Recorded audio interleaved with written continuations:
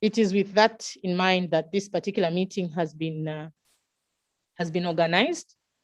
And the idea is for you to help to consider this legislation from a legal and drafting point of view, so as to improve it and tighten it and make sure that it is as efficacious as it can be, with the hope that then the different member countries, SADC member countries, will be able to adopt or adapt the legislation in whole or in part in their domestic jurisdictions.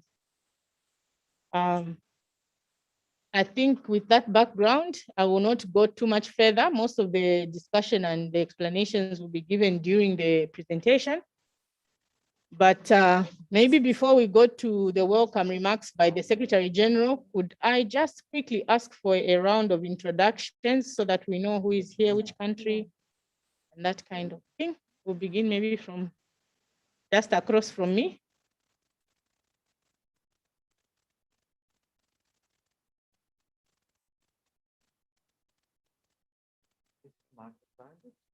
Doesn't have a microphone.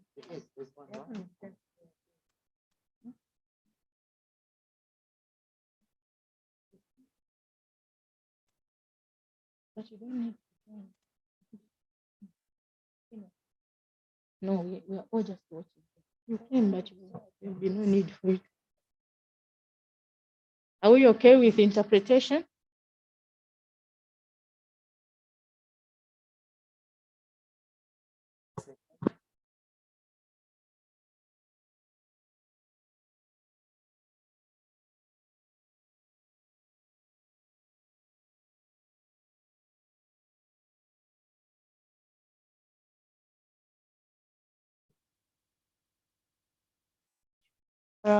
Bom dia. Meu nome é Telma e eu não percebi a primeira parte introdutória. Acho que é para fazer a apresentação. Eu sou Telma, trabalho na Assembleia da República de Moçambique e sou assistente do plenário.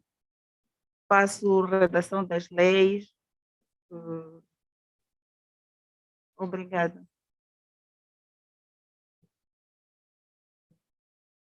Hello, I'm Girisha Topsismanu from Mauritius. I'm Parliamentary Counsel at the Attorney General.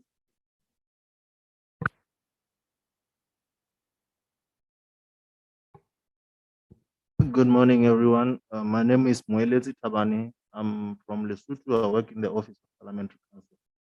Thank you. Good. Go ahead. Good morning, everyone. My name is Rachel Mundilo. I am a legislative drafter in the Ministry of Justice, Namibia, and I currently work as a legal advisor in the National Assembly of Namibia. Good morning, everyone. My name is Donna Mganiri. I am State Counsel 2 in the Attorney General's Office in the Legislative Drafting Department. I'm from Zimbabwe.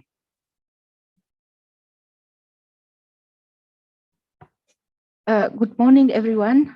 My name is Paulina Kangwashivi. I'm from the SADC Parliamentary Forum. Thank you.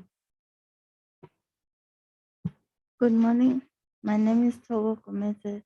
I'm a legislative drafter and I work as a legal clerk in the Parliament of Eswatini.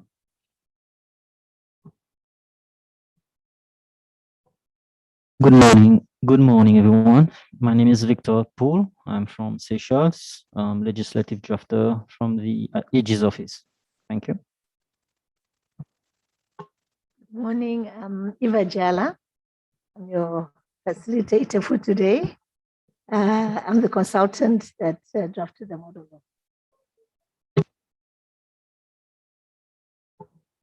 Good morning, everyone. My name is Richard Jere. I'm from Zambia. I'm your rapporteur.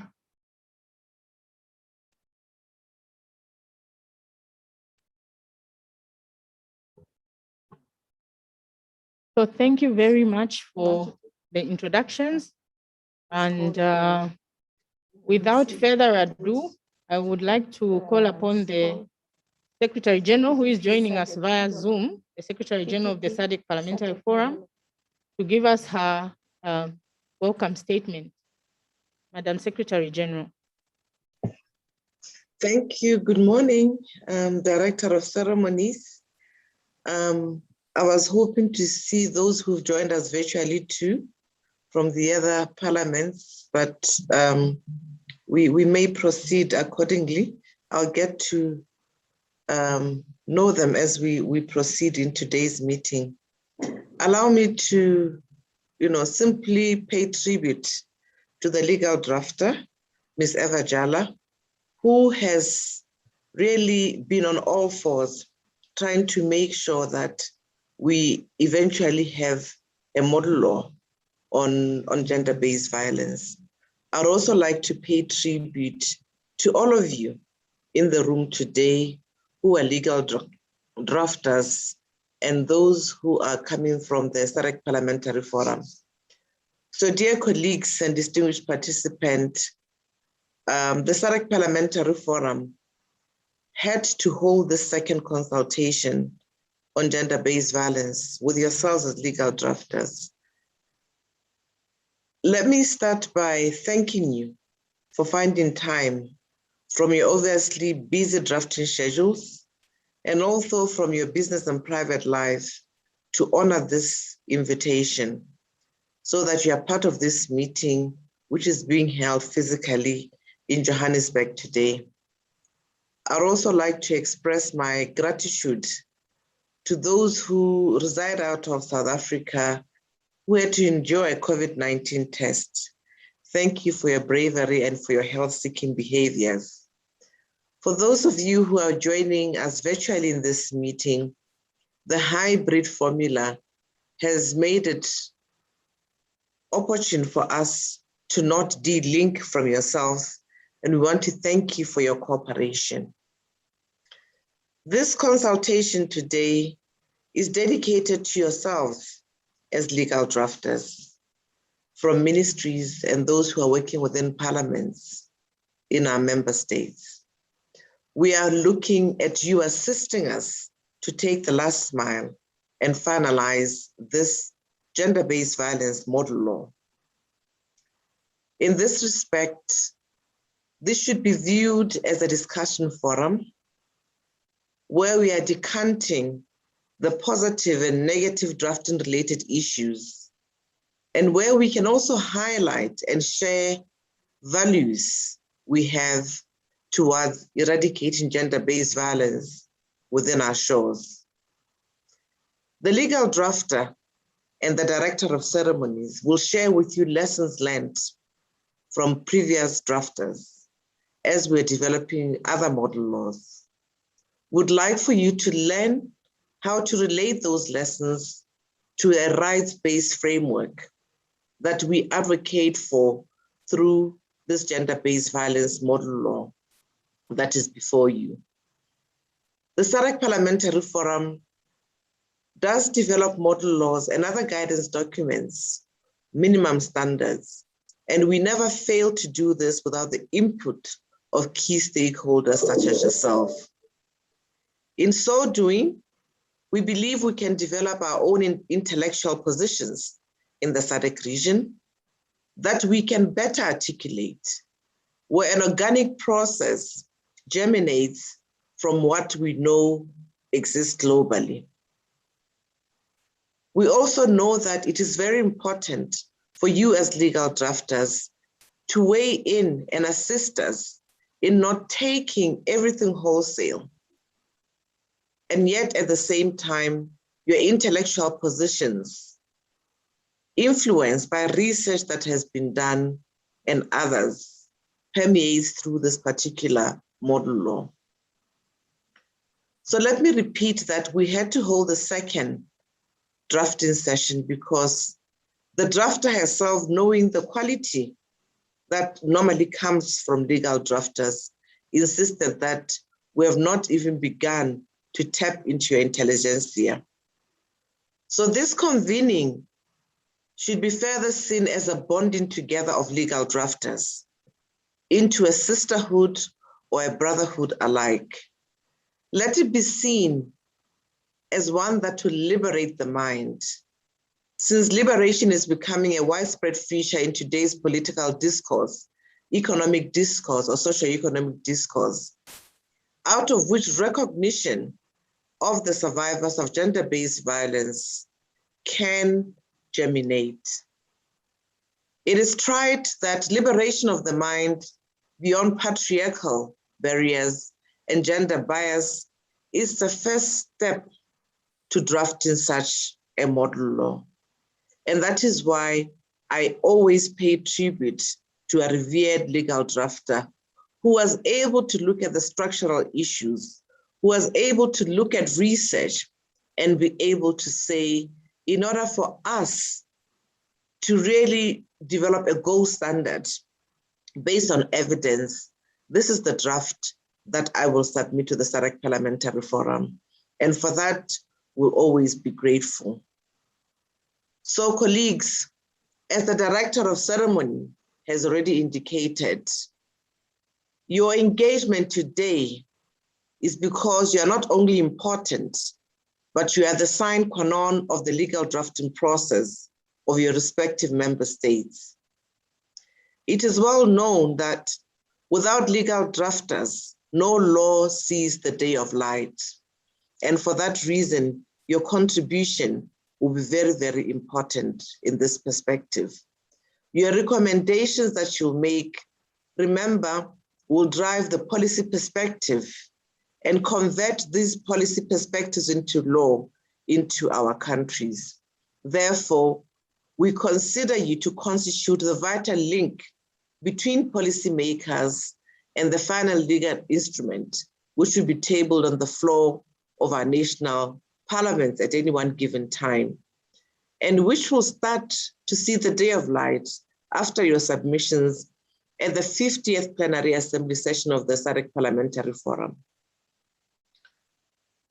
Allow me to quickly speak to you as to why the SADC Parliamentary Forum is concerned and leading in such a process. Before I go any further, I wish to highlight that the SADC model law on gender-based violence falls on all fours within the mandate of the forum, is earmarked under its strategic plan of 2019 to 2023, which is currently being reviewed. The strategic plan of the forum has envisioned that the forum must act as a flag bearer of democratization and socio-economic development in the SADC region. In this respect, we endeavor to promote gender equality. We endeavor to ensure that all the hallmarks of the forum demonstrate this ideal. You will certainly concur with me that GBV is incompatible and repugnant to the notions of gender equality and socio-economic development. Individuals of both genders cannot live in peace and dignity in an environment which is polluted by gender-based violence incidents. Furthermore, individuals of both genders who are victims of gender-based violence are less likely to be able to tap into the opportunities existing in life, whether be it in education, employment, or conducting business. Over the years, gender-based violence has thus become a social phenomenon that harnesses oppression, subjugation, and repression within the households and work. And it destroys democracy as we know it. Ladies and gentlemen, fellow drafters, in addition, the forum has positioned gender-based violence on its radar, particularly because it is a contravention of several human rights, such as the right to physical integrity, the right to health, and in very serious gender-based violence cases, even the right to life. You'll agree with me, in constitutionalism, the state, as a duty bearer or holder towards SADC citizens, has a duty to protect individuals against inhuman and degrading treatment or punishment. And in this regard, must enact any primary or subsidiary legislation as appropriate. The forum thus leads the process because model laws are forward-looking legal instruments which herald the way for member states to espouse best practices and adopt legal provisions on gender-based violence with the model law as a guiding benchmark. Some of you will ask the drafter, and this question comes up all the time in all the consultations that we have made. How does this model law on gender-based violence fit within other regional initiatives? The drafter will also take you through some of these issues in terms of what contradicts, what does not contradict, and therefore what you need to do. And I believe that unlike other stakeholders, you are better positioned to know what to do in such a situation. This model law fits within, let me just say, is congruent with the broader SADC regional strategy and framework of action for addressing gender-based violence. While the regional strategy calls for human rights compliant legislative provisions, which outlaw all forms of gender-based violence, the SADC model law on GBV hits the nail on the head. Indeed, the model law constitutes of legislative provisions that embodies the gender-related objectives under the SADC Protocol on Gender and Development, the Sustainable Development Goals, the Gender Equality Beijing, and many other aspirations, including the Africa Agenda 2063 on women and youth empowerment. This SADC gender-based violence model law is thus a consolidation of regional efforts, as well as international efforts made by member states to address the various predicaments caused by gender-based violence. Another question that often is asked is this model law going to be mandated for our countries to take on board? This model law is considered under the category of soft law. And I would argue that soft law is important. Allow me to say a few words on the effectiveness of the SADC model law in general, bearing in mind the SADC model law on GBV, which is the subject of today's consultations. Ladies and gentlemen, since you are legal drafters and are thus all qualified in law, you'll be conscious of the concept of dualism under international law, in accordance to which member states must incorporate international law by domestic legislation for the international law to have any domestic legal effect. The same would apply for the SADC model law on gender-based violence, which will be persuasive in nature rather than binding. However, I believe you can all attest to the necessity of regional instruments as persuasive material that is commonly used in legislative drafting to benchmark draft national laws that are in the process of preparation.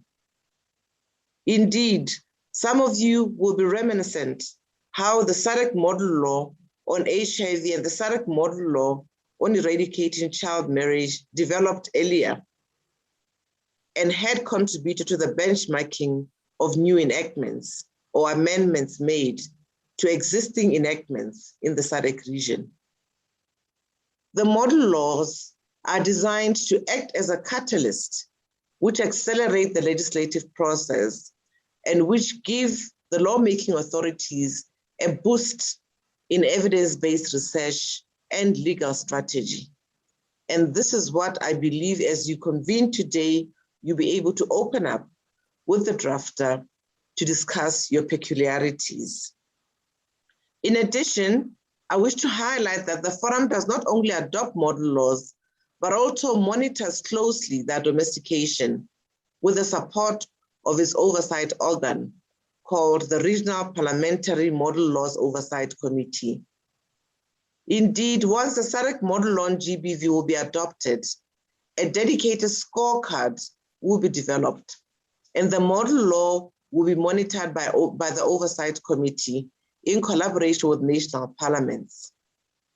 In this vein, the adoption of the SADC model law is not only an addition to a number of gender-based violence-related regional instruments, but also opens an avenue for the continuous assessment of legislative process or progress on gender-based violence.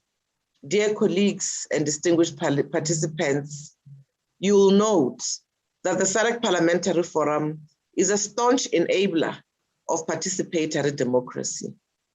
If the model law is a product, then the end user and the end beneficiary are individuals living in the SADC region.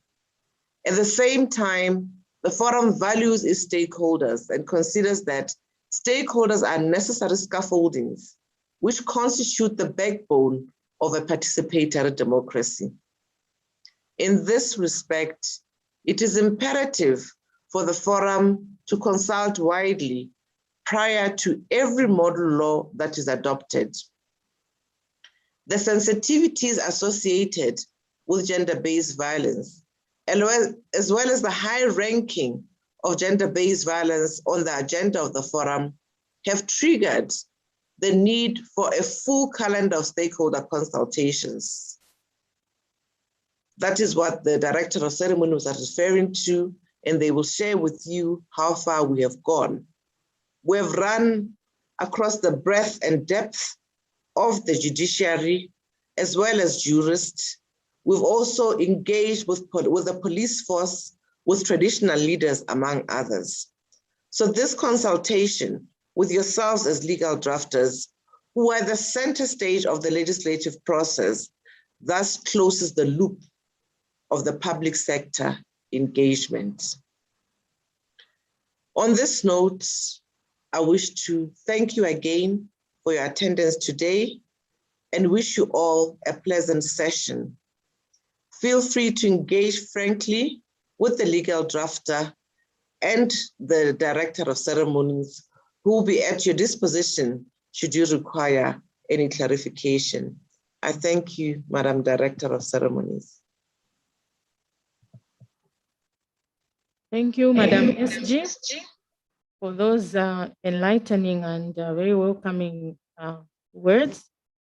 Colleagues will all agree that the Secretary General has ably highlighted the critical role that legal drafters play in the development and reform of the law in our region. And also she has highlighted the fact that GBV is pervasive and widespread in the SADC region and requires to be tackled. And the law is a tool that can be used to tackle and address this social ill. She has also indicated that the forum values stakeholder contributions, and the legal drafters, as I said earlier, are a critical and very highly valued stakeholder in our process of developing this model law. Without wasting too much time, I will immediately just call upon the legal drafter to make her presentation. And therefore, it's my honor and privilege to call upon Mrs. Eva Jala, the legal drafter, who has been the consultant on this particular project, to make her presentation. Thank you. Good morning, ladies and gentlemen. May I just say, my colleagues, the legislative drafters, I'm pleased to meet you all today, and I hope we'll have an enjoyable today's session. Before I begin my presentation, where I'll only be briefly going through some explanatory notes, let me begin by saying that not only am I pleased to meet you all, but this model law, the model law on GBV, is a very comprehensive law. And I'm sure you can observe by its content and its size that it deals with profound issues.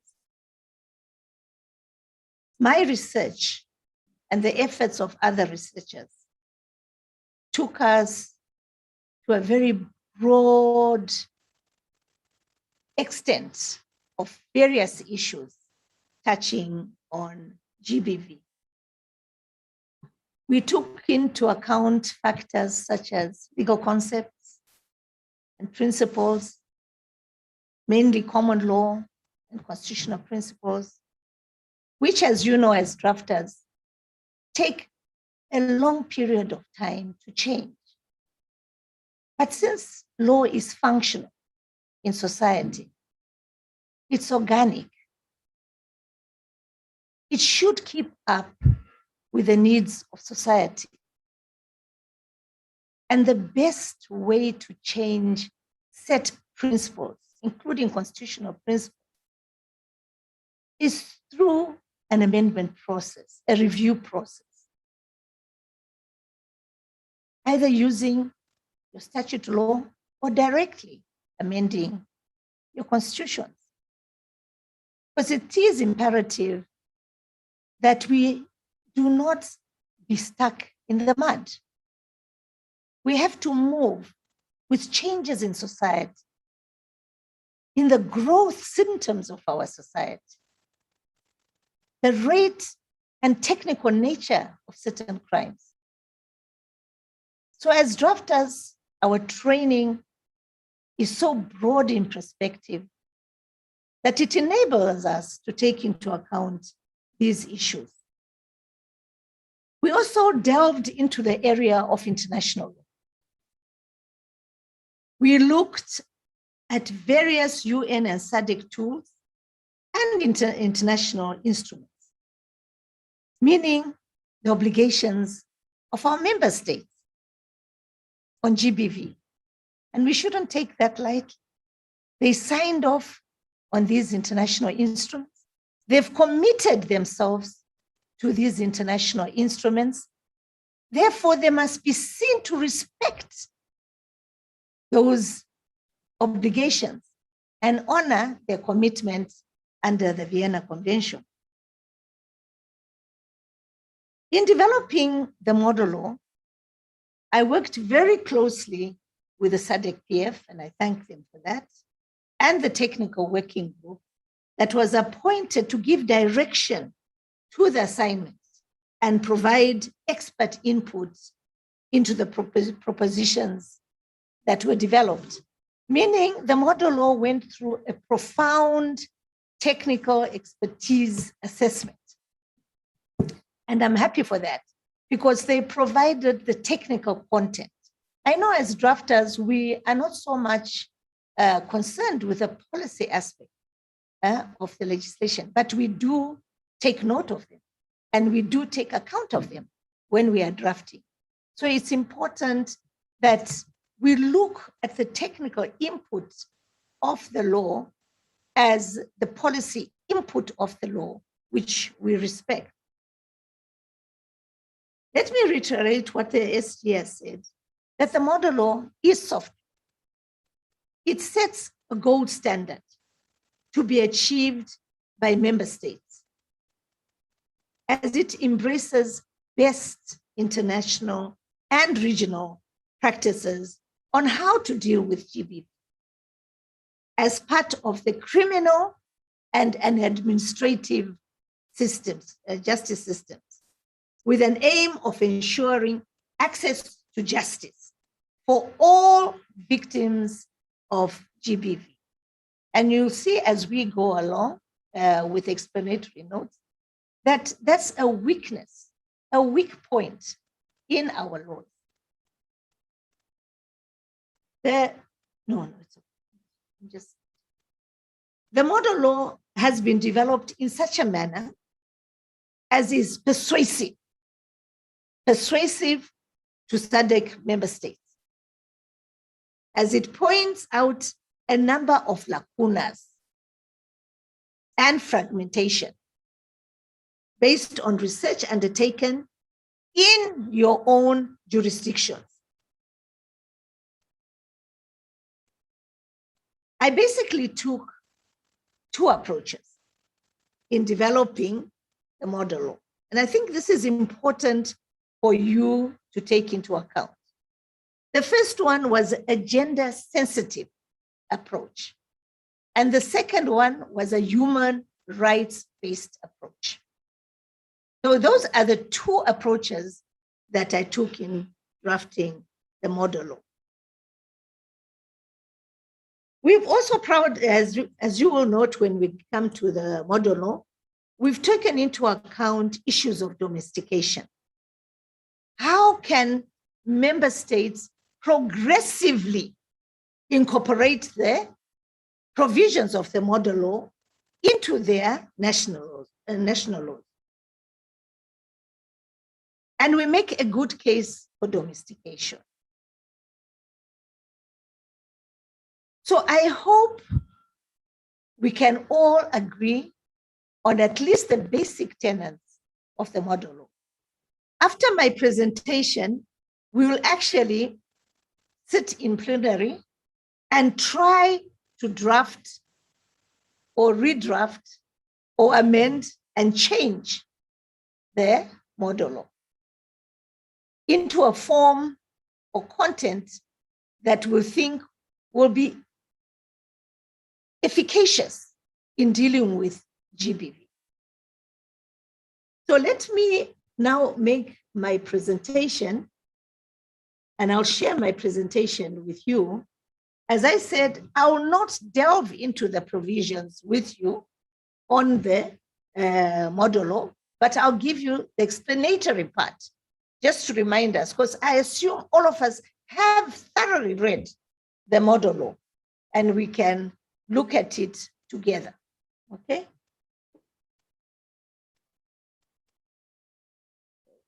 That's the presentation.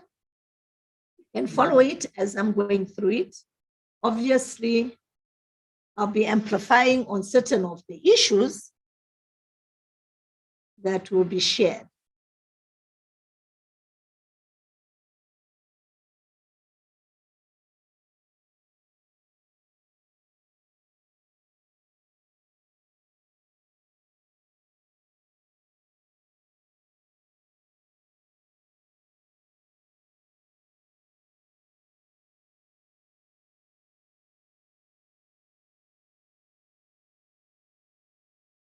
Bear with technicians a little. They're trying to share the presentation.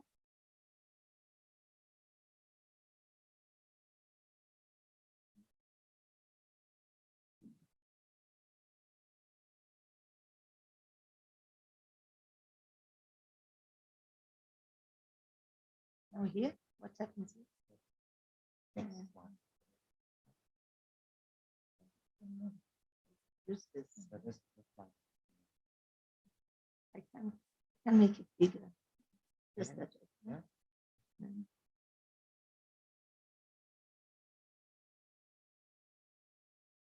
Let me just do that. Yeah, then I'll use the mouse. Now can you see? Can you see? Can you follow the presentation? You can? Okay.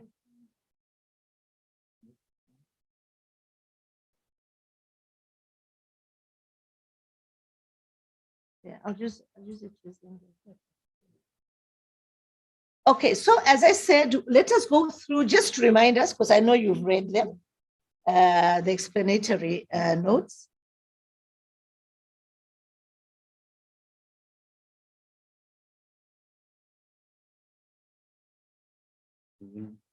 Yeah, I can see. And just this guy should just. Oh, you can't. Okay. Okay. Okay.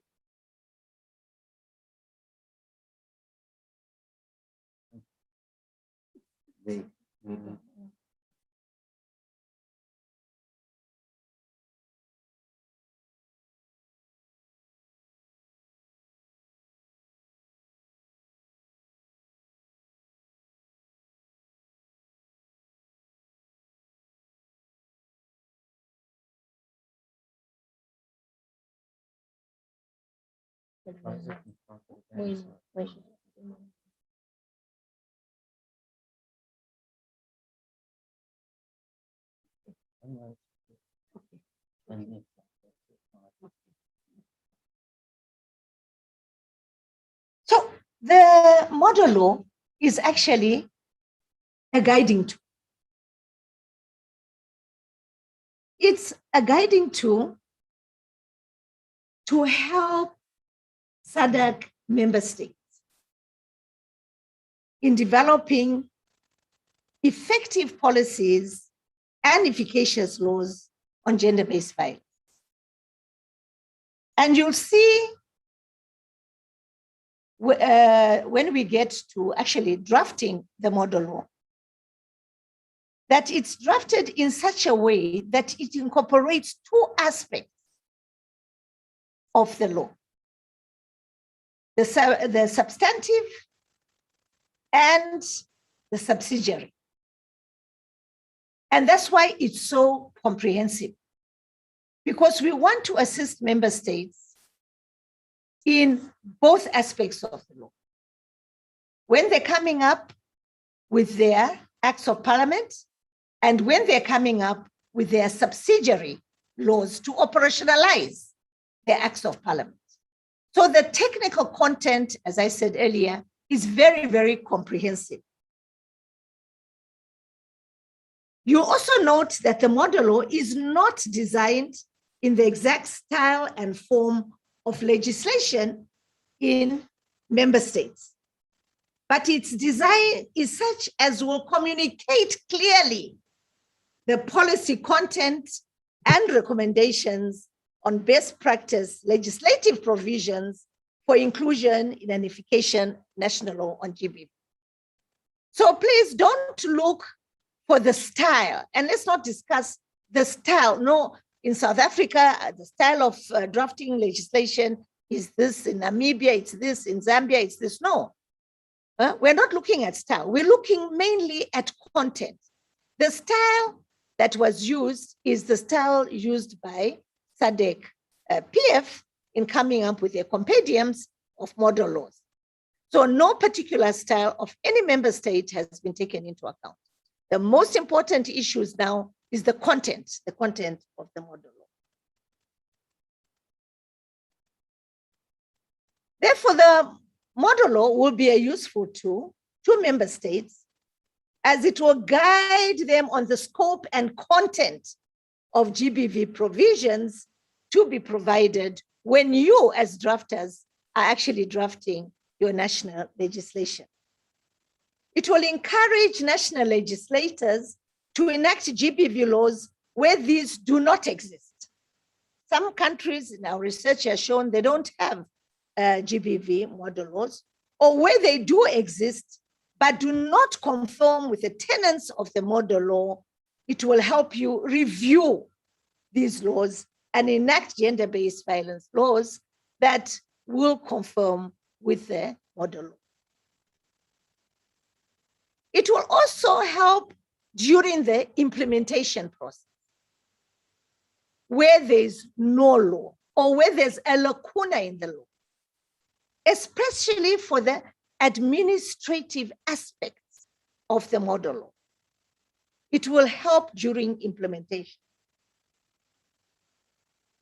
It's a yardstick to national policy analysts, those who are coming up with policy on GBV legislation, legislators themselves and implementers to best practice in enacting and dealing with the GBV.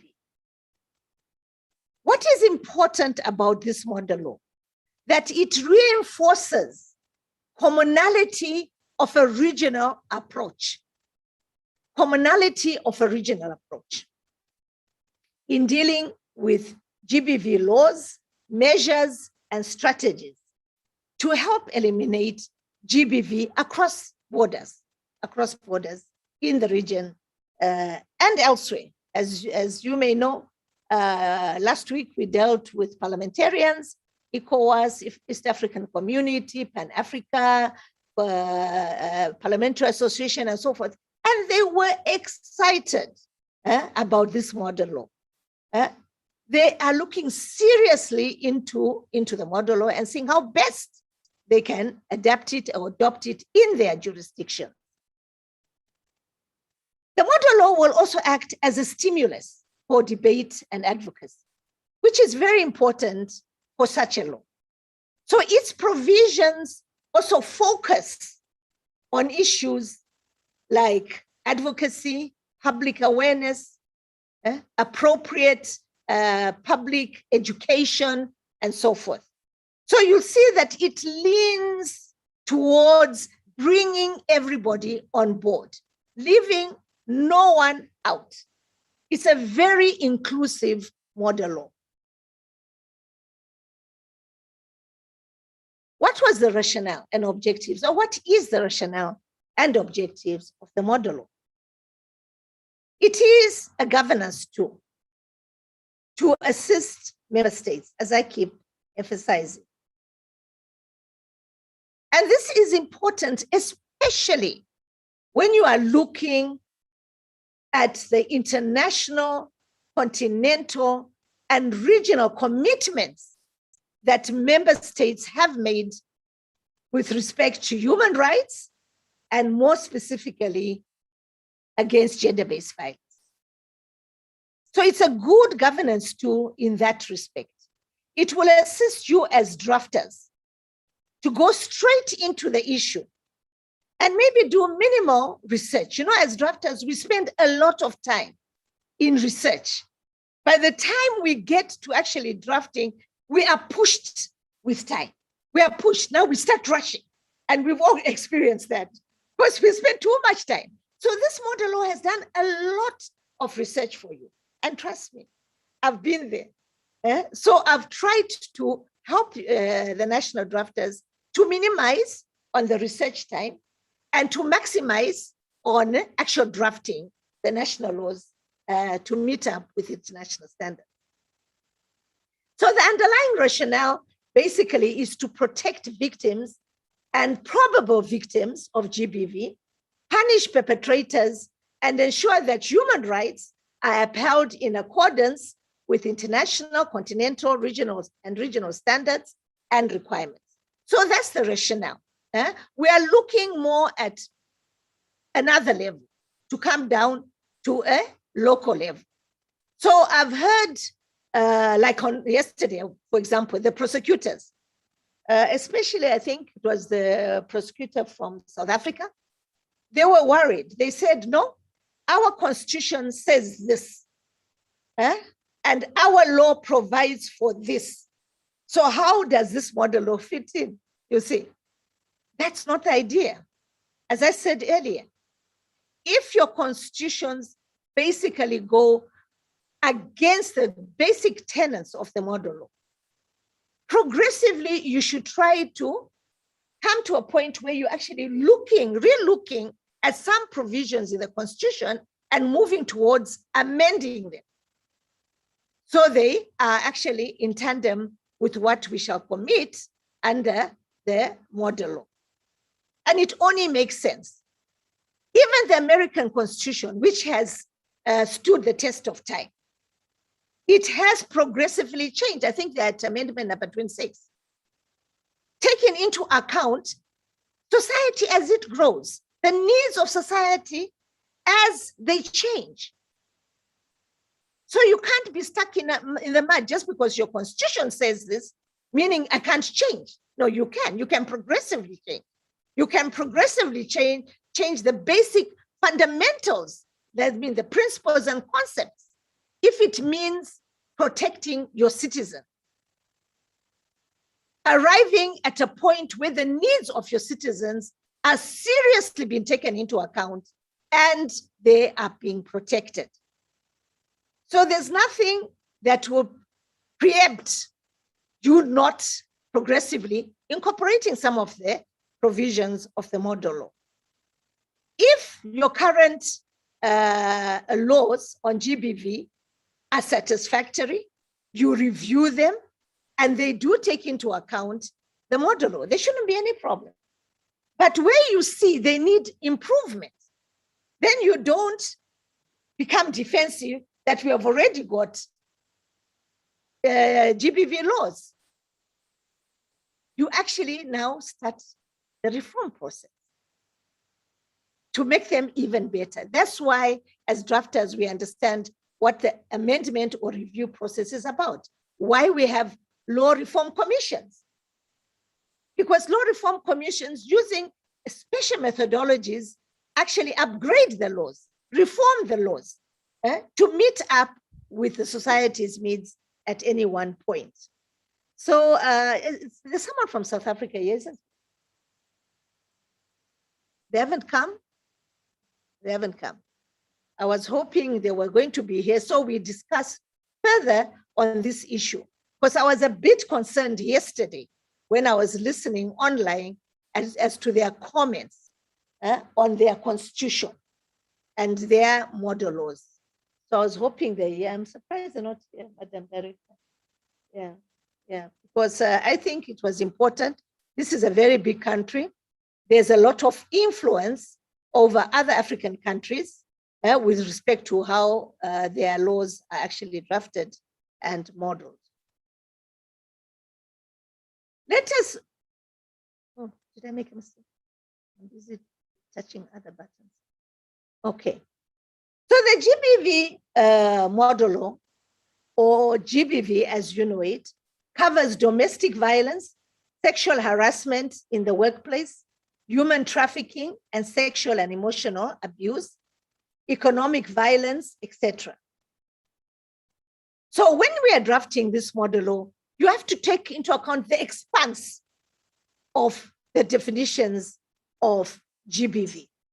But at the same time, you have to understand that GBV is not only about the act of violence. It is also about education, prevention, as well as victim assistance. So all those components to provide for an efficacious GBV law have been included in the model law. We have included all the areas of education and prevention, including intervention measures in the GBV law. And we do that because as draftsmen, we are animals of society. We live in the society for which we provide the governance to, which is law. And because of that, we understand the great and terrible effects GBV can have on our society, especially on the vulnerable. So in coming up with a model law, you have to look at the nitty-gritties of implementation, of access to justice, if it is going to be efficacious. It is a national issue. And the only way you deal effectively with a national issue is to use the very tool that governs society, which is the highest tool of governance, the law. Only the law will be able to help you put right certain issues. Obviously, it's not the only tool that will help, but it's the major tool. So why not use it to change attitude in society? I want us to look at certain definitions. Of course, for us as draftsmen, you know that the definitions play a big role in how we proceed. It actually gives you a bird's eye view, especially the most important ones, the principal ones, of what the coverage of your law will be. So if you look at the SADC definition of GBV, this is what it says. All acts perpetrated against women, men, boys, and girls on the basis of their sex, which causes or could cause them physical, sexual, psychological, emotional, or economic harm, including the threat to take such acts or to undertake the imposition of arbitrary restrictions on or deprivation of fundamental freedoms in private or public life, in peacetime and during situations of armed or other forms of conflict. So that's the SADC definition. And you shall see a similarity running through the other definition. Let us look at the UN Declaration on Elimination of Violence Against Women of 1993. It states, any act of gender-based violence that results in or is likely to result in physical, sexual, or psychological harm or suffering to women, including threats of such acts, coercion, or arbitrary deprivation of liberty, whether occurring in public or in private life. You can find that definition at that link.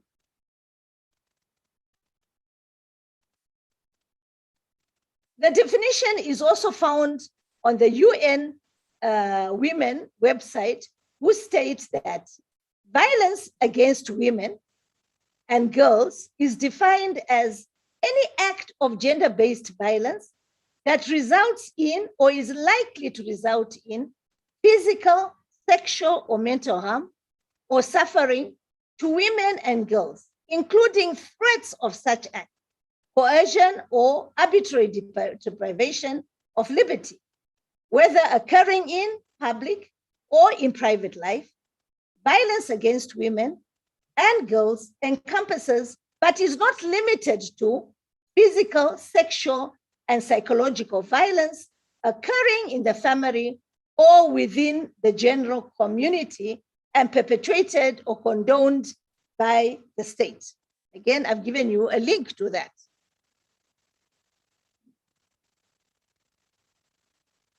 UN Women states that gender-based violence refers to harmful acts directed at an individual or a group of individuals based on their gender. It is rooted in gender inequality, the abuse of power and harmful norms. The term is primarily used to underscore the fact that structural gender-based power differentials place women and girls at risk for multiple forms of violence, while women and girls suffer disproportionately from GBV.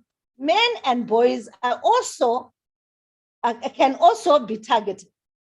The term is also sometimes used to describe targeted violence against LGBTQ+ populations when referencing violence related to norms of masculinity, femininity, and or gender norms. So this is very, very broad, as you can see. The UNHCR provides an identical definition to what is provided by the UN Women. But the UNHCR Master Glossary refers to GBV as sexual and gender-based violence. You see, they've added sexual, which can be defined as any act of violence perpetrated against a person's will based on gender norms and unequal power relationships. It encompasses threats of violence and coercion and can occur in public or in private life. SGBV inflicts harm, whether physical, sexual, or psychological, on women, girls, men, and boys. So in addition to all that, the Commonwealth Parliamentary Association, on behalf of the Commonwealth Women Parliamentary Network, developed an anti-harassment policy guideline, which is a toolkit for Commonwealth parliaments. And you know, we all belong to the Commonwealth, so it's important to take note of this very important toolkit. The toolkit was created to support parliaments across the Commonwealth in the effort to both address and remove all traces of harassment across parliamentary workplaces, which can easily apply to all workplaces in all our institutions. It also has a section on definitions, which is important that you look at, that could provide further inspiration for some of the items that could be included in national laws.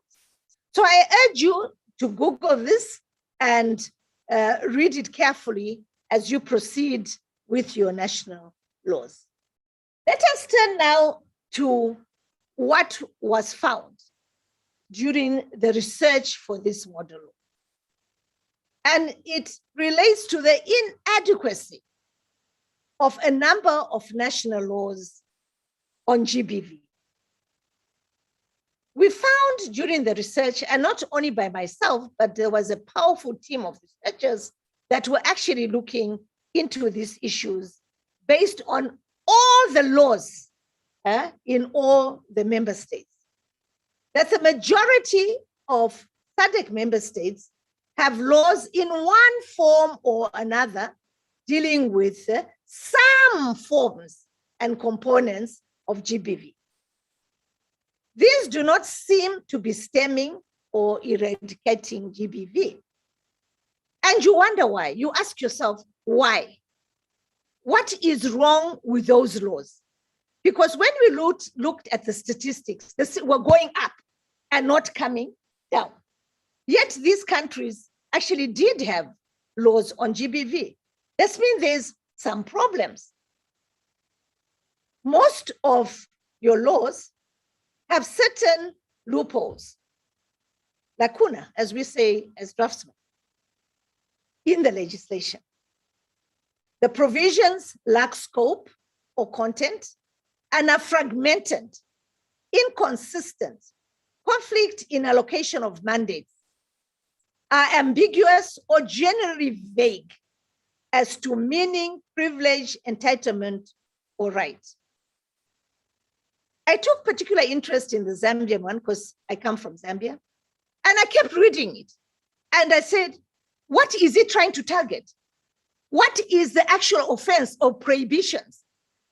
They're not coming out clearly.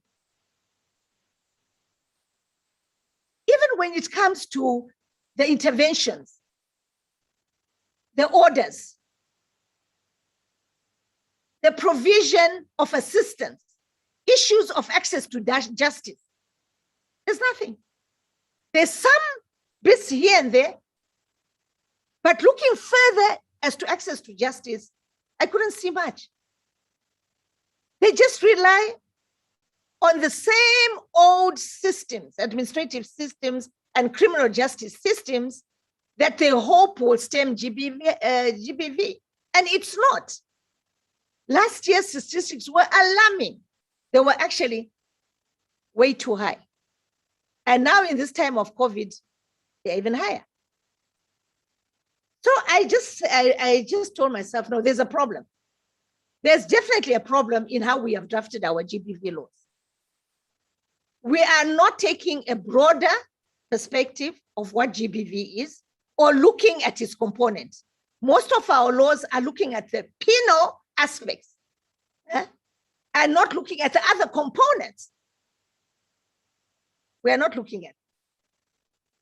They lack access to justice provisions, as I commented on the Zambian one, to enable and capacitate the various players in the criminal justice and administrative systems at various stages to prevent, receive, investigate, attend, prosecute, and decide on GBV cases, and enforce decisions and protect victims of GBV. That content is missing.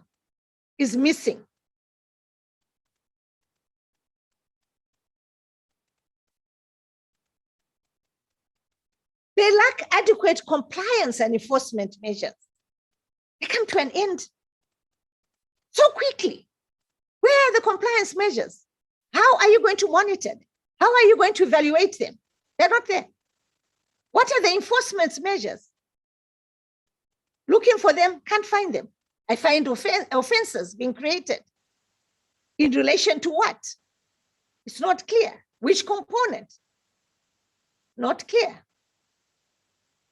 They lack adequate provisions to ensure sufficient and sustainable resources, resulting in lack of administrative and financial capacity to deal with GBV. GBV is a sort of crime that needs a lot of financial, technical, and human resources to deal with it effectively. If we do not provide for that in the legislation, it will be ignored just like any other crime, and it will be dealt with like any other crime in our criminal procedure codes, in our penal codes. That's what will happen. But we don't want that to happen, because this is a blight on our society. It occurs every day. It occurs on children, on women, on men, on a daily basis. Families are being destroyed because of GBV. We need to take it a little bit more serious, a little bit more out of our penal codes and into a special penal code, called the GBV code, and dealt with extremely profoundly. There's no other way. There's no other way. They lack provisions acknowledging and addressing the nexus between statelessness and GBV on the one hand, forced migration on the other hand, asylum seekers, migrants, and others on the move, displaced persons on another hand. They're just not there. I scanned the Zambian one. I did not find any nexus between GBV and migrants, stateless persons, displaced persons. There was nothing. You need to treat these groups in a special way, rather than just leave them out there to be dependent on themselves and the criminal law, which does not help.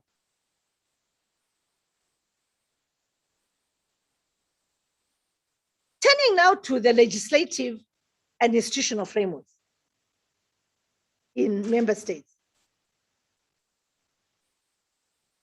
And you'll find that many of your countries currently deal with GBV and regulate GBV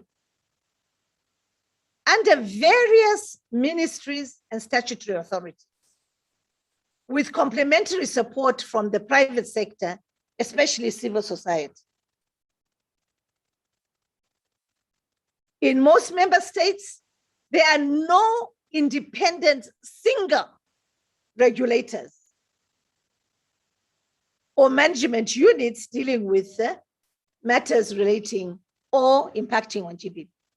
We don't have a single regulator. We have multi-regulators.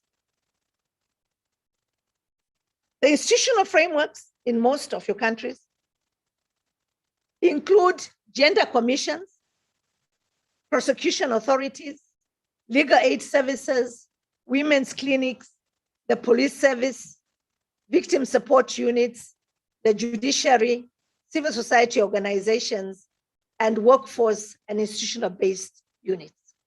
So you can see there are multi-organizations, multi-institutions dealing with GBV. We should ask ourselves, is that effective? And if we have to make them effective, what do we need to bring cohesion to the system? So for effective and efficacious handling of GBV cases, member states require legislative and institutional frameworks that provide adequate measures, strategies, programs, and interventions to deal with GBV, including adequate capacity building of critical role players and stakeholders for effective and sustainable prevention, monitoring, evaluation, management, etc. of GBV cases. It is also important to ensure that the law provides an adequate institutional framework for engagement. That's what's important. The institutional framework for engagement of all players who regulate, manage, and are affected by GBV, by providing for a clear system for coordination, communication, consultation, and collaboration among all the players when dealing with GBV cases with clear lines of responsibility.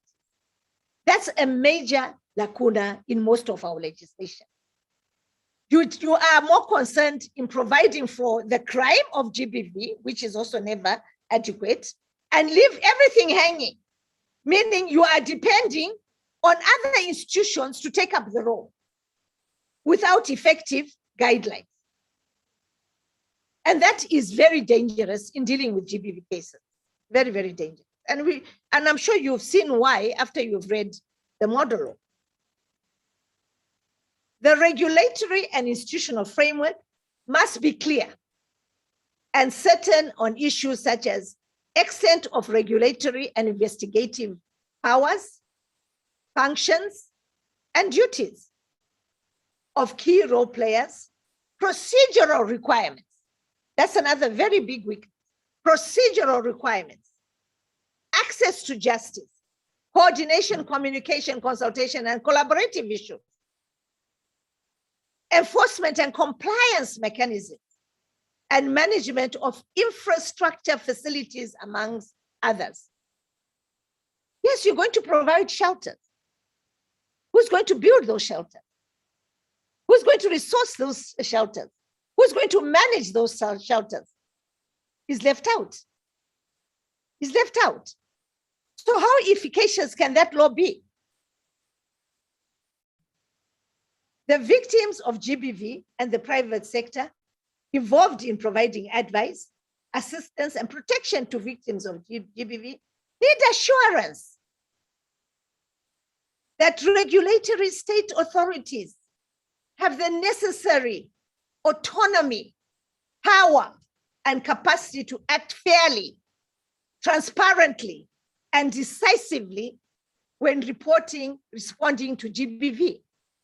And they can only get that assurance by looking at your law and seeing what your law provides. If there's gaps, lacunas, silence, implied provisions, it can't work. The assurance can never be gotten because it's not there. We all know as drafters that we communicate on paper. We communicate. Effective communication must go beyond what is actually expressly said. It must be seen and heard by the person you're communicating to, that my clear message is complete. So if it's not complete, you have not effectively communicated. So your law obviously will not be efficacious. It won't have the impact that you wanted it to have.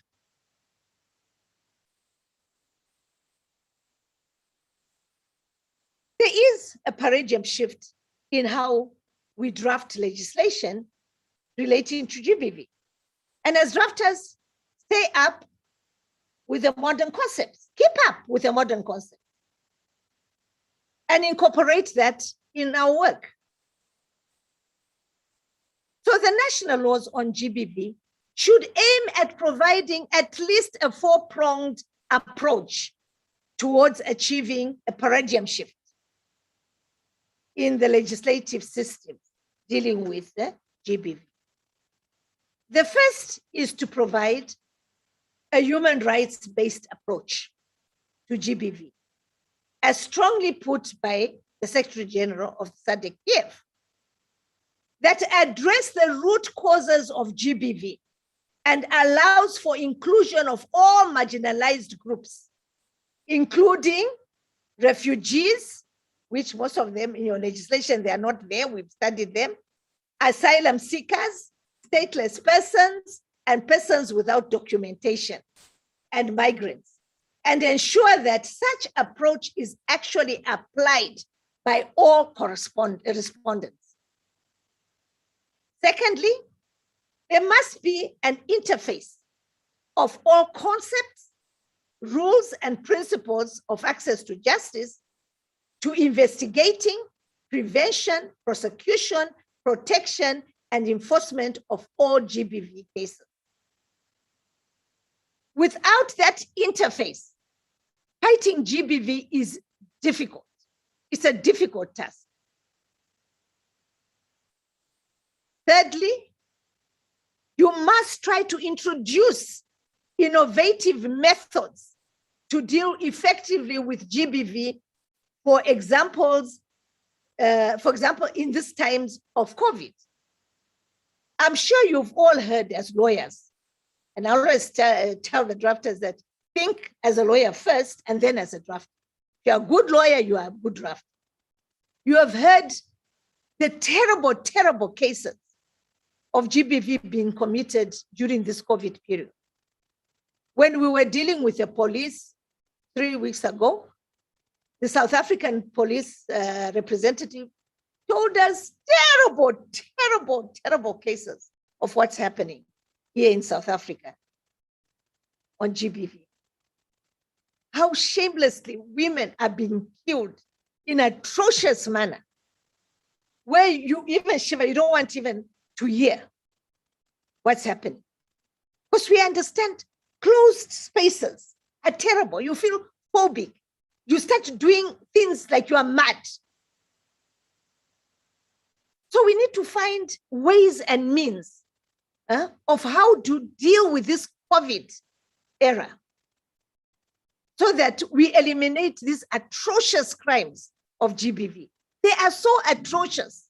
You wonder if we are really human beings or we are animals now. What has happened to us? What has happened to people out there? Why has GBV escalated during COVID? We need to think as drafters. How or what methods should we employ or draft into our legislation that will help prevent GBV? It's such a sad affair.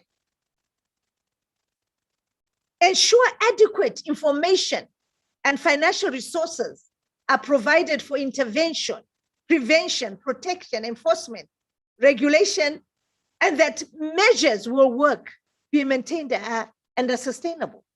There's no need to put in flowery language into our legislation, lovely legislation, but we don't have the backup mechanisms that will help us actually ensure sustainability and implementation of this legislation. So GBV must be taken as a special crime that needs fundamental resources to fight it. And by the way, GBV is not only restricted to what we call the common woman, the common man out there.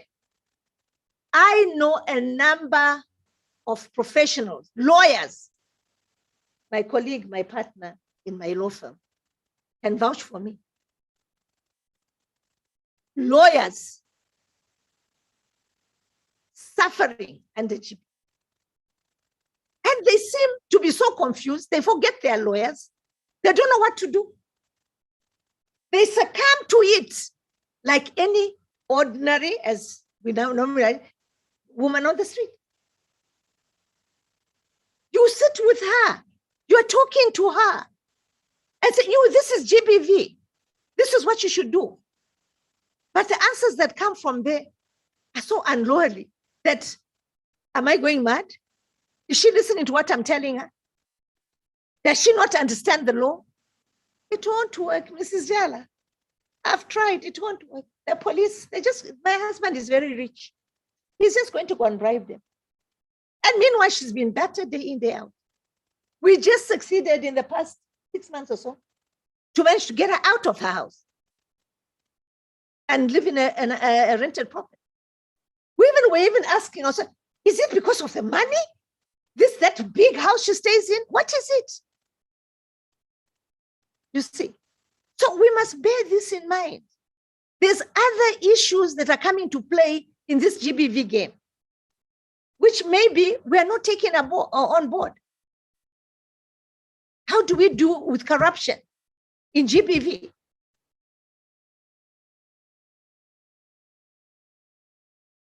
The constitutions of SMSs and human rights. I've already dealt with this one in the beginning. But yes, we do understand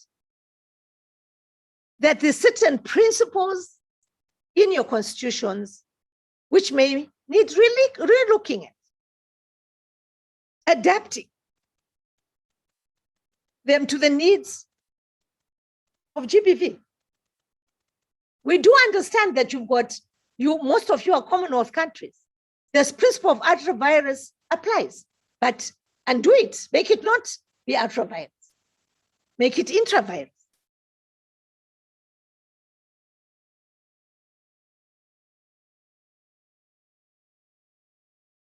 Most of the Bill of Rights in your countries are embedded in your constitution, which follow very closely on the Universal Declaration of Human Rights.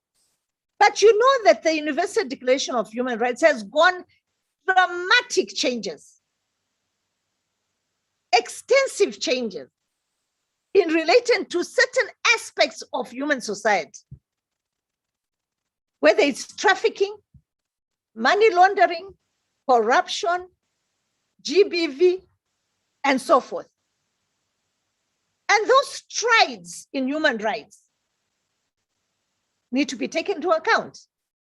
Most of the member states have not done so, So we need to relook at the Bill of Rights to assure that they are profound. They take into account current obligations of member states to achieve a just society.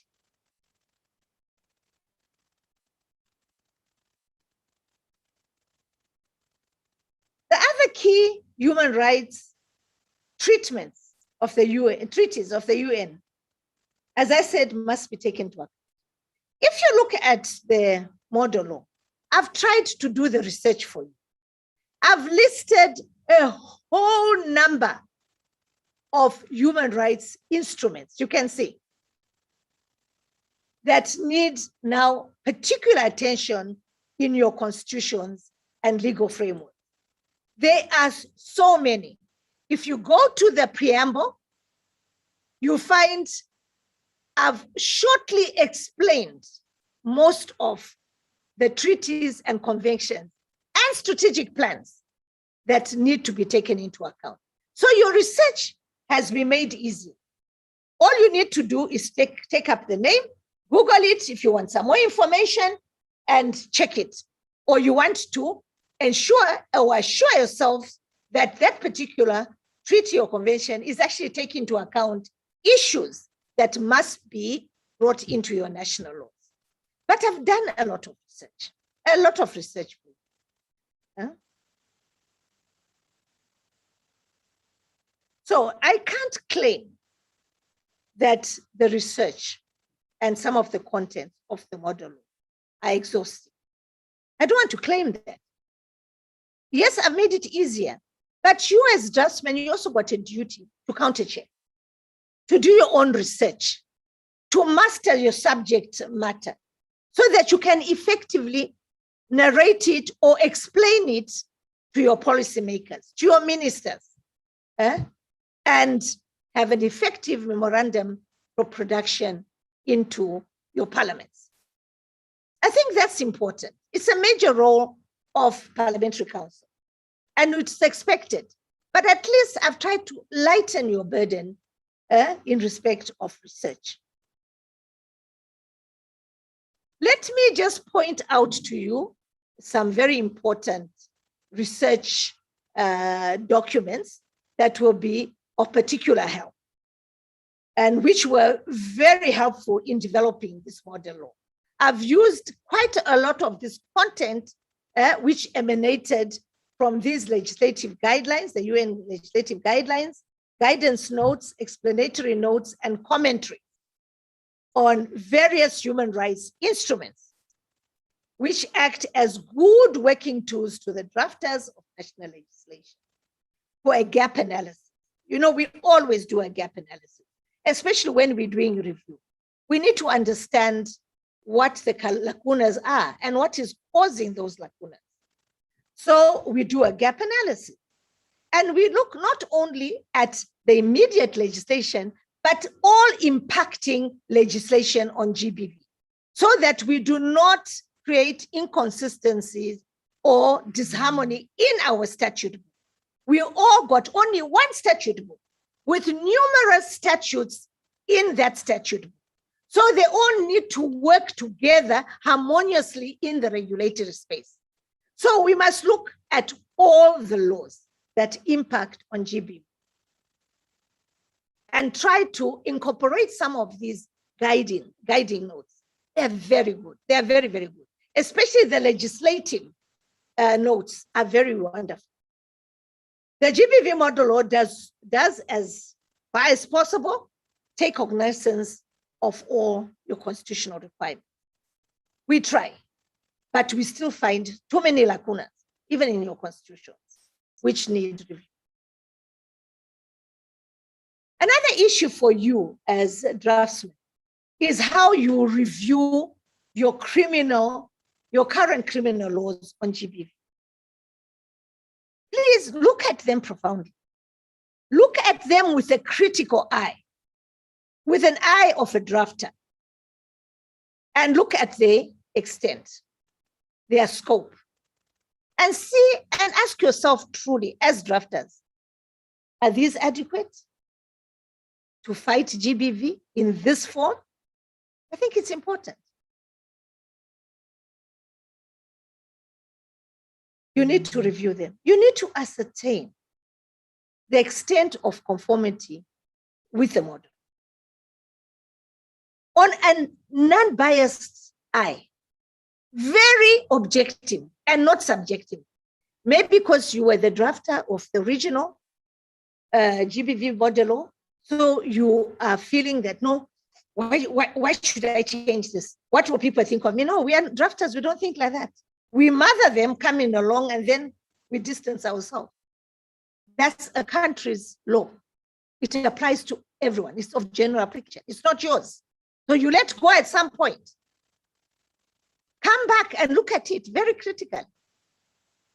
Is this the law that will surely and truly fight GBV? I think you need to ask yourself this question.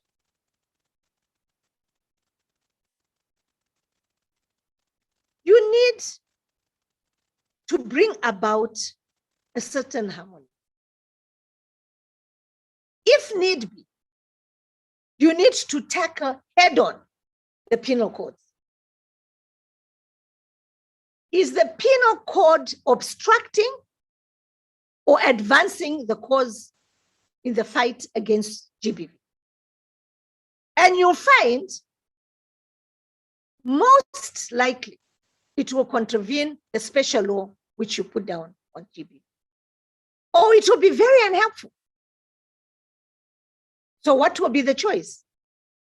Leave the Penal Act the way it is, amend it, or remove issues of GBV and make a reference to the GBV law, which obviously will be better in scope and application.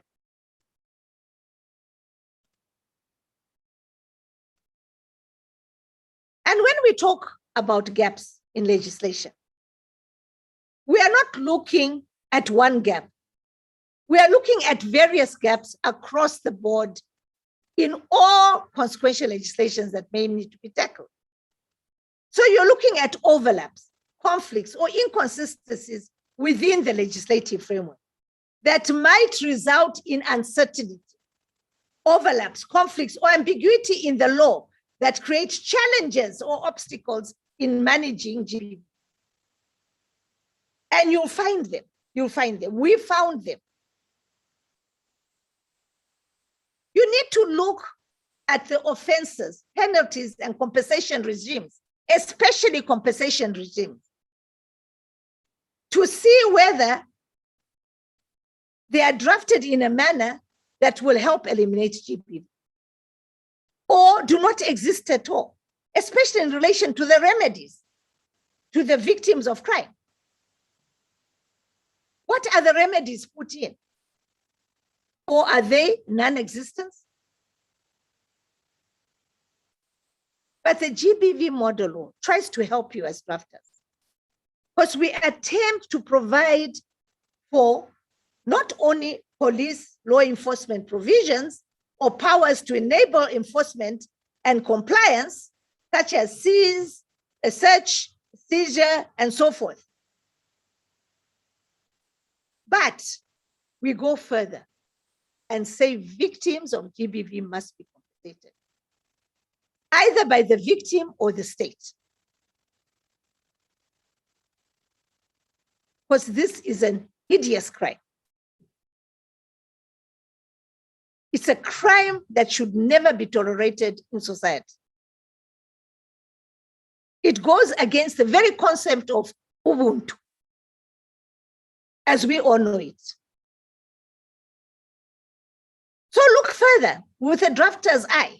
We drafters are well trained to look at issues very broadly. So do so.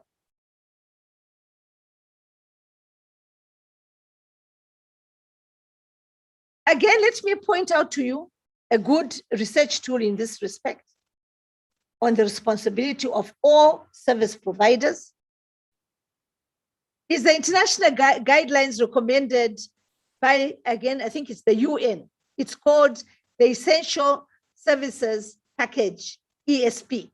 Just Google ESP and it will come out.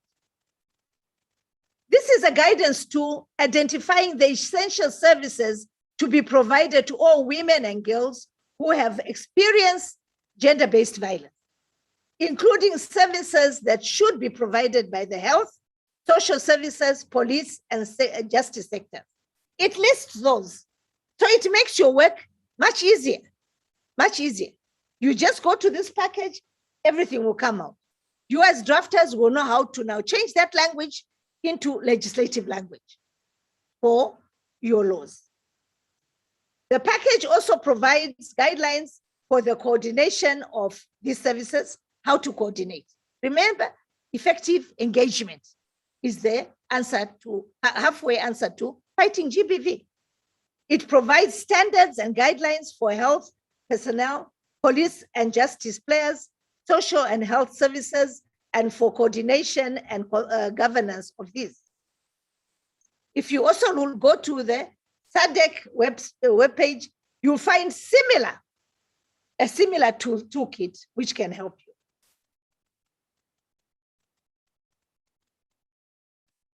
You should consider a wide range of enforcement and compliance provision. The following key factors should be taken into account in crafting your GBV provisions. The extent to which the root causes of GBV are addressed with a view to migrating or eradicating them. The extent and nature to which GBV is provided in criminal and administrative law, whether the GBV offenses provided for contravene fundamental provisions and the language of this GBV model law, whether the offense of GBV is provided for in the law and what the extent of the prohibitions are. We find they provide one offense, most of the legislation of GBV, just generally like that, GBV, it is an offense to undertake or commit GBV, and then the penalty. Nothing else. GBV is just not GBV, there's various components. There's various components. So what are the prohibitions in relation to those components? What are the sanctions in relation to those components? What are the remedies? What are the compensation provisions related to that components? It's just not providing one offense. It doesn't work, and it will never work. Whether the offenses, penalties, and compensation provisions are adequate and fit the offense specified. The Zambian one, sometimes I even like, an offense it just doesn't fit in with what is being provided. It leaves you gaping. Whether adequate investigation powers are provided for to enable evidence to be easily gathered assessed and used to obtain a conviction for GBV offense, whether procedural fairness and justice are firmly embedded in the law, and whether there is commitment to address impunity and delays in the course of justice, especially amongst the police. What is their response when someone reports a GBV case?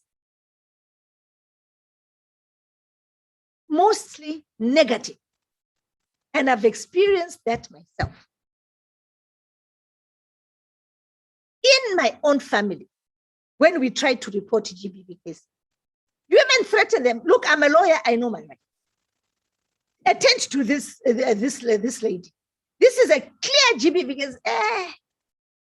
Where is the husband? You should be going out there to investigate and find him and pick him up. You find they're shifting papers here. Impunity of the highest order. They want to be bribed. Is that effective response? So if it means providing for effective responses on how to handle, how to receive, handle, and investigate GBV, we're going to put it in. We're going to put it in. Maybe those measures will change attitude, will clear up all this impunity in dealing with GBV cases. And there's a lot of it out there, a lot of impunity. So an efficacious legislative framework on GBV may result in increase in GBV cases, which we are seeing. Yet we've got GBV legislation. Lack of access to justice, which is paramount, and continued inequities and inequalities in society, thereby having a negative impact on socio-economic development and continued non-observance and contravention of an individual's fundamental human rights and freedoms. The GBV model law will enable member states decide on whether to retain the status quo as provided in their existing institutional and legislative frameworks, amend some laws dealing with or impacting on GBV, or generally gender equality and equity, or repeal and replace some laws to ensure that they deal comprehensively with GBV and provide effective access to justice provisions, thus creating an efficient and sustainable criminal and an administrative justice system for fight against GBV. So it's really up to you drafters. I always say, who is behind governance? Who are the real rulers of society? When I'm teaching drafters, I ask them this question. At the end of the day, it's that silent pen pusher behind the scenes, the drafter, who actually decides on those legal propositions and persuades the legislatures to adopt them as law. Who then are the real rulers? It's the drafter. So if the drafter goes wrong in coming up with that governance instrument, all of us suffer. All of us suffer. The law has been passed, and the law is what counts. So let us take our jobs as drafters very seriously. I try to, yes, but as a human, we make mistakes. We do make mistakes, even when we are drafting these laws. But at least let's try to achieve that efficacious law, that law which, at least when the judges state, what was the intention of Parliament in coming up with this law? It's easily reflected. Some judges now, they even ignore asking the question, what was the intention of the legislature? They even ask, what was the intention of that drafter? And once you hear the drafter coming out in the judgment, you know there's a big critique coming, isn't it? They start, this drafter didn't take into account this, they did this, they were careless. I even get astounded. I said, am I the legislature? I'm not the one who passed the law. But the truth be told, we drafted those propositions, which we knew 99% will go through the legislature. So who's the defaulter? Who's the governor? the drafter. You don't know how important you are in coming up with legislative frameworks and governing our country. Please, I always employ my drafters. Let's take our work seriously. Let us concentrate. Let us focus. Okay? Because this is your challenge now that is put forward here. The last point. It's really up to you. You decide how far you want to go in helping fight GBV. I've talked about the regulations already and how we have crafted the technical content so that it can help you develop even your regulations. Now, the issue of customary laws and religious norms are a plague to us drafters. They are a plague. Very hard to deal with. How do you deal with these customary laws? How do you deal with these religious norms when you're coming up with drafting such a crucial piece of legislation? Because we know that customary laws and religious norms impact greatly on women's and children's human rights, offend international commitments on GBV, good governance, and are repugnant in certain instances to natural and legal justice. We even have these provisions crafted in our laws. You know that.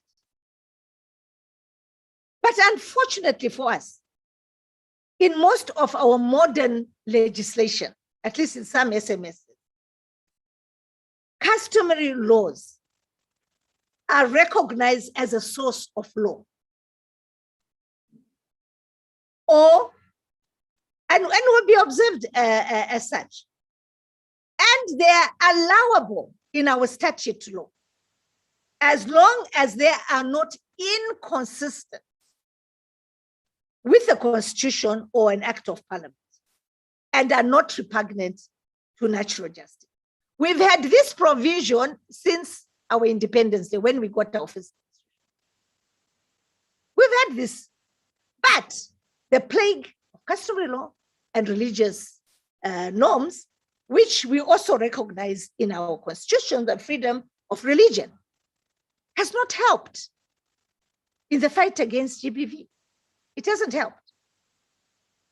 So what next? How do we deal with it? We need a profound assessment of customary law, which most of our countries is not codified, as you know, making it very difficult. Religious norms and practices, they are not codified. We need to look at this. We need to review them. How will we do that? Many civil society organizations are already in the process of doing so. So we can look at those sources and see how best we can use their recommendations and findings to deal with this issue of customary law and religious norms, including the attendant institutions like chiefdoms, headmen. What is their role? How do we change their attitude, move them away from this strict adherence with custom without taking into account the growth of society and what's happening into the society? What roles can we effectively give them so they feel part of the fight against GBV?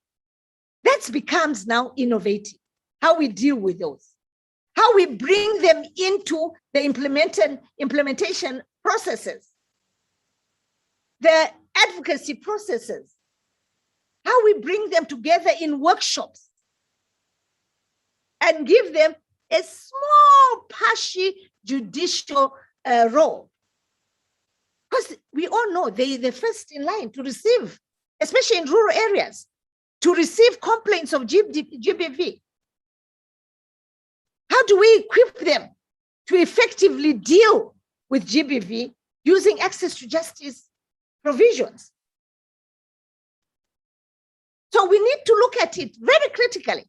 We just say, but they are recognized in our Constitution. There's nothing we can do. They are not codified. And that's how some of we drafters are. What do you want us to do? But there is a way of doing it, is to use the law to change attitudes and migrate certain customs into customs that will fight for its people and against GBV.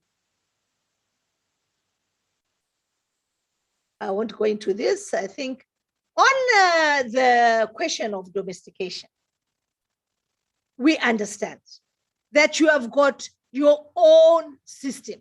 Some of you are monists, some of you are dualists. So, and your constitutions will actually guide you on how best you can domesticate, right?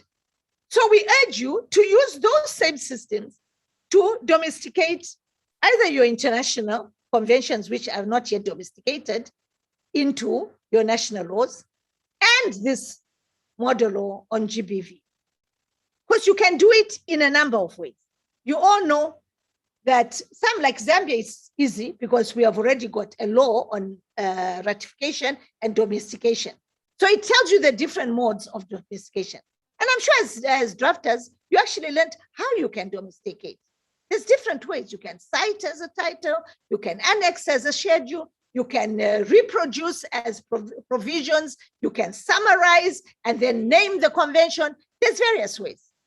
So I would urge you to use your skills as drafters to be able to domesticate.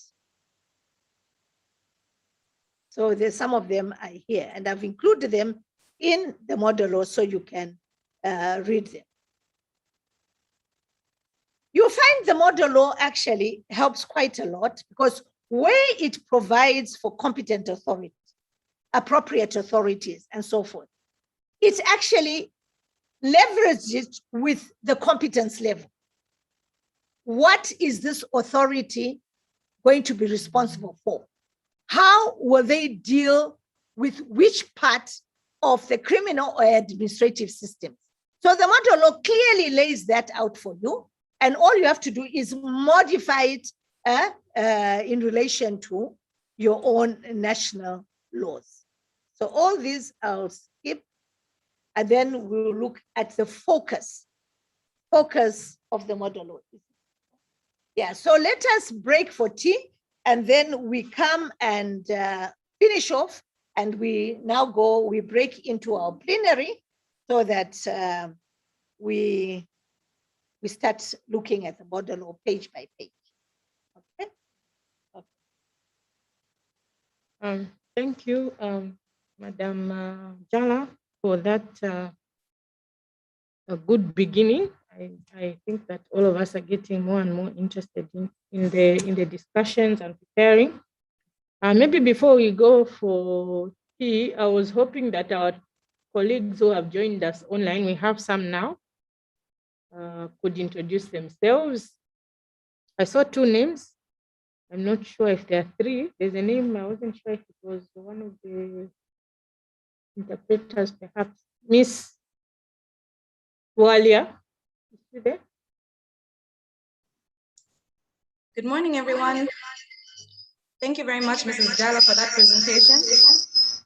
Sorry, could you please switch on your video so we can see you? It's on. It's on. Okay. Oh, the lighting is very bad where you are. Is that better? A little, but I think you can introduce yourself. My name is Monya Bwalia from Zambia, legislative drafter.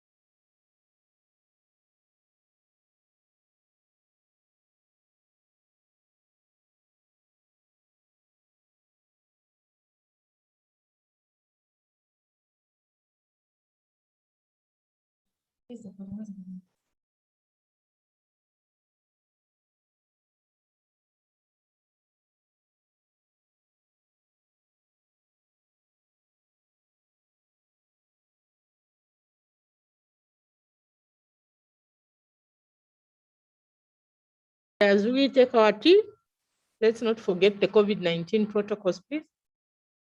We keep social distance, even though we are in a physical meeting. Thank you very much. See you at How many minutes? 11:10. How many minutes? 15. We'll come 15 back at 11:10.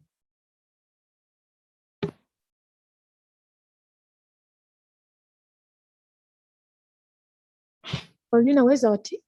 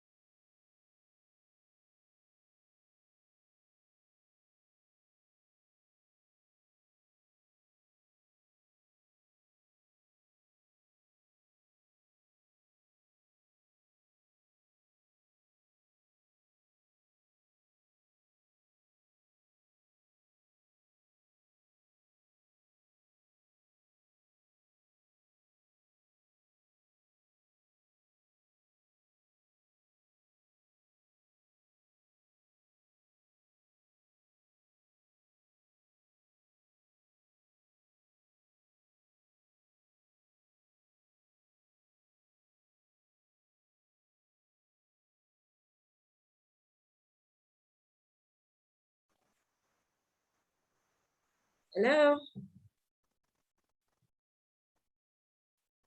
Am I audible? Hello? You are audible, ma'am. Okay, I was having challenges with my audio earlier, so I was just testing it. Okay, no, you are audible. We can hear you. Thank you. It's telling me I need to upgrade the version from 5.7 to 5.8. Is that your Zoom, ma'am? Yes, it is. You can do that after we are probably done with the meeting, ma'am. Okay. But right now, Great. you're okay. Thanks. I hope I'll continue being Sure. audible. Thank you. Okay, thank you, ma'am.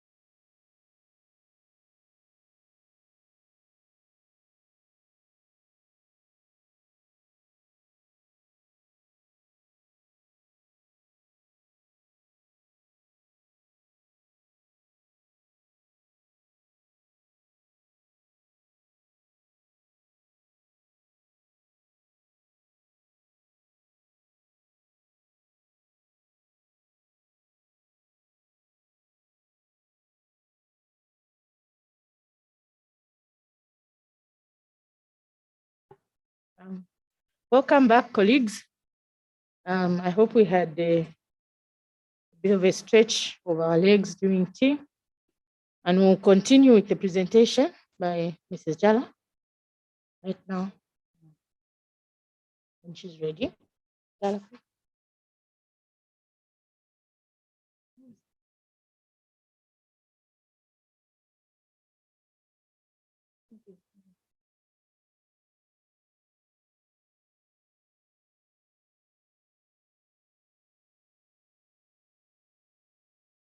Just a few more, welcome back. Just a few more slides, and then we'll go into your country presentations. So what is the focus of the model law? I think this is important for us. You'll note that while the focus of the model law seems to be more on violence against women and girls, the GBV model law also has a gender-based approach, as I said earlier in my presentation, as it applies and is relevant to violence against men and boys. So that's important to know. It's of general application. It's a law of general application, but we do emphasize the issue of the vulnerable in society, and provide for special measures relating to those vulnerable persons.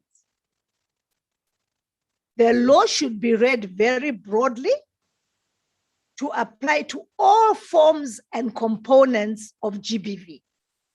I've drafted it in such a way that it applies, no matter how you read it, is to all forms. And the definition that I used, which was a combination definitions of the international conventions on GBV, I've used all those very cleverly to broaden, to limit, and to amplify. So if you look at the definitions of GBV, victim, perpetrator, sexual harassment, all those, actually you find that it's very broad-based. The law is very broad-based. So victims and perpetrators of GBV, if you look at it, includes non-gender binary persons, heterosexuals, lesbians, bisexuals, homosexuals, transgender, or people with same-sex relationships or sex workers. So it includes this group, the LGBT group. During our consultative process, there was an outcry from certain countries. No, our constitutions don't allow that. Our laws don't allow this. We do not tolerate LGBTs in our communities, in our country. So how will this be effectuated? I said, no. This law is a gold standard, as I said. It's persuasive to member states. It's meant for member states to progressively incorporate it into the legislative framework. Nobody is being forced, but it's something to be achieved. It's the commonality of the region's laws that we want to achieve. So at some point or other in your society, you may wish to give gay rights to your people. But the idea is it should be all inclusive. And if a member of the LGBT community comes for help, comes for assistance, that he's been beaten up, he's been abused, or she's been abused, they should not be denied access to justice. Just because they are from that group, just because they are not mentioned in the legislation, they are still entitled as a citizen to protection of the law. They are still equal before them, even without mention. If they need assistance at the hospital, they must not be discriminated against just because they are a member of the LGBT community. But your law need not specifically say that they are prohibited from being given any services or have any rights related to the GBV legislative framework. I think that is totally wrong. There's ways of drafting. You are drafters. So you can draft it in a way where it's inclusive without mentioning this category. I'm sure we all know what I'm saying. But they should not be denied medical treatment. They should not be denied access to justice. They are individuals in society. Because I know when we were doing the reproductive health rights, and in my company, in my law firm, we were doing termination of pregnancy. Do you know the horrors that we found on the ground? People are denied help at hospitals because of lack of documentation or because their injury shows that they belong to the LGBT community. Can you see? Those are not issues that must be taken into account. It's the fight against GBV generally. And it should be inclusive of all those who undergo such abuse. That's what's important. However, you'll note that in general, regardless of orientation and occupation, women and girls are more vulnerable to the experience and experience more sexual violence, more severe physical violence, more abuse, and more control, largely from males. And that's the reason acute focus is made on women and girls who are disproportionately affected by GBV.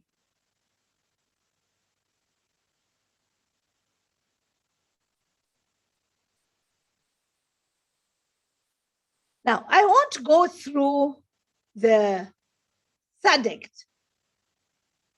contents and scope of their concept paper on the status of national laws in the SADC member countries, because the SG touched on it this morning. So I'll skip all this and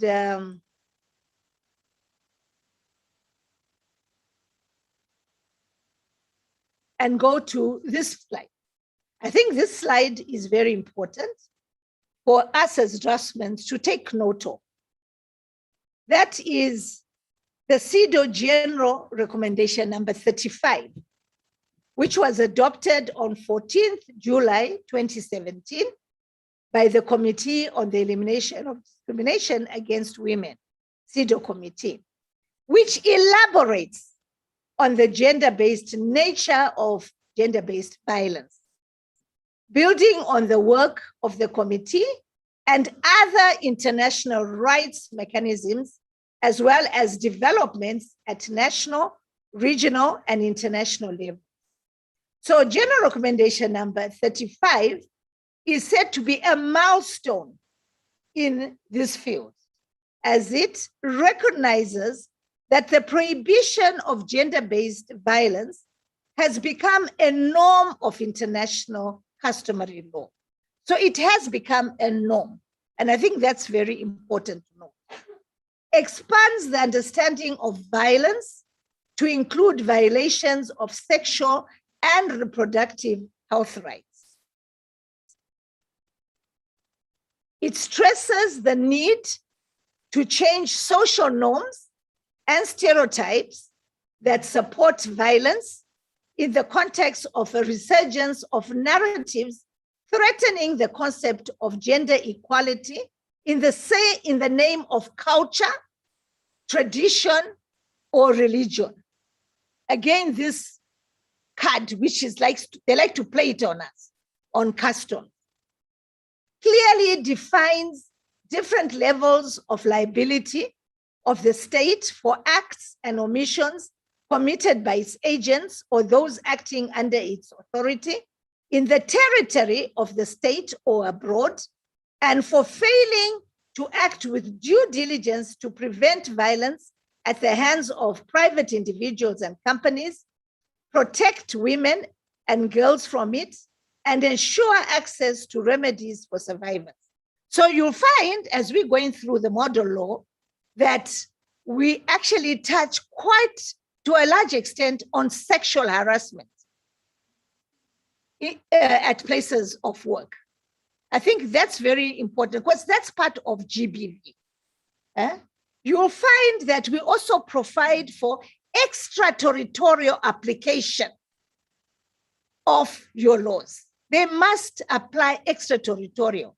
Others, you will not be able to deal with the other very important components of GBV, like trafficking, displaced persons, stateless persons, and so forth and so on. So it's important that we deal with extraterritorial application of our laws very, very clearly, okay? Unequivocally calls for the repeal of all laws and policies that directly and indirectly excuse, condone, and facilitate violence, and emphasizes the need for approaches that promote and respect women's autonomy and decision-making in all spheres of life. So the recommendation number 35 is a must, and you must go through it before you start drafting the laws. It's been committed by all member states, so it's important. So recommendation number 35, it's important that you use it as a tool for accelerating the implementation of regional and international national obligations to eliminate gender-based violence against women, especially by incorporating the above recommendations into national policies dealing with gender-based violence. So please take note of recommendation number 35. So in brief, the creation of a robust, inclusive, and uniform legislative framework relating to GBV is a key path to addressing GBV in SADC member states. The GBV model law gives guidance to national legislatures on how to give effect to national policies, enact national laws, and hold national executives accountable in the implementation of strategic plans that aim at addressing GBV.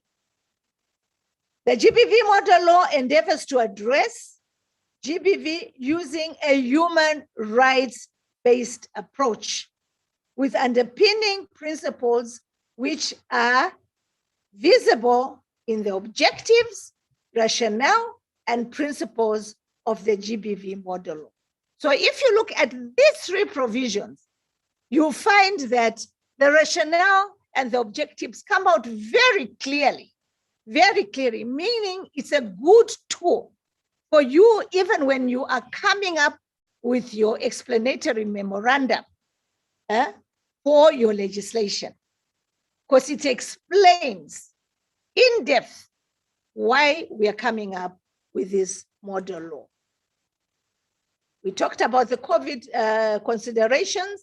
We talked about the form, that we are not looking at individual styles. We are looking in creating a compendium for SADC PF on model laws, which will be of great advantage to all SADC member states. And you'll notice from the style, we don't have what you call short titles, we don't have a memorandum and so forth. We start with the preamble. And this is in order to guide you, to give you much more information from the model law than drafting a supposedly act of parliament, which is standing there and you don't understand where the jurisprudence behind each proposition is coming from.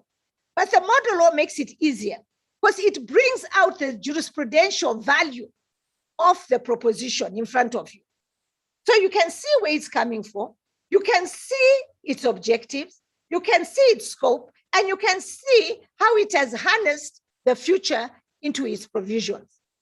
So it's very, very important that we follow closely even the cross-referencing to other laws that it's proposing.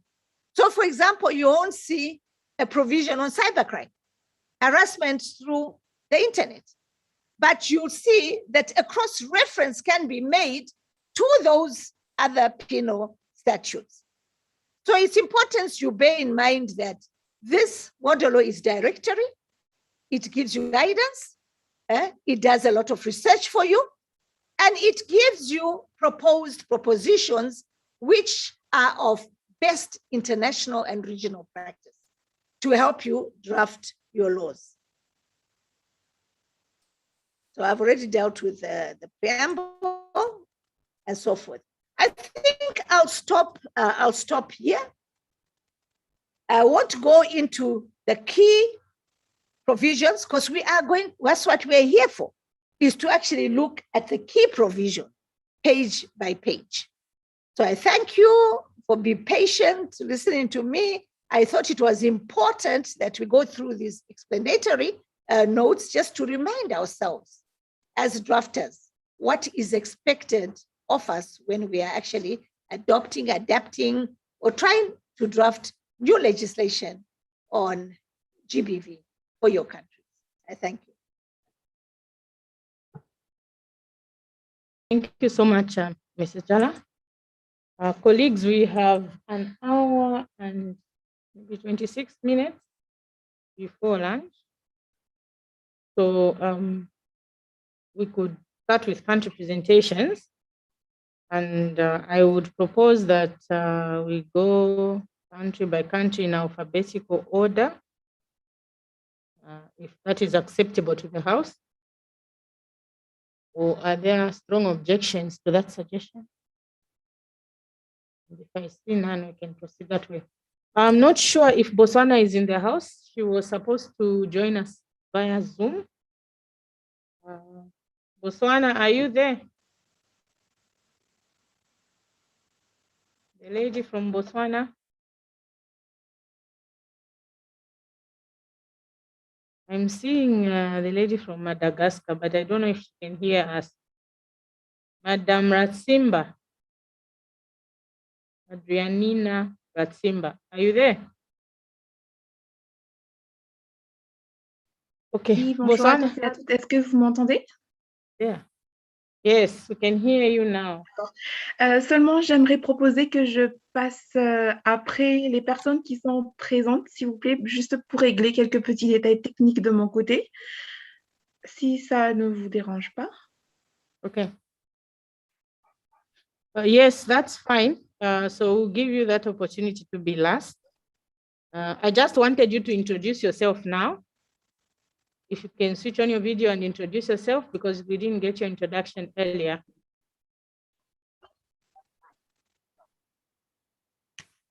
D'accord. C'est bon, vous me voyez. Alors, bonjour à toutes et à toutes. Je suis Indiana Ratsimba de l'Assemblée nationale de Madagascar. Je suis chargée d'études auprès de la direction de la législation.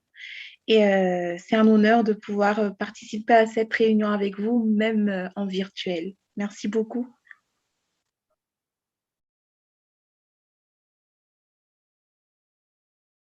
Thank you very much, Ms. Ratsimba. I can't see the Botswana delegate. So we'll proceed to Eswatini. Eswatini should be here physically, isn't it? Yes. If she can make, you can make your country presentation now. Thank you.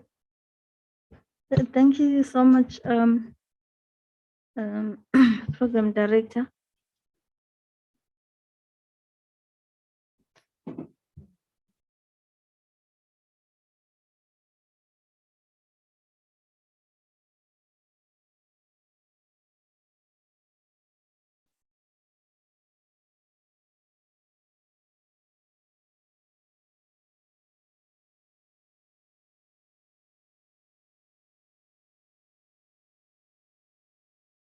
Let me just ask that the country presentations are emailed to Paulina so that our rapporteur can have access to them. Finally, all of them, as you make your presentations. Thank you.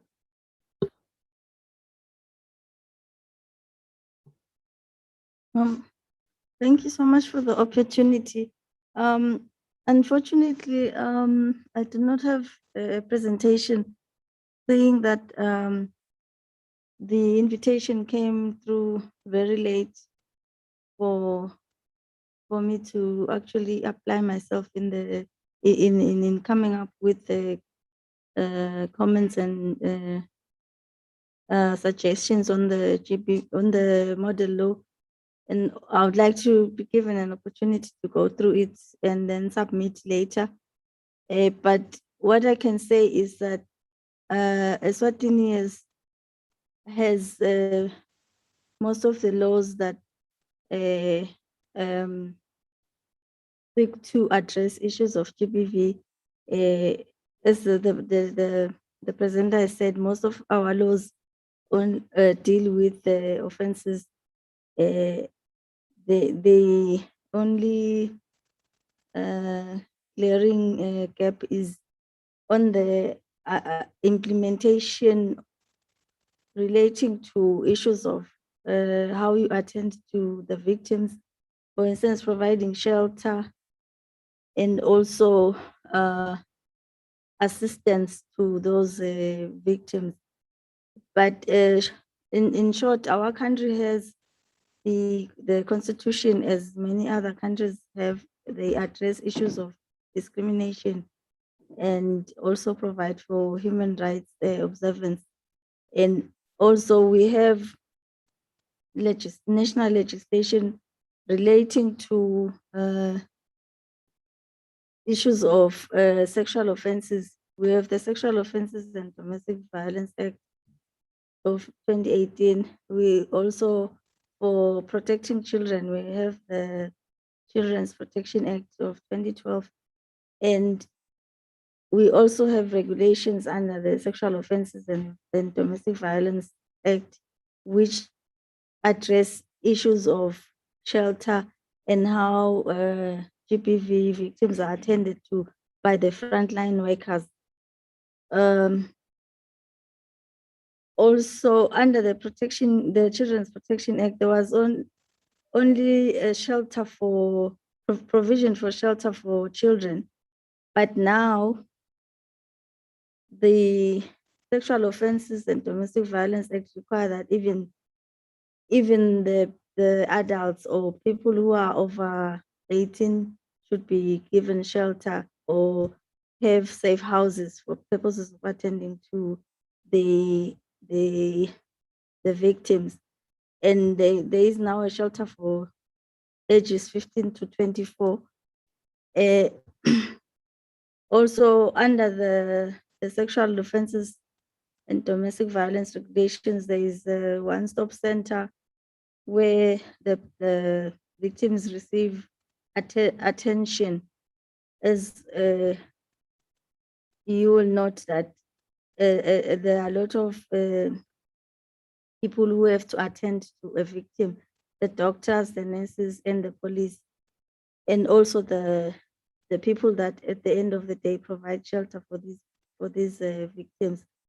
Also, there are guidelines that guide prosecutors on how to craft indictments or charges, and also for attending to children, there are guidelines that are in place under the children protection or under the wing that attends to offenses against children. Also, for purposes of collecting data, there is a case management system that ensures that cases are followed up and they are recorded accordingly to ensure that for purposes of coming up with statistics on the victims, the perpetrators who under the Sexual Offenses and Violence Act have to be registered.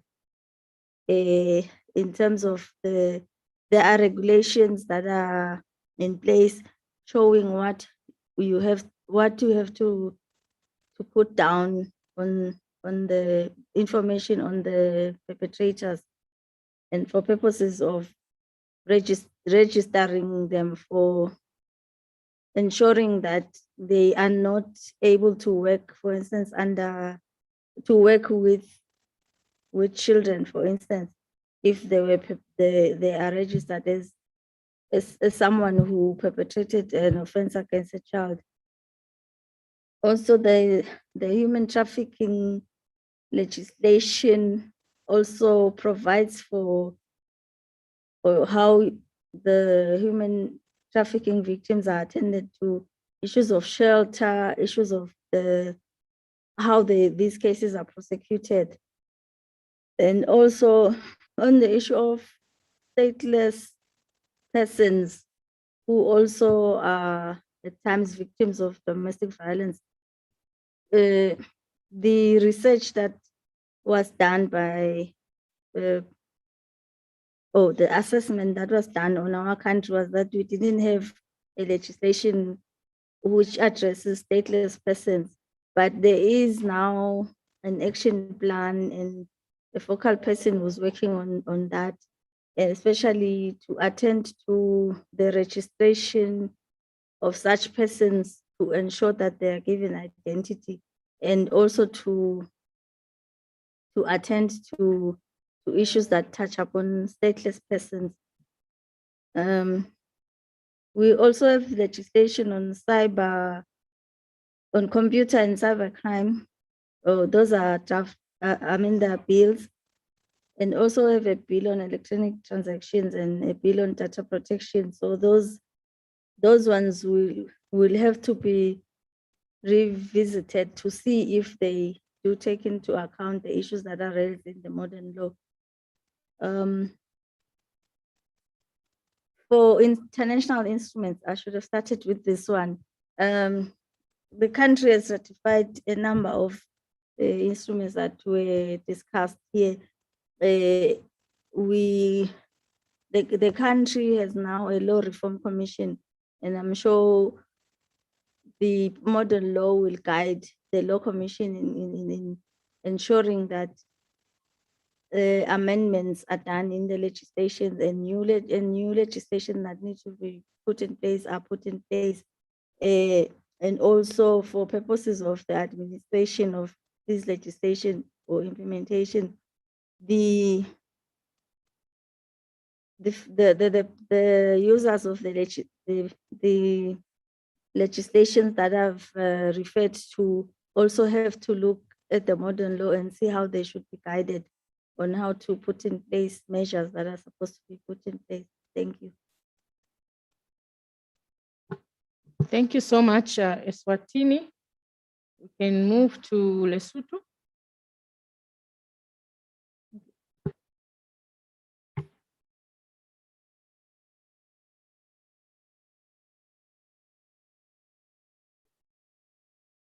Thank you very much, Madam Chair. My name is Moeleti Tabane, as I had said earlier, and I work in the Office of Parliamentary Council in Lesotho.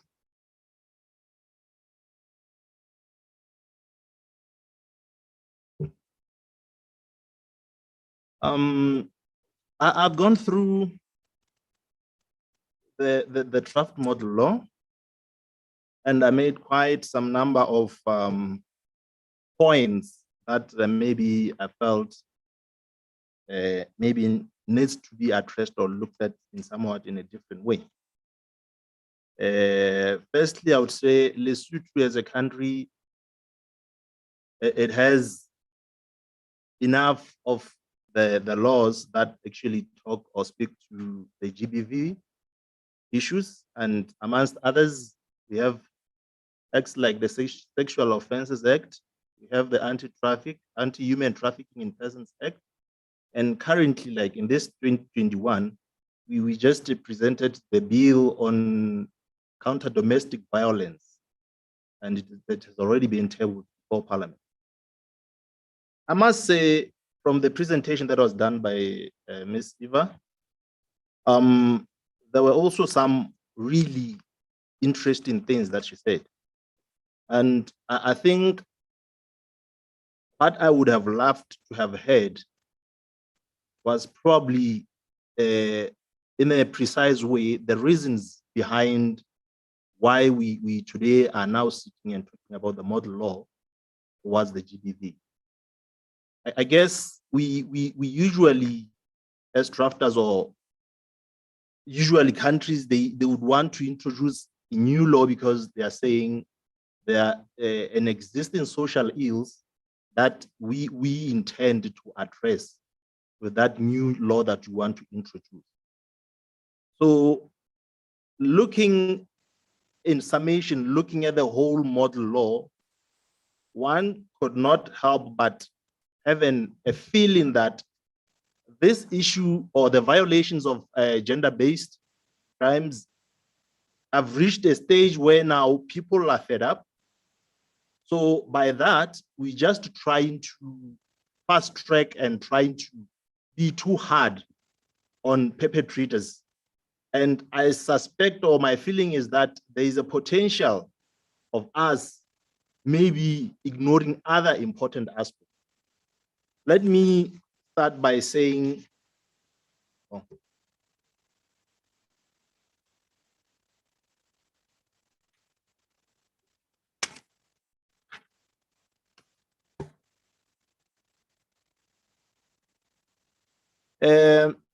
from some of the slides that were given, or from what the content that's actually covered in the model law, there is a call for a right to fair trial and settlement of complaints.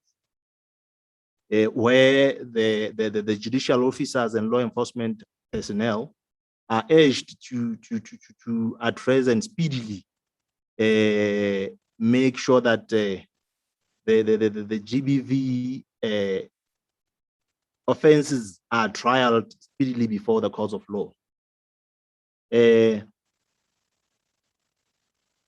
That on its own, it somehow raises a concern because there are so many role players that are involved from the maybe since after the offense has been committed. So many role players are involved until the time that that matter will be trialed and done in court. So, and the biggest thing is the issue of resources. So when we have in the model law, I understand you said, Ms. Eva, this is a golden standard, so we'll adopt it, not necessarily as it is, but depending on how it suits each country. But my problem was that you find, especially I'll refer to what is the case back home, there is a lot of shift blaming where some role players would actually be sitting on things and would claim that the cases could not proceed on time because of other role players. Because sometimes you find that, one, it's true that we have a challenge as far as the judges are concerned in the court of law. And we also have a problem as far as the resources are, as far as the police officers who are supposed to be carrying on these investigations. They will always claim they don't have resources, sometimes even a mere resource like just a motor vehicle, just maybe attend to a scene. So you find that for as much as we might have a good law that says they should make sure that these offenses are trialed without unreasonable delay, then there comes a time when we now have a problem and say, then who do you blame when there's been such an unreasonable delay? Because everybody, there is a shift blame where everybody always points and says, because I did not have this, and the other says I did not have that. The other thing is, what I fail to recognize as another point from the model law is that I did not really pay much attention to the issues that are brought because of the poverty level. You see a lot of GBV offenses, some of them, the perpetrators are able to get away because the victims are afraid that if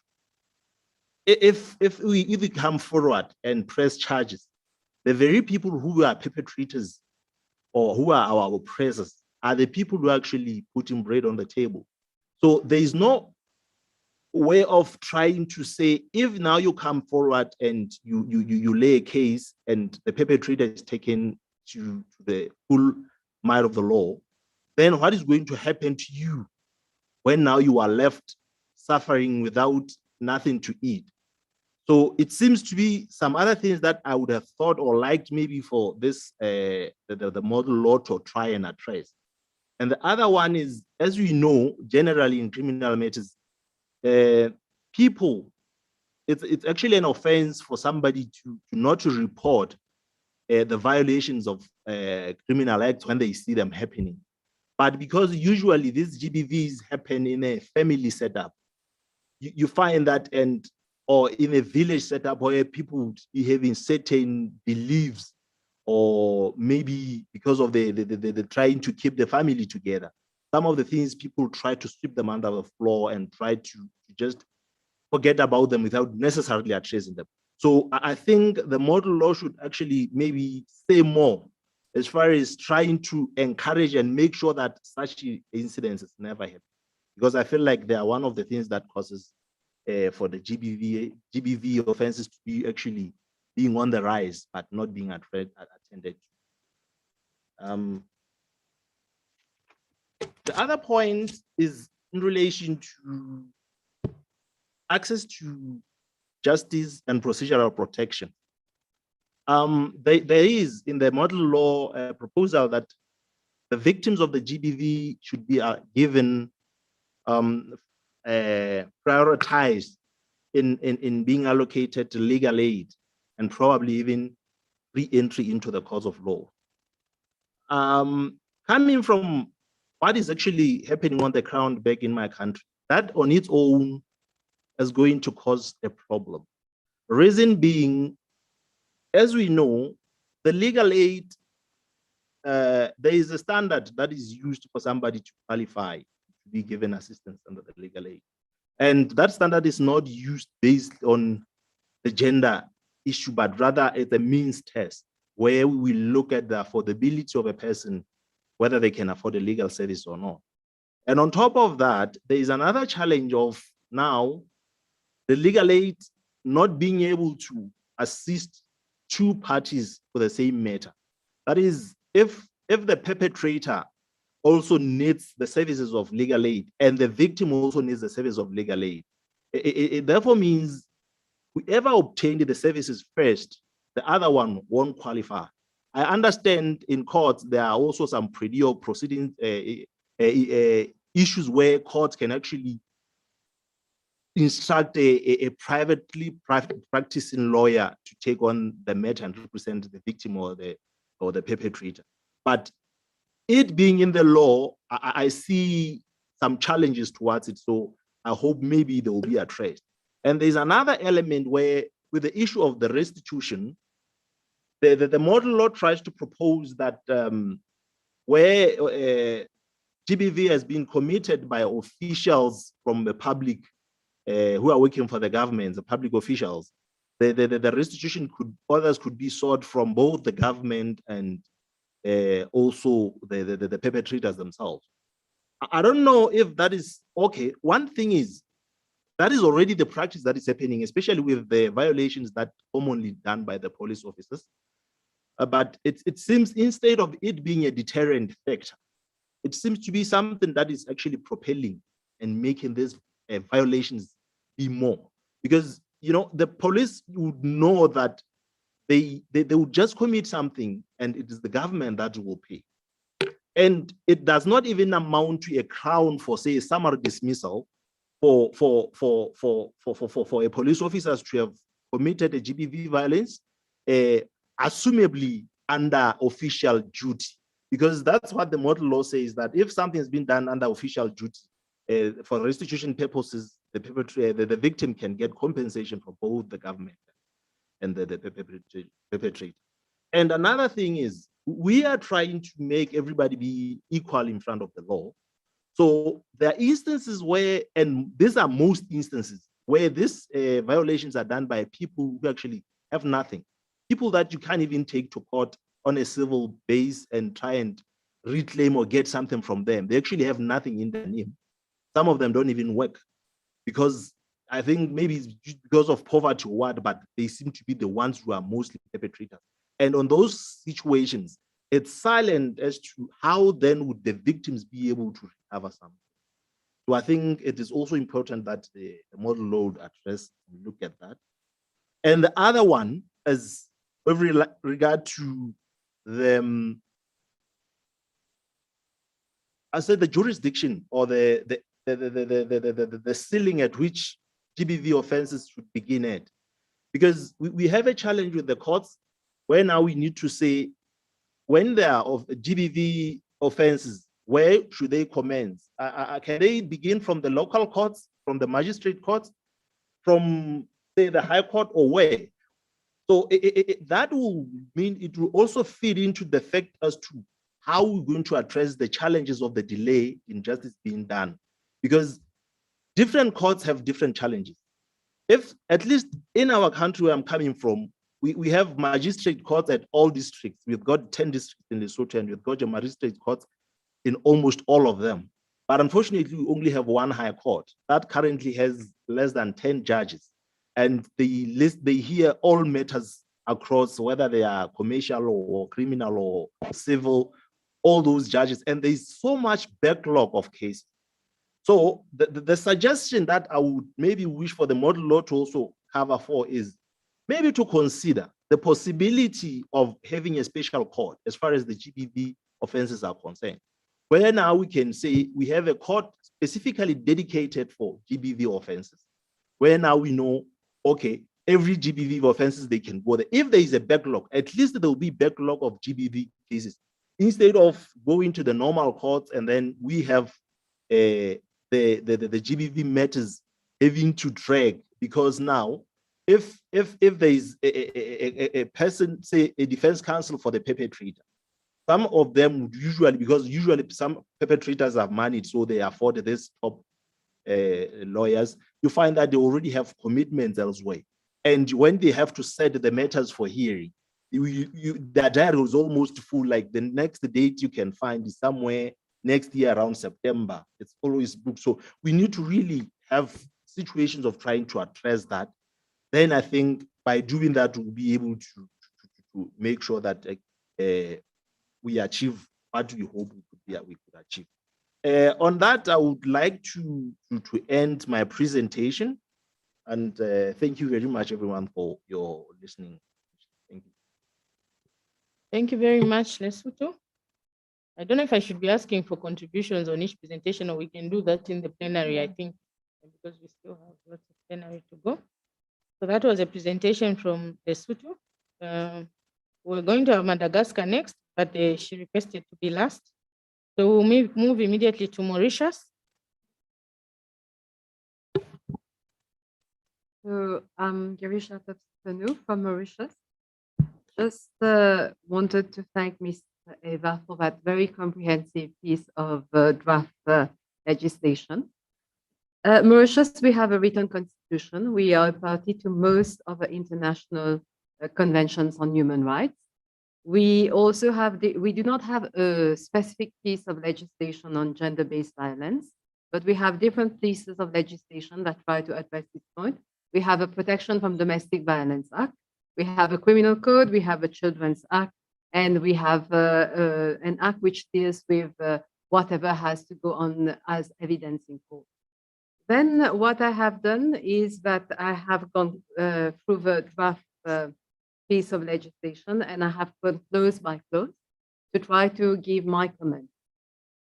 I have gone through clauses 7 to 26, which I feel are very wide and cross-cutting provisions that usually go in the Constitution of Mauritius. These would not probably go in the draft law because they are too wide and too cross-cutting in that they do not address one specific ministry or one specific body, but they are wide in nature. So that these would probably have to go in the Constitution. Mauritius has a written constitution that most of the entrenched provisions would require a 3/4 majority in parliament for any change. And this is why changes in the constitution do not come very often. But then certain of these provisions probably would have to go to the constitution, and we'll have to have an amendment to the constitution. Then I have gone through clauses 27 to 28, which, in my opinion, are administrative matters that have to be addressed by any state party administratively, and that cannot be put in a piece of legislation, so far as Mauritius is concerned. Clause 29. This clause is very interesting because in Mauritius, we have in our new Children's Act, which was passed this year itself, we have a provision that proceedings can be held in camera. So that in fact, for clause 29, we can have in case we are having any change in the law, we can have a provision that any offense that is prosecuted under the gender-based violence legislation be held in camera, but it is not automatic. It is for the judge or the magistrate to decide whether in a particular case and for a particular reason the matter should be heard in camera. And the magistrate or judge has to give reasons for which these proceedings have to be implemented. Insofar as clause 30 is concerned, we find that there are some similar provisions in the Protection from Domestic Violence Act existing already in Mauritius. There have been certain criticisms of certain orders that have been made under the Protection from Domestic Violence Act based on the fact that it is easy to make some of these allegations and some people make an abuse of these orders. But given the urgent nature of the orders sought for, there is no opportunity to conduct an in-depth inquiry, and so this leads to abuse in certain cases. Clause 31. This is a very interesting provision and not available in any legislation in Mauritius, and this would prove useful in any proceedings that is brought under the protection from that can be brought to any act that we are going to enable. So this is one provision that we will try to address later. Then we have gone through clause 31.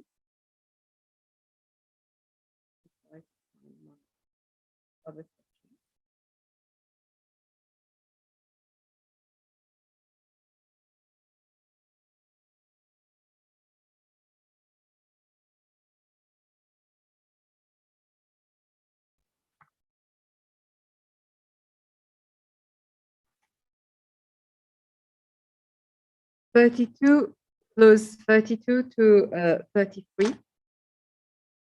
Restitution. We do not have any of these provisions in our law as at present. So I think this is something that can be considered in any draft legislation that we may pass. Insofar as financial assistance from government is concerned, that as well, we do not have any existing provisions in our law. Procedures and legal services to ensure access to justice, clause 34. In fact, this would have to be an amendment to the Courts Act, which provides for whatever measures for legal aid and other matters related to what goes on before a court system. So these would probably have to be a consequential amendments to other laws that if this law goes through our parliament. Rights of victims during judicial or quasi-judicial proceedings, clause 35. Well, in Mauritius, we have a criminal justice system that is based on the English model. So it is very difficult not to have the victim present in court or submit evidence by alternative means. We will have to have a victim present in court, and he or she would have to be examined in chief, cross-examined, and re-examined. We do not have that system of having a sworn statement or affidavit. So these would have to be, in fact, these would not be able to be included in any legislation insofar as Mauritius is concerned. Clause 36 is evidence and evidentiary procedures. These would have to be in any consequential amendments to the Courts Act. And then part 4, which starts at clause 37, prohibitions relating to gender-based violence. In fact, these again are 37 to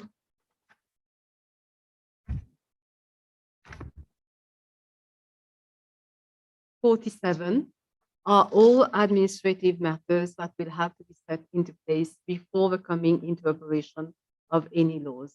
These, as far as Mauritius is concerned, would not be in any draft legislation. Then 48 clause 48 deals with the simplified procedures and processes for effective response and referral. These again would have to be administrative matters that have to be set in place.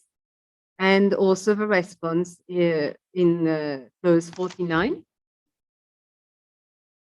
50, 51, 52, and 53, 54, 55, and 56. These are all administrative matters that would have to be put into place. And these usually do not go in any of our legislative provisions. And then again, for the prevention, protection, support, and intervention measures for victims in clauses 57, 58, and 58, those again would have to probably go for administrative measures and also consequential amendments to other existing acts. Protection orders, these are orders that probably would have to be enacted, and these are in fact very, very useful. And clause 60, financial empowerment programs for women are again administrative measures. Surveillance to protect victims, we do not have any such provisions in any existing legislation. Probably we can think about having those. And general measures in clause 63, interventions, protections, and entitlements relating to families. Against these would have to be administratively done. And as well as clause 65, strengthening community networks, and 66, access to general services. Then evidence-based information and data, again, these are administrative matters, as well as access to information and data on gender-based violence and human rights. 70, clause 70 on public awareness and information and media. Again, these, as well as 72, 73, these would have to go in, as far as we are concerned, administrative matters. So 74 submit state reports. The government always submits state reports in any international, to any international bodies. Notification and reporting mechanisms as well go for administrative matters, as well as the clause 76, the anti-gender-based violence fund or alternative financial resources.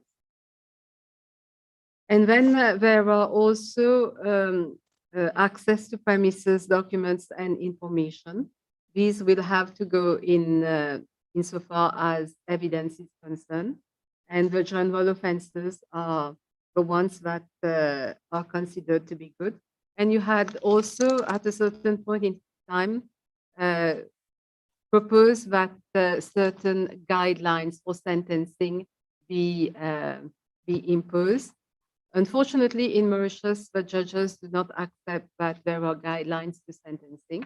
These, again, do not, as far as we are concerned, go in any laws, but there are certain provisions that allow for judges to be trained, and then these sentencing guidelines can be proposed. This is my contribution insofar as draft law is concerned. Thank you. Thank you very much, Mauritius. The next presentation will be from Mozambique. Please go ahead.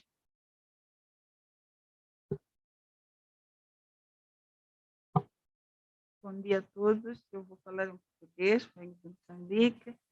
Infelizmente, eu recebi o convite muito tarde, não tive a oportunidade de me preparar como devia.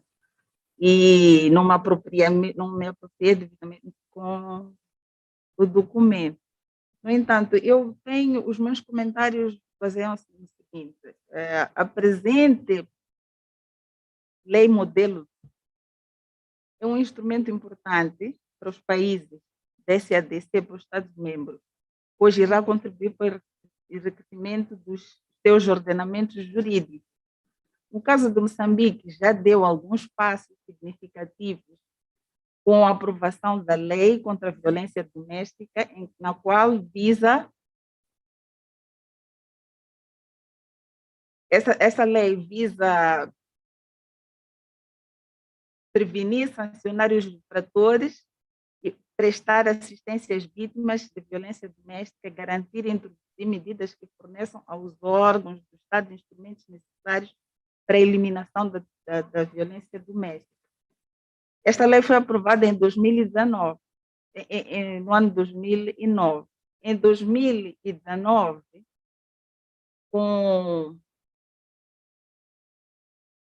inspirada na lei modelo da SADC sobre a erradicação de casamentos prematuros, foi aprovada a lei dos casamentos contra os casamentos. Foi aprovada a lei de prevenção e combate às uniões prematuras. Entretanto, o que se verifica é que essas leis, Moçambique já deu alguns passos significativos, mas nós sentimos que essas leis ainda precisam ser melhoradas no seu âmbito de aplicação, o seu objeto, porque elas cingem-se mais, focam-se mais na mulher. Comparando com esta lei de violência contra o gênero, ela já é mais abrangente, envolve, ampliou o seu âmbito, ampliou os seus fins, ampliou o seu objeto. E para Moçambique é uma necessidade de adequar esta lei, essas leis que já existem, revendo, porque elas são muito pobres, são muito fracas. Pese embora já tenham sido dados passos significativos. A violência doméstica em Moçambique é um caso muito, muito, muito frequente. Vários dias a gente acompanha notícias de mulheres que são queimadas. Elas acontecem muito mais com mulheres do que homens. As mulheres são agredidas pelos seus parceiros, são queimadas, são esquartejadas, porque são proibidas de ir à escola, não podem trabalhar. Entretanto, também há casos em que a mulher agride o homem por causa de ciúmes, aquecendo o óleo. Já foram reportadas várias situações em que os homens foram queimados pelas suas esposas. Mas verifica-se que ainda há um receio em denunciar os seus perpetradores. Analisando esta lei, eu queria que também nós nos focássemos não só nas vítimas e nos seus perpetradores, uma vez que tem dependentes tanto das vítimas como dos seus perpetradores. Por exemplo, num casal, quando o homem agride a mulher, depois tem as crianças ficam à mercê, ficam desprovidas de alguém que possa tomar conta delas.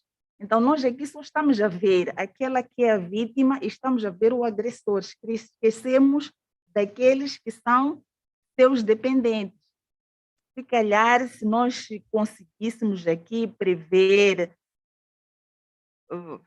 como é que podemos atingir, como é que podemos proteger também aquelas que são dependentes daqueles intervenientes, que são a vítima e o perpetrador. Também verifica-se que são várias as leis que foram aprovadas, são vários instrumentos que são aprovados com vista a erradicar, a minimizar, a educar, a prevenir. Mas parece que está a faltar alguma coisa, não sei se é a sensibilização ou é a divulgação, porque já existem alguns instrumentos que podem reduzir esses casos que acontecem. Mas não sei se é a falta de monitoria. Acho que temos que ir um pouquinho mais. O que faz com que as leis que a gente faça não surtam o efeito desejado? Nós fazemos leis, sim, elas são boas, são bonitas, até podem estar escritas, mas é preciso criar cláusulas que prevê que essas leis sejam execuíveis, sejam aplicáveis. Porque senão vamos criar mais uma, vão ficar muitas e elas ficam dispersas. Já temos a lei, no meu país tem a lei contra a violência doméstica, contra casamentos prematuros, depois vai se criar mais uma ou vai se rever esta, mas as situações ainda continuam. O que é que leva? Temos que arranjar formas de sensibilizar as pessoas a denunciar, porque quando a pessoa é dependente, pode ser maltratada, mas quando é dependente de alguém, às vezes fica com receio de se queixar. Tem que haver formas e mecanismos, não sei se serão coercivos, não sei que tipo de penas nós devemos prever para que as nossas leis sejam execuíveis, porque senão vamos criar muitas. Eu estava a ver na apreciação, são várias leis que foram aprovadas, são vários instrumentos que foram aprovados com vista à proteção, são várias. Mas então o que é que está a falhar? Vamos criar mais uma. Até podemos criar esta, mas vamos melhorar, vamos fazer que esta seja melhor que aquelas outras, para que seja implementada como deve ser. O nosso país precisa muito, há muita violência de gênero no nosso país, mas não se denuncia, muitos não denunciam.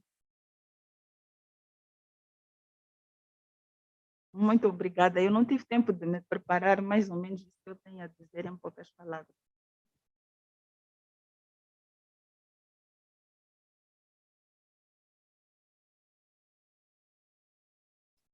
Thank you so much, Mozambique, for your spirited contributions. We move on to Namibia.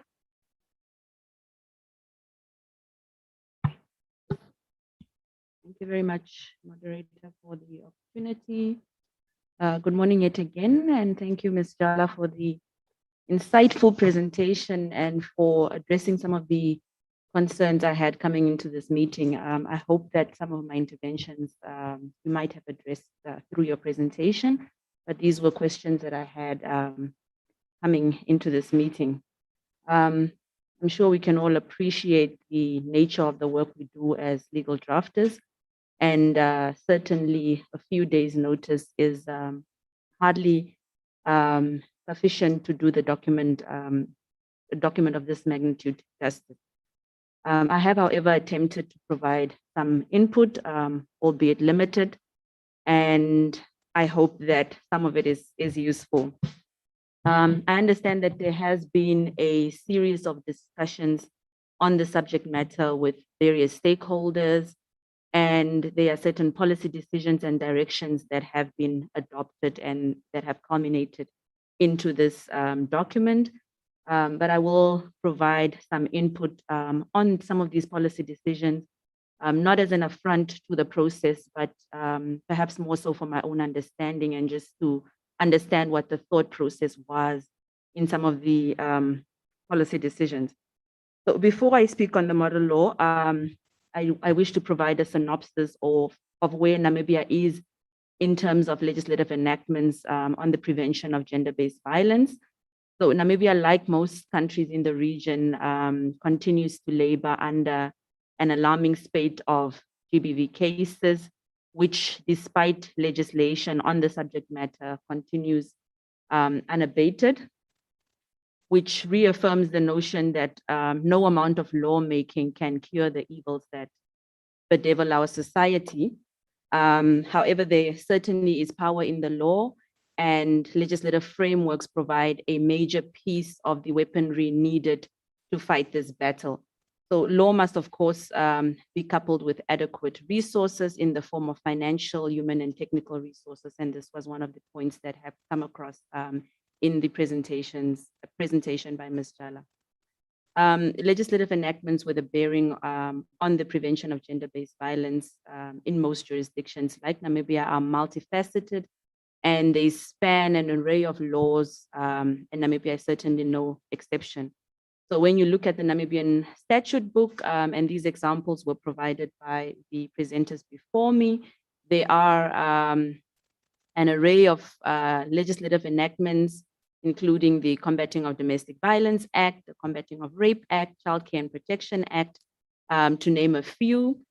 But most recently, Namibia has also introduced a few number of legislative proposals that touch on this particular topic, including amendments to the Combating of Domestic Violence Act, amendments to the Combating of Rape Act. There's a bill on customary law marriages, a uniform matrimonial property bill, marriage bill, divorce bill, mental health bill. So there's all kinds of laws that have some bearing on this important issue.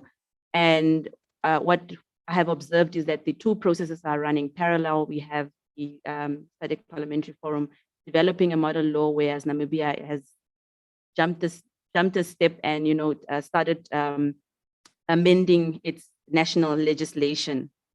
So as indicated by Ms. Jala, the fragmentation of the institutional frameworks create an ineffective and non-cohesive approach to the prevention and management of gender-based violence. And this certainly presents a challenge which must be dealt with by the region and the national, by the states individually. So what place does the SADC model law on gender-based violence have in the Namibian statute book?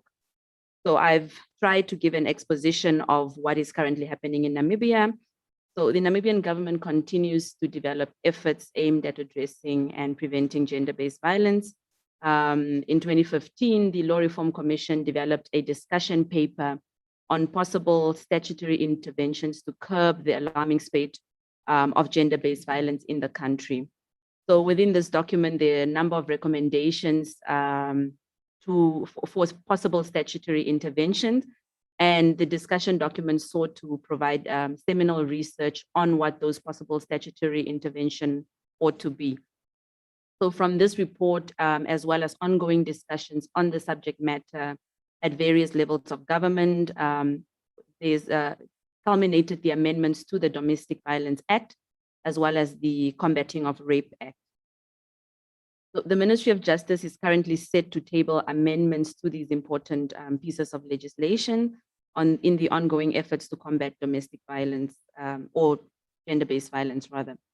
So the amendments to the Domestic Violence Act, as they currently stand, focus on, I'll give a few examples, on amending the definitions for primary caretaker to include a person other than a parent or caregiver who takes primary responsibility for the daily care of a child.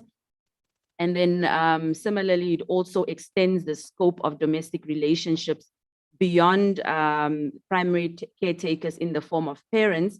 But this definition is, of course, limited to only those expressly prescribed domestic relationships. So this definition excludes same-sex relationships. And the importance of the extension, of course, is that the scope of domestic relationship lies in the fact that any person who is in a domestic relationship is entitled to apply for a protection order against another person in that domestic relationship. But the government has taken a policy position that until such time that it has pronounced itself on the question of same-sex marriage, they have expressly omitted any reference to those domestic relationships. So the amendments also provide powers to the authorities to inquire why a person who applied for a protection order failed to appear in court, and to ensure that that applicants are not being intimidated. So this places a burden on the authorities to ensure that persons who have laid claims or charges for purposes of gender-based violence are considered in the process of granting a protection order. So the law further amends the issuing of protection orders after hours, because currently you can only apply for a protection order or get a protection order during the normal working hours. And it also provides for the issuing of interim protection orders without the respondent being heard in certain circumstances, which of course flies in the face of perhaps natural justice, as it were. So despite these progressive proposals in the proposed amendments, when tested against the SADC model law, it certainly still requires some harmonization, and I could clearly see that there are particular exclusions within the amendments, within the law as it currently stands. As I've mentioned previously, on the question of domestic relationships being extended to same-sex couples, the protection from discrimination of stateless persons, which Ms. Dala touched on extensively, the extraterritorial nature of GBV laws, the protection from harmful practices, including traditional and religious practices, amongst other concerns. So these are definitely concerns that I've come across and noticed that they have not been addressed in the proposed amendments. So some areas of the model law can be addressed in other laws, perhaps, and we need to find a manner in which we can harmonize the statute book to speak to the model law as a whole. So what are my observations on the SADC model law? I have made some general observations, including some policy concerns, as I previously indicated. And the first one, I understand and I appreciate the fact that the model law is considered to be a high-level statement of the commitments we have made as SADC member states through the international instruments and human rights commitments. But it does beg the question as to the usefulness of some of the abstract principles. Case in point would be Section 25, which speaks of special policies and programs for victims and women living in rural and peri-urban areas. So the section provides for factors that the relevant authorities should consider when establishing these special policies and programs. But what would these special policies and programs entail? So my observation is simply to say that perhaps it would be useful, at least for the nationalization and the domestication of the model law, to perhaps provide some best practice approaches as to what would these special programs and special policies entail, as opposed to having, you know, a high-level statement as, you know, you need to develop special programs. Okay, what are the special programs? Secondly,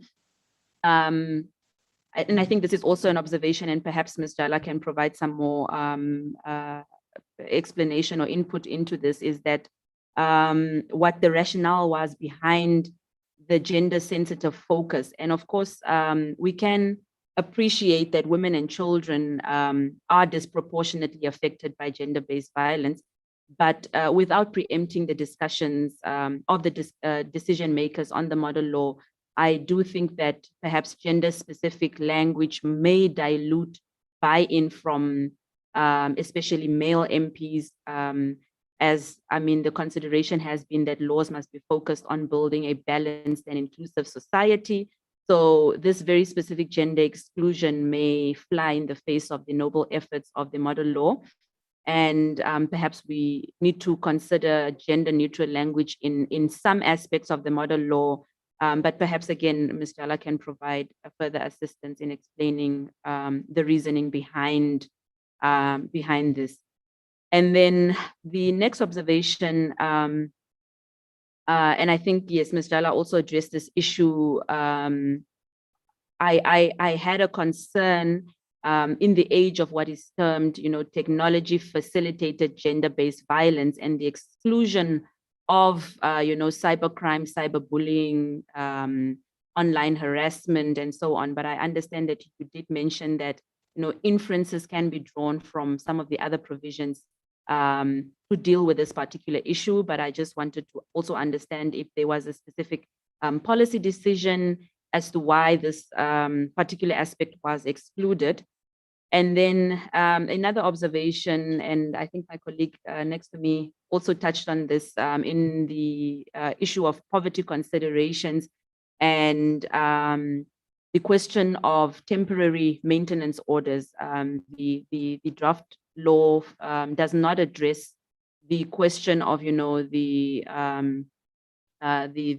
circumstances that most of the victims of gender-based violence find themselves in, and whether there are proposals to perhaps provide temporary maintenance orders. Perhaps I missed this, but I did not come across any reference to provisions for maintenance, at least temporarily. Another observation is also, and this is something that has been mooted at least in the development of our amendment laws, which is the establishment of a sex offenders register and the publication of such a register. Is this something that was considered? Is it something that perhaps we should include? And perhaps also the cross-border application of a sex offenders register. And then finally, and this is more of a general comment, I did notice, and I know this is the draft law, but there are some inconsistencies in the terminology used. I've noticed that in some areas refer to child marriage, and then in other areas I've noticed there's reference to early marriage. So I just wanted to find out, is this the same thing? Does it mean two different things? I just wanted to establish the correlation between the two terms.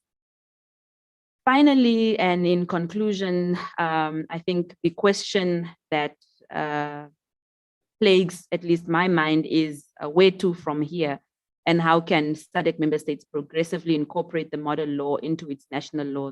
As I've indicated earlier, the Namibian process is running parallel to the development of this model law. So I've been, questioning whether we need to consider avenues within the policy cycle framework, within the legislative cycle, and to provide certain inroads as to how we can strengthen our national legislation at all levels of the legislative proposal.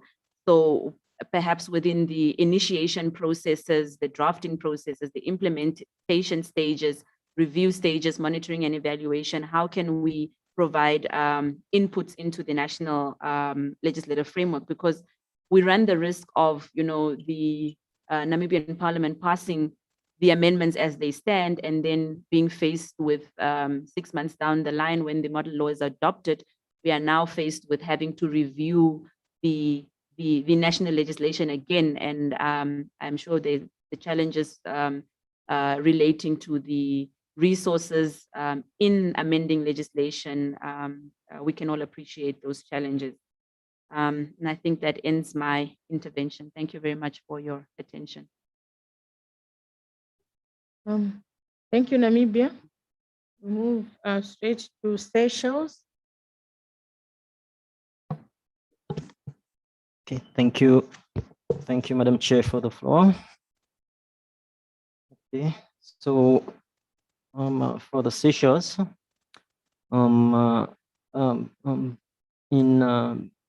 we recently passed the Domestic Violence Act, repealing an very old Family Protection Act, and since June till today, we have not been able to implement the act because there's a part which provides for services, aftercare services and all that, and there are the resources and the provisions for those resources and everything are not in place. So we have not been able to implement the act till today. And this to me brings the most important issue about this model law, resources. If you don't have resources, like my brother from Lesotho said, you will not be able to implement the act. If a mother with child would have to choose between keeping silent and going on the street, she will keep silent. Okay. With regards to gender-based violence law in Seychelles, we do not have a specific act on that, but except for that, a domestic violence act. And I've seen some concerns, whereas the way the model law has defined gender-based violence, and it has also defined domestic violence, but the link, it has not been tied together. I will assume that domestic violence is a subset of gender-based violence. Yes. Okay. So with regards to if we have to choose between a standalone act or a piecemeal amendment, the way I see this model law is very ambitious, and it's more than a paradigm shift.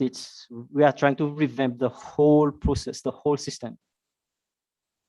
And if you are to do that, piecemeal amendment will not go far. I believe in the sections with regards to implementation, the section 2 or 3, if we were to state in the state should endeavor to try and go for a standalone, because I do not see how you will be able to implement this model law by amendments. It will be very difficult, because like I see there is a confusion which member states are saying we have human rights, we have assault, we have penal code, we have this, we have that, but this is not the issue. You see, this is not the issue. The issue is gender-based violence is an element which ties into all the other offenses. And if we get that right, and this is another concern where I will not go into the specific now, but the way the model is presented, maybe this is why it's causing all this concern. Maybe if we present the definition in one go, or you schedule the definition, or you capture everything that has to do with domestic violence, with gender-based violence, and then you say where you try to prohibit or criminalize it, it will be in respect to other offenses. And maybe you can do the trick of saying the scheduled offenses, your penal code, your sexual, if you commit these offenses, and there is the element of gender-based violence, then this act comes into operation, or the offense will be treated as a gender-based violence offense.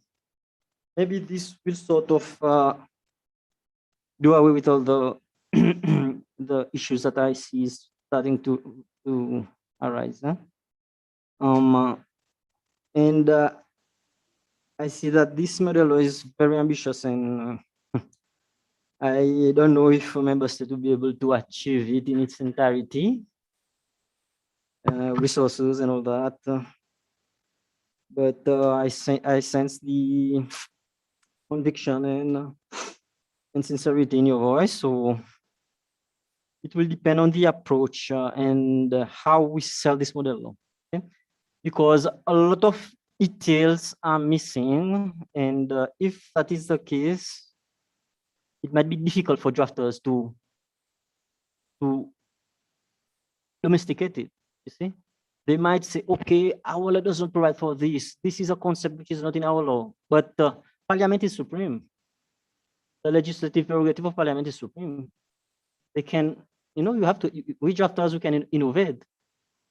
But the maybe one thing we need to ameliorate with this model law is it's a bit too general, and the details of how you will domesticate it is not that a bit clear, and we might have to address, especially with definitions and how you tie it with the domestic violence, the elements, the offense, how you tie it with the sections which will create the offense. And apart from that, I have many specific issues with regards to the law itself, the provision, the substantive provisions, which I will address if we are going to go sections by sections. And apart from that, I think that will be my general overview of the law, model law for now. Okay, so thank you. Thank you very much, Seychelles, for your insightful contributions. We'll now have a presentation from Zambia. I hope we still have her in the meeting, Ms. Walia. Yes, let me just try and share the presentation. Thank you. Can you see it? Yes, we can, Ms. Walia. Please go ahead. Okay, thank you very much. Once again, I wish to thank Mrs. Jala for the comprehensive model law that has been generated, which I believe will be very helpful for the SADC region. And I'll begin my presentation with looking at the governing laws in terms of gender-based violence in Zambia. So Zambia's legislative response to gender-based violence is provided for in the following pieces of legislation. So first and foremost, we have the Constitution of Zambia, which sets out the Bill of Rights. And as was earlier alluded to, it more or less adopts the Universal Declaration of Human Rights in its entirety. But we are alive to the fact that there are other economic and social rights which need to be factored in. We also have the Anti-Gender-Based Violence Act, number 1 of 2011, which provides for protection of gender-based violence victims. It also provides for establishment of an anti-gender-based violence committee, and it also provides for a fund that is supposed to assist in the fight relating to gender-based violence. Thirdly, we have the Gender Equity and Equality Act, number 22 of 2015, which more or less seeks to domesticate the Convention on the Elimination of Discrimination Against Women. And so this particular legislation highlights aspects of eliminating discrimination against women in instances such as employment, political and social life, access to health services, and it also provides for the development of gender-sensitive educational policies and programs. Of course, this is a mechanism that has been adopted to more or less provide for a collaborative approach in terms of dealing with gender equity and equality, as well as mainstreaming of the aspects relating to gender. We also have the Anti-Human Trafficking Act, number 11 of 2008, which prohibits trafficking of persons of either sex. So you're talking about both men and women. It also provides for medical care, psychological and legal assistance, family tracing, skills building, recreation for victims. It also provides for shelters, safety, security, and legal status of persons or victims as identified in that particular piece of legislation. We also have the Education Act, which also seeks to highlight aspects relating to gender-based violence, and so it provides for protection against it. It provides for protection of equity in access to education. It also seeks to enhance participation in the successful completion of education at all levels, irrespective of gender. And so it is a broad piece of legislation that not only looks at females, but also the males, because gender is a dual consideration of male and female rights.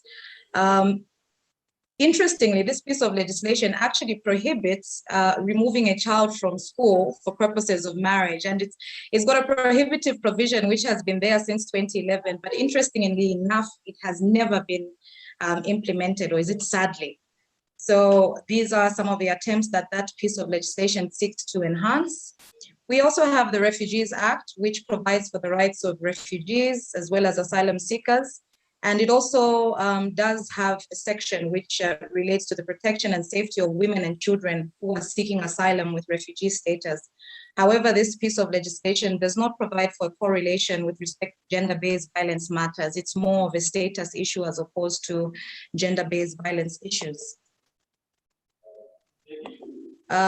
We also have the Legal Aid Act, which was recently enacted. And this piece of legislation basically extends access to legal aid to all, but of course, it does also provide for a means test, which then facilitates an analysis of who can actually receive legal aid. But the beauty with this piece of act is that it is not restricted to citizens, so it also applies to refugees, provided that they meet the criteria. Again, this piece of legislation does not expressly provide for a correlation with respect to gender-based violence issues. And so that is something that would need to be relooked at. We also have the Penal Code, which criminalizes sexual harassment. And last but not the least, We have the recent Cybersecurity and Cybercrimes Act number 2 of 2021, which prohibits the use of a computer system to meet a child and engage in sexual activity or sexual-related crime. In terms of implementation challenges, while we have this plethora of seemingly good pieces of legislation that are meant to address gender-based violence in one way or the other, one of the biggest challenges, as was mentioned by the consultant, as well as some of the participants in the meeting, is the dual system of laws, customary versus statutory. How do you deal with it? How do you harmonize it? How do you codify one which makes it very explicit and provides for the necessary understanding that is required, especially when you want to deal or enhance the realization of the importance of gender-based violence? We also have the challenge of social norms and stereotyping. In terms of the social norms and customs, gender-based violence is not an issue. Parents, in terms of a child, have the right to decide when their child gets married. The society believes that women are subservient to men. And last but not the least, it is totally embarrassing for a man to even cry gender-based violence. So issues of social norms and stereotyping have really affected the implementation of our gender-based violence framework as a country. We also have a huge challenge in terms of absence of financial support to implement gender-based violence laws. As a country, I think in the last 2 to 3 years, we've only had a budget of approximately $2,500 to support the gender-based violence fight. And this goes across the various sectors. So you're looking at access to justice, you're looking at one-stop shop centers, you're looking at the fast-track courts and other pertinent issues related to gender-based violence. And this is totally unsustainable. And so by and large, the country has had to rely on cooperating partners to assist in terms of enhancing the recognition and assisting in the fight against gender-based violence. Another key challenge that we experience as a country is that we have limited capacity in handling of gender-based violence cases by service providers, or as we are calling it under the model law, role players. So we have police officers at stations who receive reports, have not been trained in dealing with gender-based violence issues, and half the time will turn the victims away. And these are very time-sensitive matters. You would require immediate medical attention. You would require an examination and a custody of evidence. And so half the time when gender-based violence victims go to these different service providers, they either will turn you away, they don't have the understanding of what the processes should entail, and there is an uncoordinated approach in terms of dealing with gender-based violence. So this basically vitiates the fight that we are trying to embark on as a country. Another key challenge that we experience is limited access to justice. As we have noted from the model law, I think access to justice is a very important aspect. As a country, we have 6 out of 10 required fast-track courts. At least we have this initiative, but it's not dealing with the matters as expeditiously as would be required, because most gender-based violence cases happen in far-flung areas. And by the time you get access to these courts, it really affects the dispensation of justice in a timely manner. More often than not, there are language barriers, there are challenges, there are customs that come into play, which really, really affect the aspects of dealing with gender-based violence. Some of the other challenges are fragmented legislative framework or non-operationalization of key legislation. As I had indicated earlier in my preliminary submissions on the governing laws, we have a piecemeal approach to dealing with gender-based violence in the various pieces of legislation. And I believe that in order to deal with this particular vice, there's needs to have a consolidated framework. Another key point is that we have a beautiful law on gender equity and equality, but it hasn't been implemented. Why? That's another question that we'll answer during the plenary. But this is one key challenge that has affected the aspect of dealing with gender-based violence as a country. Non-domestication of the Convention on the Rights of the Child is another issue. We have had an elaborate process on reviewing and coming up with a child code for the period exceeding 10 years. And unfortunately, we have not been able to bring this matter to a close. And this piece of legislation, or the proposed legislation, seeks to really appreciate the rights of a child, which includes the aspects relating to child abduction, the International Convention on Child Abduction. It deals with the rights of child marriages, and also just to consolidate all the laws that relate to the child. We have a challenge of inadequate shelter for GBV victims. I think as a country, we only have 2. And these are government-owned. The rest are an initiative of cooperating partners.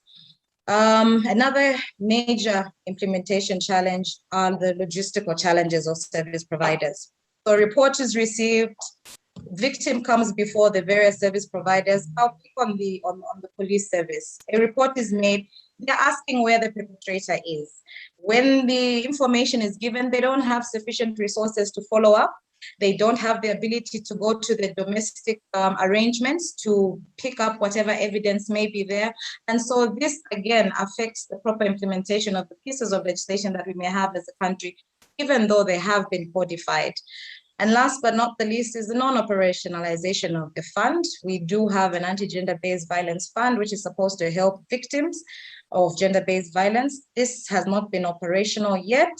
And we're talking about a period from 2011. So that speaks volumes on the attachment that is provided to that particular aspect.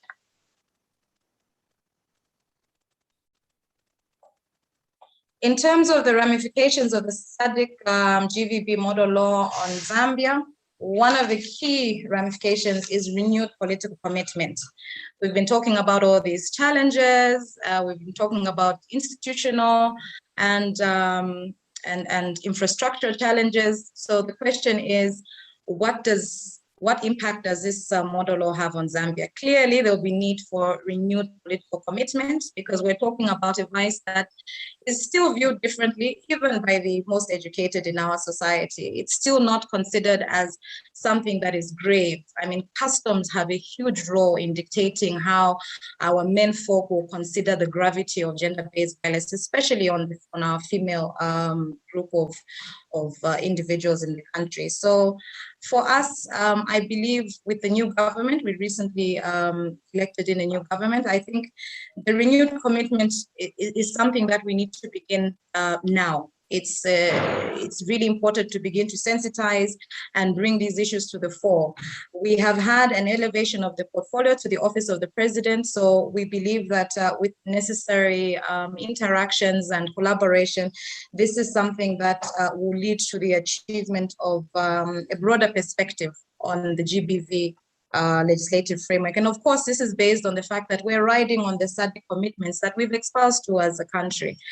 There will be a need to harmonize the customary law and statutory law on GBV. As we have indicated, on the one hand, the statutory law is codified, customary law is really dictated by customs and practices, depending on the nature of the customary law that is being applied, provided that it is not repugnant to natural justice and the provisions of the Constitution. But the question is, we don't have the codification of the customary law. There is no bridge that is currently in existence that can provide for this harmonization. So for us, we see this as a challenge, especially since most of the legislators and key decision makers still have a misunderstanding on what exactly gender-based violence is.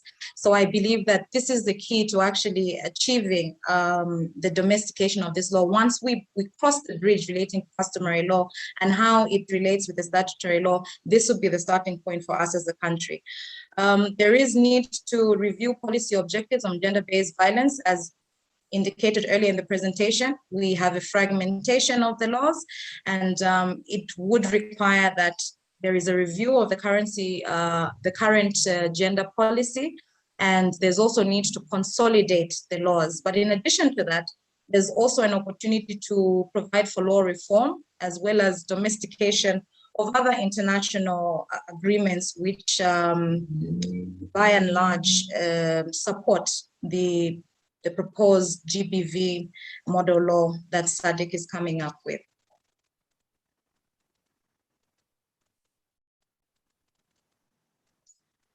Some of the other ramifications is the possible review of the State Proceedings Act. It was indicated in the model law that there is need to facilitate a victim to be able to execute against the state in terms of compensation issues relating to GBV. Now, we do have this piece of legislation that does not allow us to do that.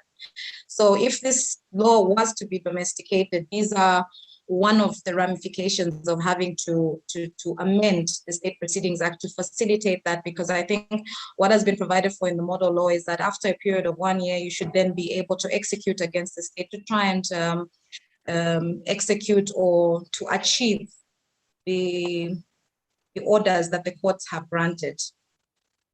We also need to introduce an access to information bill, and this is by and large a bill that will facilitate the access to information by victims of gender-based violence. They should be able to go to a government institution, receive certain information, receive support, and be able to more or less try and deal with their matter in a coordinated approach. So they should not have any hurdles in terms of accessing information by persons with whom are custodians of the information that is required in this fight against gender-based violence. And so this is very important for us as a country if we are to domesticate the SADC GBV model law. One other issue that needs to be provided for is financial support to enhance access to justice, to provide for support mechanisms, and also to provide for integration. As was earlier alluded to, financial support is one of the major challenges that we experience as a country. And so it would be very, very important that there is a commitment on the part of government to try and increase the financial support and to also more or less reduce the reliance on cooperating partners.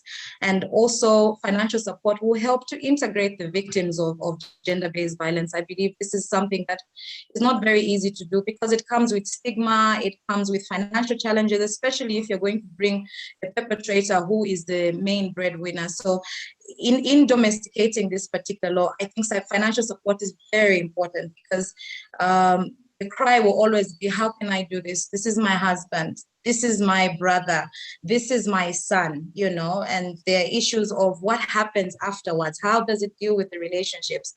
But if the government provides the necessary support and also helps to integrate not only the victim, but also the perpetrator into society after the fact, this will really help in the recognition of GBV and also the possible domestication of the model law. And then we also have the aspect of redefining social norms and practices. This is very important. Unless we have a mindset change and women are not considered as objects that can be abused, young men, young male children are not abused, only then will we be able to achieve and have the acceptance of the parliament to actually domesticate this piece of law. And I think it really rides on the fact that there really needs to be a synergy between the customary law and the statutory law and an appreciation of what this vice is all about. I thank you very much. Thank you very much, Zambia, for that presentation and submission. We move on to, I'm looking at the time though. 13:02. We've only got Zimbabwe. I don't know if the team would be agreeable to leave Zimbabwe for after lunch, or we proceed now. We proceed? Okay, so we'll proceed with Zimbabwe. Can we give them 10 minutes, 15? That's okay. Oh, 5. Okay. So she won't take too long. Thank you very much. Zimbabwe, please. Madagascar asked to be last. Maybe we can have them in the after lunch because she said she was still preparing. I hope Madagascar is fine with that. I don't know if she's still there. We'll communicate En with fait, her. j'allais justement vous solliciter si je pouvais passer avant le déjeuner parce qu'on a des problèmes de coupure de courant et j'ai peur de ne pas pouvoir revenir après. Mais ce sera vraiment une présentation vite fait. Je n'ai pas dépassé les 5-10 minutes non plus.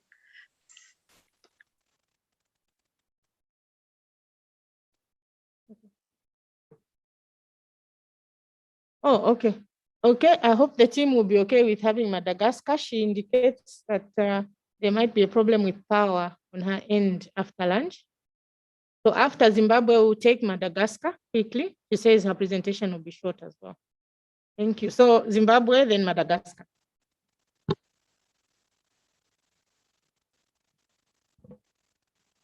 Good afternoon, everyone. I don't know if you can hear me. All right. So, yes.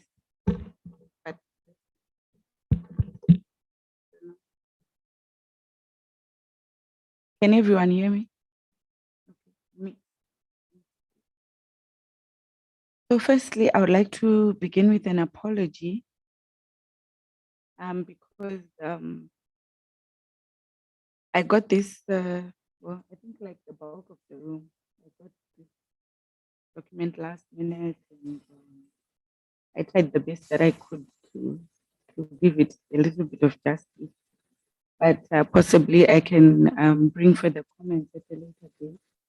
But I did, however, manage to at least go through the whole document and just have a general idea of what is being proposed. However, my initial approach to the document, which you have addressed, to say that no, this is not focusing on technical expectations of a legislatively drafted document. This is more of containing the concepts and the ideas that need to be introduced. Initially, when I was looking at it, I was looking at it with the structure of giving us possibly set provisions that we can just adopt. But then later on, I realized that some of the provisions will tell us how to do something or the best way to address a certain idea and so forth. Then later on, I changed my response to the document because initially I was expecting the whole structure of from the top to the bottom, but thank you for addressing that concern at the very beginning of your presentation. So if you forgive me, I didn't get time to get back into the document and fix that. I wanted to listen to the other contributions. So from that apology, I just also want to thank you very much for your very comprehensive, not just the presentation, but the research, the document. Like this document is more than a model. It gives us background, it gives us ideas and all the things that we can even somehow see into the kind of research that you went into to come up with this document. And it's very, very useful for us. So my first comment had been on the issue of domestication.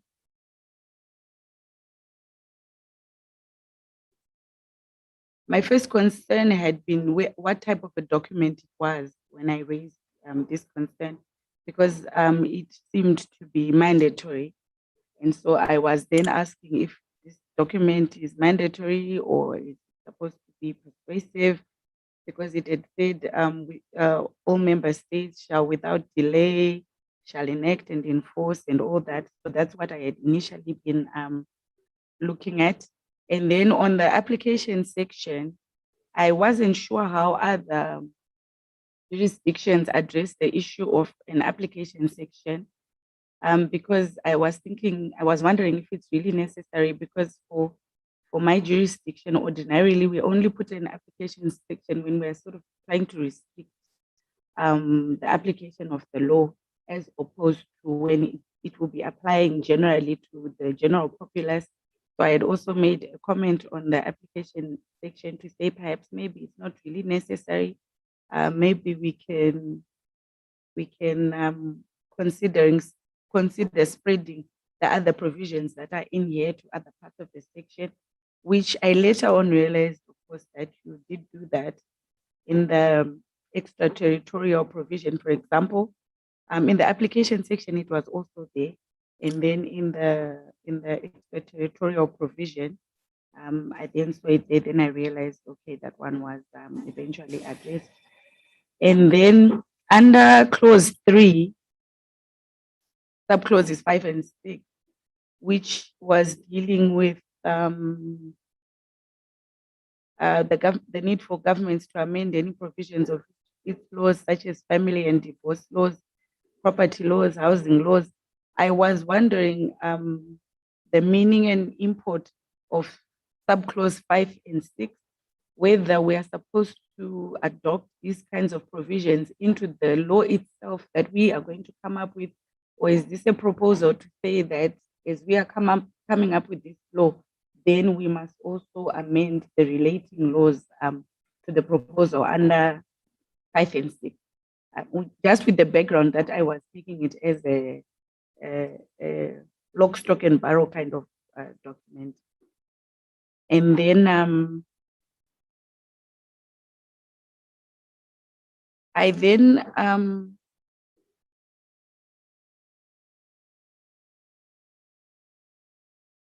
sorry, just under the definitions, I just wanted to make a proposal. There was then a mention of the definitions with regard to definitions that had been defined before, and there was a relation. There was a link with gender-based violence or discrimination, but in the okay.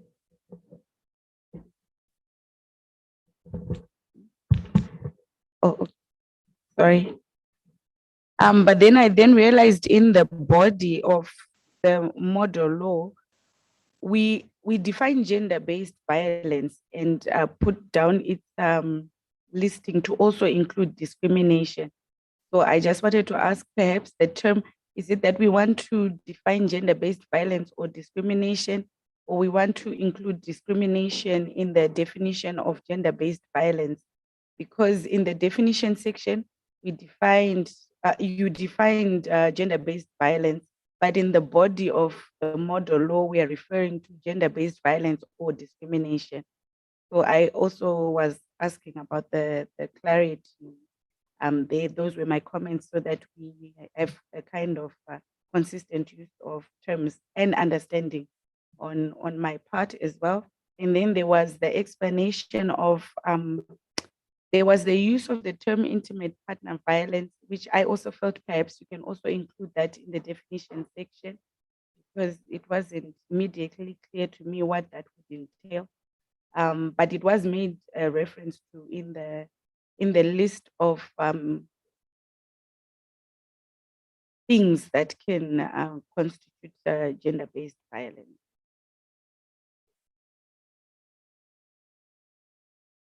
And then, unfortunately, under clause 12,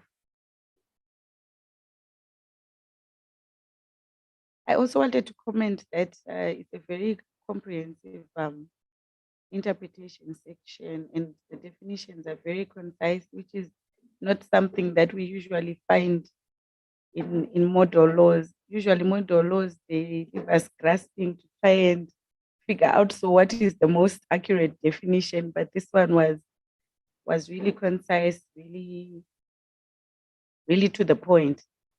So sorry, I'm trying to go to 12.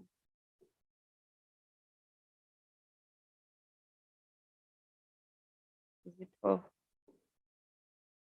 Okay, I guess it addresses the other concerns. I wanted to go to the issue of the listed rights, rights that are in this model law.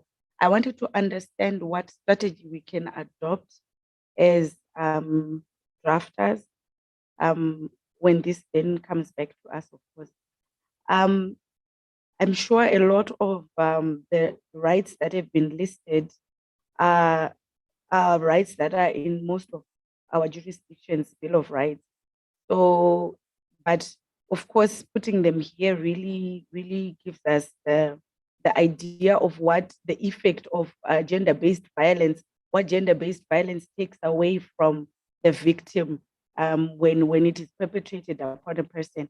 So I wanted to understand from a strategic point of view, when we are drafting, is it a proposal that we should also sort of backtrack and also mention these rights as well in this model law? Or is it that we can just limit it to, for example, in Zimbabwe, when we are making a law and it's linked to certain provisions of the Constitution, we just put those provisions, we highlight them in the preamble. So I was wondering, is the strategy perhaps to state them again, because there's still no harm in stating them again? Is the strategy to state them again in this particular law, or make reference to the preamble, or was it also part of your strategy in the model law to remind us of the rights that we are dealing with regard to this particular law? Sorry, a lot of mine are questions that I will feel you can answer at plenary. And then I was looking at the provision on general measures. I think it's part 5 in the first division, the general measures, interventions, and so forth and so forth. Part of my contribution is related to the previous speakers' contribution as well as Seychelles, as in, I was wondering how implementable it is. For example, with regard to the issue of, there was a provision stating that a woman will be entitled to divorce as part of, for example, the solutions to the victim. So considering how the law of family and all that works, I was wondering how then would we enforce that, to say a person who is a victim of gender-based violence is immediately entitled to divorce? Is it that now the state will be implementing proceedings on behalf of this person? Can the state even do that? And of course, the issue of general state action. I agree with the point that this model law is the ideal. This is where we should all be, or we should at least be striving to get to. But of course, limitations of resources and so forth and so forth. So for us to avoid a situation whereby we've got the law in place, everything is in place, but resources are not necessarily available to implement each and every single state action that is proposed, is there a way for us perhaps to adopt measures that still allow for assistance and so forth without necessarily limiting to these specific actions that have been provided in the model law, like the difficult ones, at least the other ones, yeah. And then I wanted to ask, perhaps I missed it somewhere, are there measures in place in the model law to address frivolous reports? Because there have been instances where you find persons who report out of spite or out of whichever domestic altercation that didn't necessarily result in the listed actions that amount to domestic violence. Is there also a perhaps proposals that are set, or perhaps would we just be sticking to the structure of saying reported in good faith, those kinds of phrases and so forth and so forth, without necessarily bringing the wrong light in the area of gender-based violence?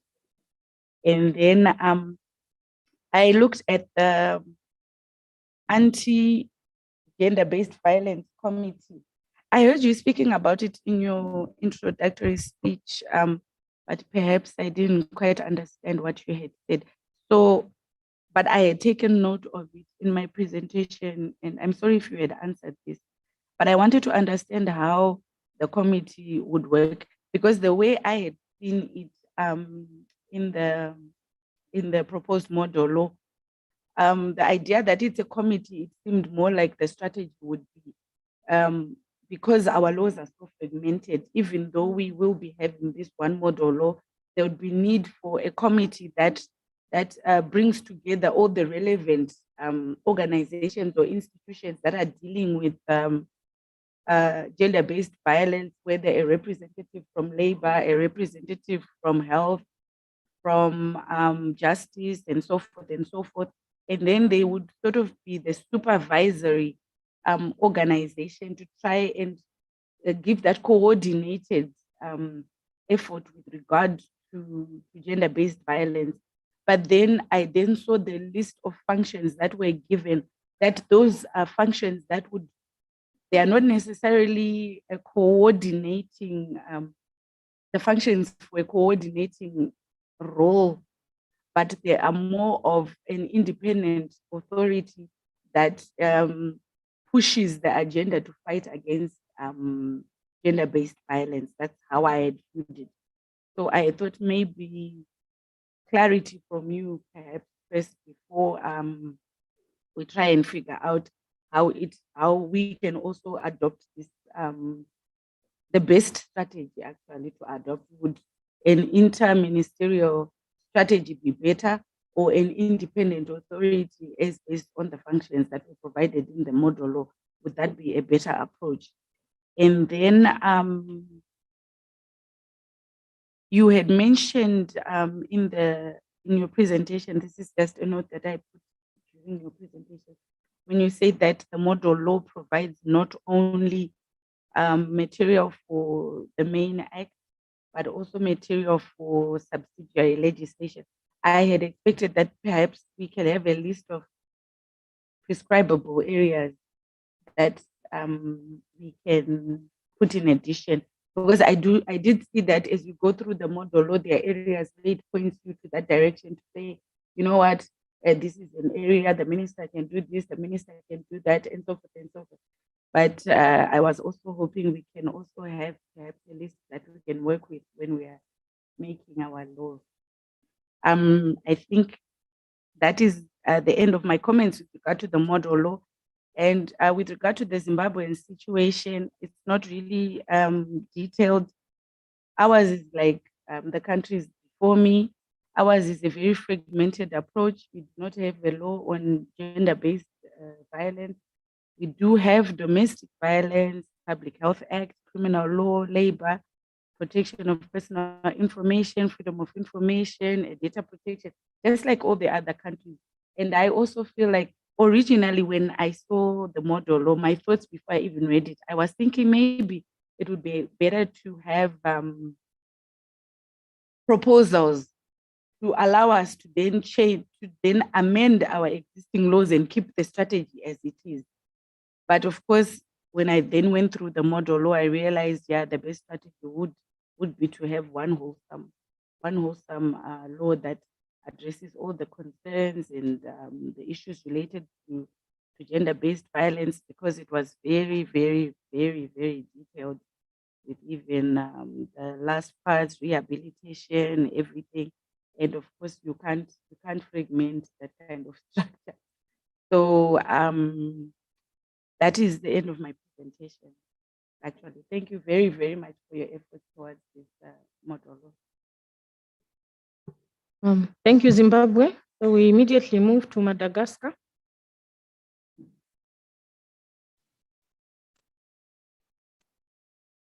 Merci beaucoup de m'avoir donné la parole et merci de la faveur que vous me donnez en me permettant de parler avant que vous ne passiez à la pause déjeuner. Alors, en commençant, je rejoins totalement les idées formulées par mon collègue du Seychelles. Cette loi type est vraiment une loi très, très ambitieuse et c'est à se demander comment les États vont faire pour vraiment l'appliquer dans leur législation, surtout concernant les fonds qu'il faut considérer afin de les mettre en œuvre. Pour vous parler du cas de Madagascar, nous avons depuis 2009 adopté une loi sur les violences basées sur le genre. Il faut dire que depuis cette loi, la République de Madagascar a quand même entrepris des efforts considérables. Mais en analysant et après lecture de cette loi type de la SADC, force est de constater que quand même, il y a certaines lacunes. Comme par exemple, une chose qui m'a sauté aux yeux, c'était le fait de ne pas avoir considéré dans notre loi l'existence des groupes vulnérables tels que les apatrides, les demandeurs d'asile ou encore les réfugiés. Et d'ailleurs, ça a été toujours un défi de la République de Madagascar parce que la mise en conformité des instruments internationaux que nous avons ratifiés et jusque-là, connaît jusque-là un parcours du combattant. À part tout ça, à part cela, excusez-moi, un des défis que nous rencontrons également, c'est que même par rapport aux rédacteurs juridiques eux-mêmes, le concept de violence basée sur le genre reste très mal compris ou mal connu. Et de ce fait, la rédaction et la compréhension du texte varient vraiment d'une personne à une autre. Donc, il faudrait revenir à la définition même de ce que c'est la violence basée sur le genre. Et il y avait eu 2 définitions que vous avez proposées dans la loi type, celle des Nations Unies et celle de la SADC. Et je pense personnellement que celle proposée par la SADC est mieux compréhensible, on va dire. Mais vraiment, il est nécessaire de rappeler ce que veut dire violence basée sur le genre et le genre même, que signifie genre pour que la loi soit vraiment efficace et efficiente. Outre ce point, Madagascar fait partie des pays qui ne reconnaissent pas encore l'existence des personnes LGBTQ+. Du coup, parler de cette catégorie de personnes-là reste un réel défi, mais comme Madame Jalal a dit, il nous incombe aux rédacteurs juridiques de trouver les termes adéquats pour considérer ces personnes-là. Outre ces remarques-là, dans la partie 3 et 4 de la loi type, vous parlez des droits des victimes, de l'accès à la justice et de l'interdiction de toutes les formes de violence basées sur le genre.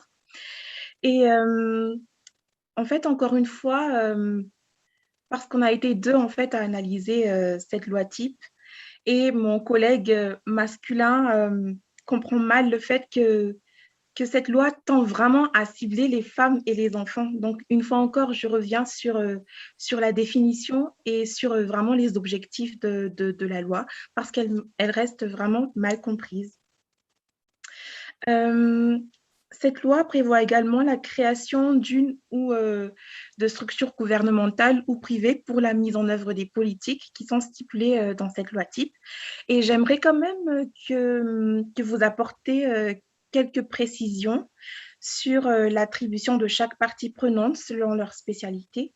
Exemple, les forces de l'ordre, les organisations, les prestataires ou encore le gouvernement, ainsi que la durée nécessaire pour la procédure et le traitement des dossiers, ou encore des précisions sur le mécanisme des structures en charge d'assistance des victimes, et enfin les fonds alloués, ainsi que l'organisme ou département gouvernemental tutelle de cette lutte.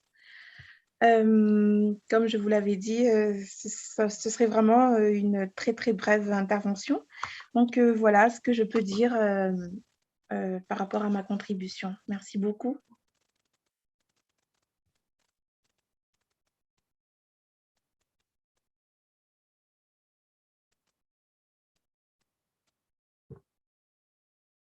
Thank you. And that was Madagascar. I'm not sure if we have Botswana now in the meeting. I have not had a response from the delegate from Botswana until now, and I can't see a name here. So maybe we can proceed for lunch and continue. Could be back in about an hour at 2:30, because it's almost 1:30 now. Lunch will be served where we had breakfast in the restaurant downstairs. Thank you very much.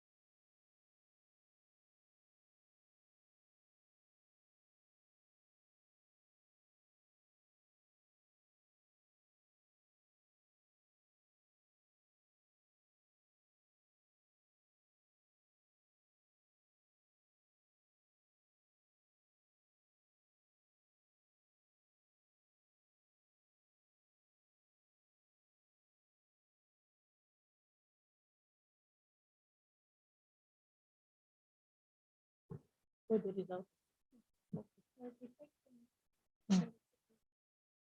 Okay, sorry, colleagues, just one more announcement.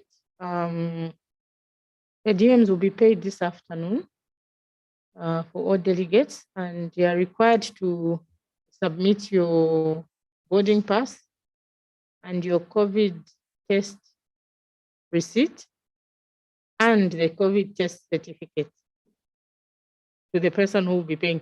You'll be advised where she will be this afternoon. And we are hoping we can also do the COVID test for the return later this afternoon, but we'll advise.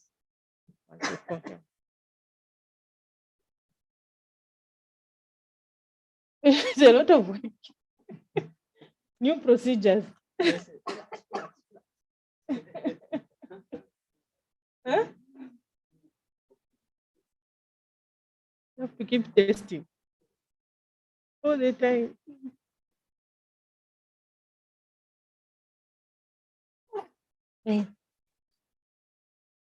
Mhm. Oh.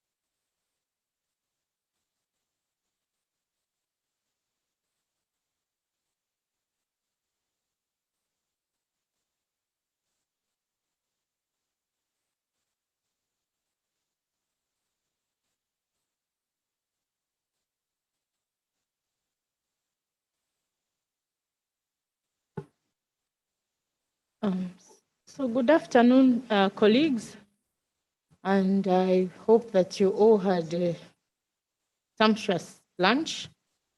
For our afternoon session, we were going to have a presentation from Botswana. However, our participant from Botswana who was to join us through Zoom is not able to join the meeting because she's having connectivity issues. So she may be able to join us in the morning because she will be going to another location where the connectivity may be better. So she will make her presentation tomorrow morning, we hope at 9 when we come back.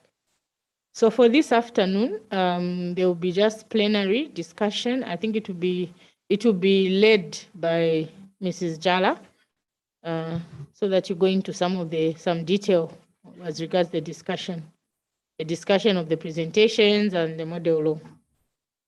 So for now, it's over to Mrs. Jala. Thank you. Thank you, Madam.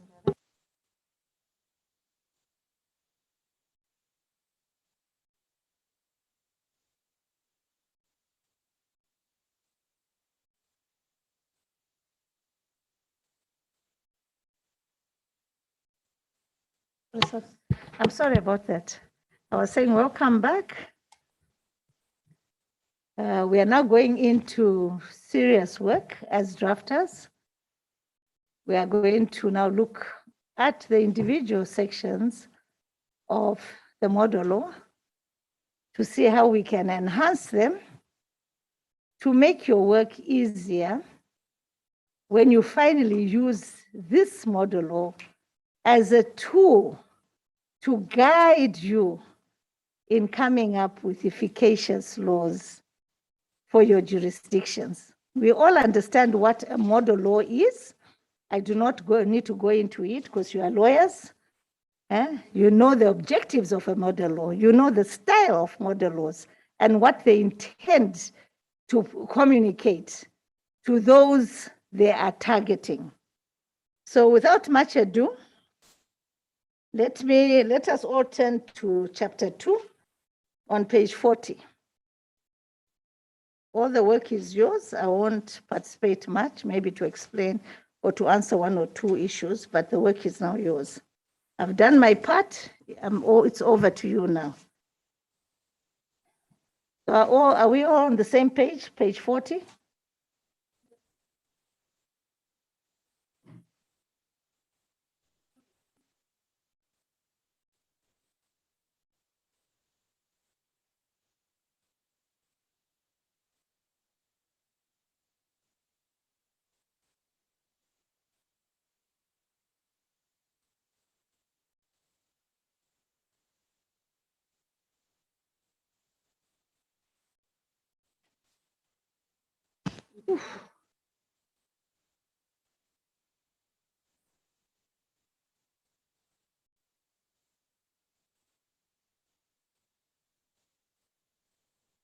Are we on page 40, chapter 2? I'll go page by page, and within a page, if there's a section, I'll direct your attention to that section. So page 40 of the preamble.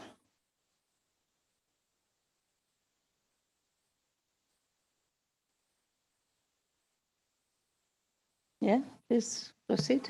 Okay, thank you. With regards to the general structure, the parts, I've noticed that if we are to follow the logical cycle, should not part 3 move after section 56? Where are you? I am we are at preamble. Preamble, yeah, page 40. Yes. Yeah, now which part? Just can you? I am just addressing the structure of the model law itself, in terms of the content page, for example. No, let's not go into style, please. I beg of you. Okay. This model law is based on the structure of model laws issued by SADC PF.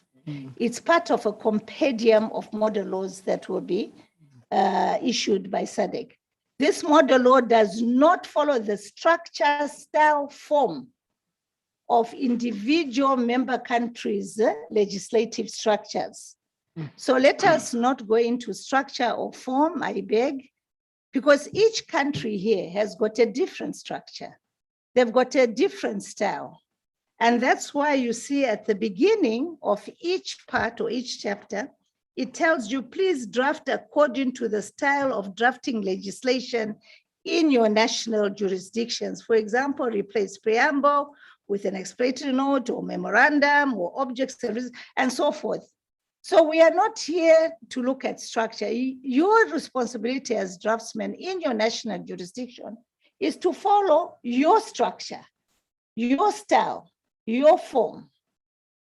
That's all. But for the model law, we want technical content and good drafting. Drafting is the same anywhere you go in the world. Yeah? It's good drafting, whether the technical content is sound or it's not sound. So that's the type of comments. And if you need to redraft, you are all drafters, that's why you're here. If you need to redraft to communicate better, to remove ambiguity and so forth, we'll welcome those suggestions because they're important. That's why we've called you here, but not form and structure. Yeah, so let's proceed. Any other comment on form or not on form and structure? None, okay. Anyone on page 40? I see no hand. Page 41. Yes? Sorry, I'm not sure whether if we do it that way, it will help. I don't know if, unless if maybe it will take us too long, but I was hoping maybe we could go through it together. Which one? All the sections as they are, or the clauses. Instead of just saying, does anybody has anything to say on this? Because I feel like we'll be a bit rushing it, and before somebody can pick something, probably would have gone past that day. Oh, sorry, because I took it that this was sent, Director, to you, and you had already read through it and at least made preliminary marks or annotations on your draft. Thereafter, when you raise, you know how we do drafting in committee. When you raise a question and then everybody else would comment on it, agree and not agree, until we reach consensus on that section. Then we will adopt it or not adopt it, or redraft it. You will redraft. The person who raises the issue will redraft it for us, and then we debate that redraft and we adopt or we don't adopt. So that's the procedure we thought we took, and that's the procedure we took at the last meeting of draftsmen. You know, I understand. It's just that for me, when I actually was going through it, I was in mind, I had what Paulina has told us about, that we should maybe try to see how we can improve on it. But then I realized that it was saying that it has not been drafted in any style or form of any country. So I could not really try to base myself in those things. I tried more to focus on issues like the practicality and everything, and the all-encompassing aspect of it, whether it has covered maybe all the areas that I think maybe needs to have been addressed. That's correct. You are very correct. And that's what we expect from you. Not structure and form, but what you have said just now. That's what we expect you should enhance this with. If there's something missing, you state no. Or if you say the extent is too narrow, it's limited to this, we want to extend it to include this. So I totally agree with you. That's what we're going to do, and not structure and form. No, thank you very much. Anyone with preliminary comments? Yes, yes. Thank you. I'm wondering whether it should be prudent to start with the interpretation and not go into the preamble. Oh, you don't want to go through the preamble? Is that what you said? We shouldn't go through the preamble? Yes, because to me, it's the important place where to start with the interpretation. Any consensus on this matter or any objections? what she's suggesting that we skip the preamble. Any objections to that? Okay. Yes. Okay. I think maybe she's talking from the point of view of how should usually draft a national legislation, like the structure, how hers would appear, what usually would come first. But for this purpose, I think it is only better that we go it as it appears so that we don't go forth and backwards. We'll end up maybe missing certain things that we could have maybe covered if we went them as they appear. So I think it's just the flexibility of at least her, maybe when we are at the preamble, if she has nothing to say for now, those who have something can say, but when you get to a point that she has something to say, then she can say it. But it will, the uniformity that it has, if we go it as it appears, I think it will help us know how far we have reached. And if maybe we can realize that we are being too slow, the time we have by the end of tomorrow would not have covered, then we'll be able to see, because we'll be going as it is. But once we start skipping places, we wouldn't really know how far we are going. Thank you. Anyone else? Zimbabwe? I was actually in support of the proposal to skip the preamble. Because for me, the preamble is just acknowledging the international provisions and commitment that we have towards this. That's mostly what it focuses on. The substance outside of what we can control is after that. Okay. Anyone else? We've got two opposing views and one standalone view. Namibia, what's your opinion? I'm in agreement with skipping the preamble, considering that those are high-level statements that don't necessarily have much bearing on the actual content of the model law. Okay. And start with the preliminary provisions. Seychelles? Mauritius? Okay, majority has it. Let's skip, but we are not coming back to the preamble. I agree with Lesotho. The preamble gives you a general understanding what was taken into account in coming up with this law. So if you have read it and you agree with it, you support the preamble, we leave it at that. We are not coming back to amend the preamble. Okay? So let us go now to page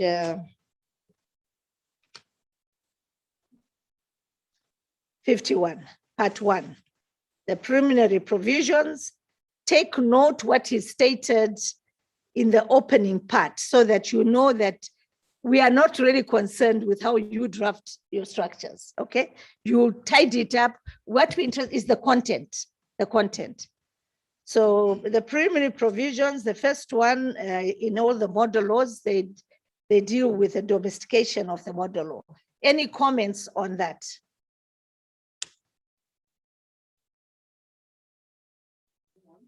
Yeah.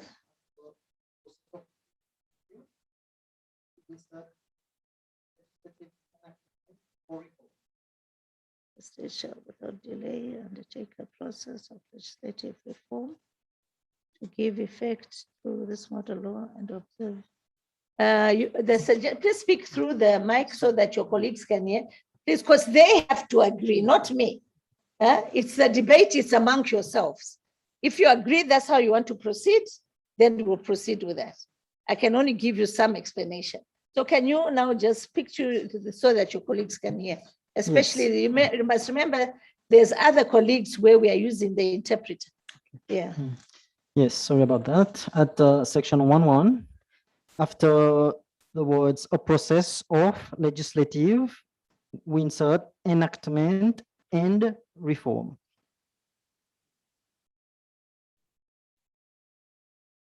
Have we got his point? He wants to put, after process of legislative, he wants to put enactment. Member states shall without delay undertake a process of legislative reform to give effect to this model law and observe its objectives. So he was saying that we must say undertake a process of legislative enactment and reform. In order to reform legislation, it would need to be enacted. So I think that's a redundancy in itself. Pardon?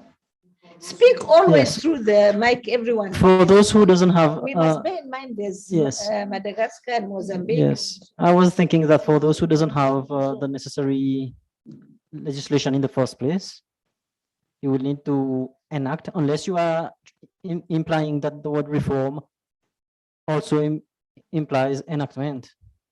No issue.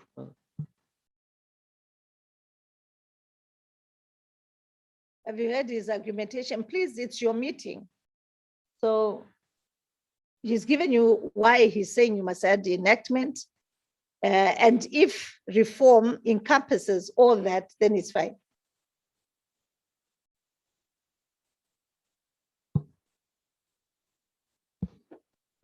Thank you. I agree with my learned friend from Namibia, because reform includes where you enact a law, or you repeal a law, or you amend a law. Okay. So let's move to the next one. That one, Mr. Jerry, has not been accepted by the committee of drafters. Any other on section 1? Any other comment changes on section 1?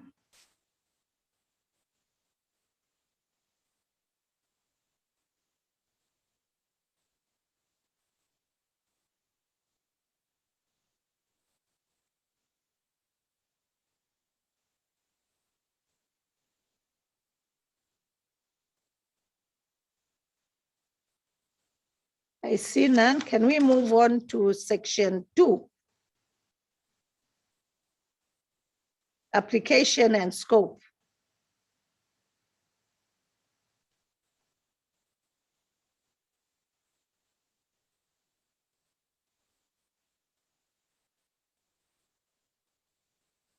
Yes, ourselves. Yes, should we include right at the beginning that this model law shall, not this law shall bind the state? Please just indicate, is it subclause 1? Which one are you targeting? So that everyone follows you. We can make this law shall bind the state, and then the current one becomes 2 and we shift. I didn't get you, my dear. I don't know. Did the others get you? No, I haven't got you also. He's proposing that can this first sub-clause be a clause that speaks to the model law binding the state? That's what he's saying. No, under this domestication of model law. Still here he's saying we must put a new one, not the existing one, and say that that one provides that the model law must be binding upon the state and all its agencies. You know that. Namibia? I think from the onset, at least from Ms. Jala's presentation, the model law is supposed to be of non-binding Can nature. you speak aloud? Oh yeah, no, I was just saying that as per your explanation, the model law is non-binding in nature, so I don't know what that provision, what purpose that provision will serve. Yeah. Anyone else? Because we rather, you can switch off. The model law is a model law. It's just persuasive in nature. And we persuade you to progressively try to implement it. You don't even have to implement it immediately or all of it at the same time. It's progressive. It's a gold standard. I remember you said in the morning, it's too ambitious. You can't call it ambitious unless ambitious connotes negativity or positivity in how you're going to look at it. So it's just a gold standard for you to reach. So if you say binding, again, we are bringing in a connotation that you have no choice.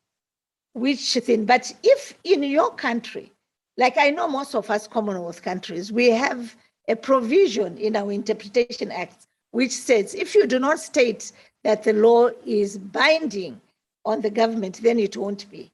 So when you go back, when you are drafting a legislation on GBV, you yourself in that legislation, you will have that binding clause inserted in the beginning, but definitely not in the model law. Yes, Namibia? Yes, my only comment with regards to that subclause 1 would perhaps be the removal of the without delay, because without delay then places some obligation on member states to, the provision should rather read member states shall undertake a process of legislative reform to give effect to this model law and observe its objectives, as opposed to without delay. You're back in section Yes, 1. Yes, Okay. the without delay. So committee, Namibia is suggesting that we remove the terms without delay, the term without delay. Any objections to that?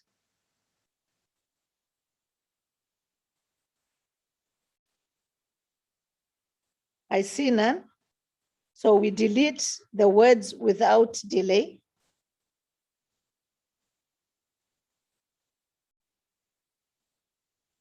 Okay, can we go to section 2?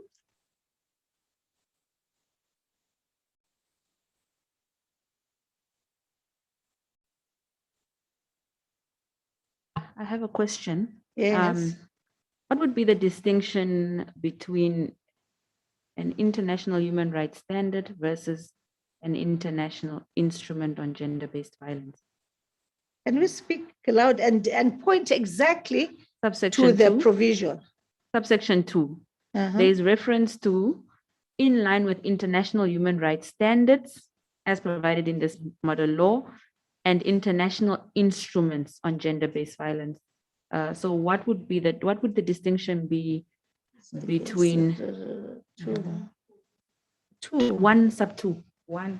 Yes. You've gone back to 1 again. Are we not? Oh, sorry. We have moved to 2. Please, let's, others will never finish. Okay. If we go backwards and forwards, let's focus so that we complete 1. Okay? I thought we are still on 1, but okay. I thought we are, yeah. Yes. When I call the section. The section.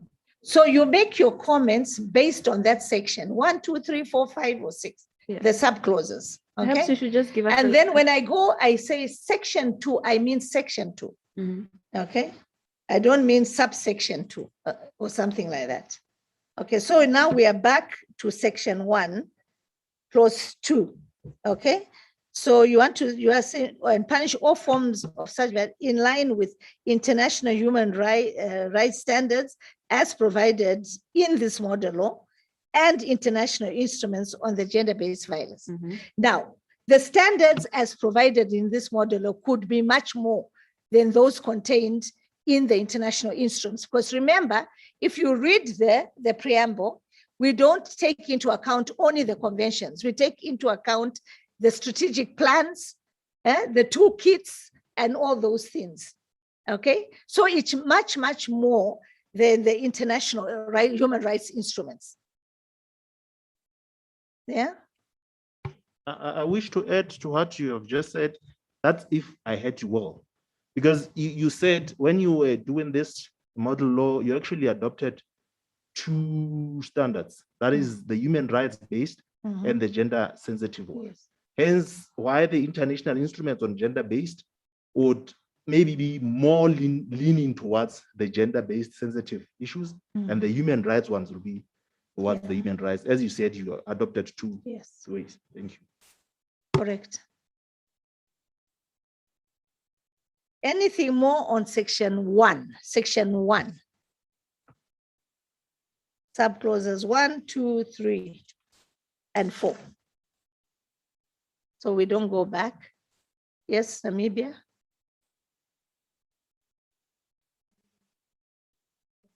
Pardon?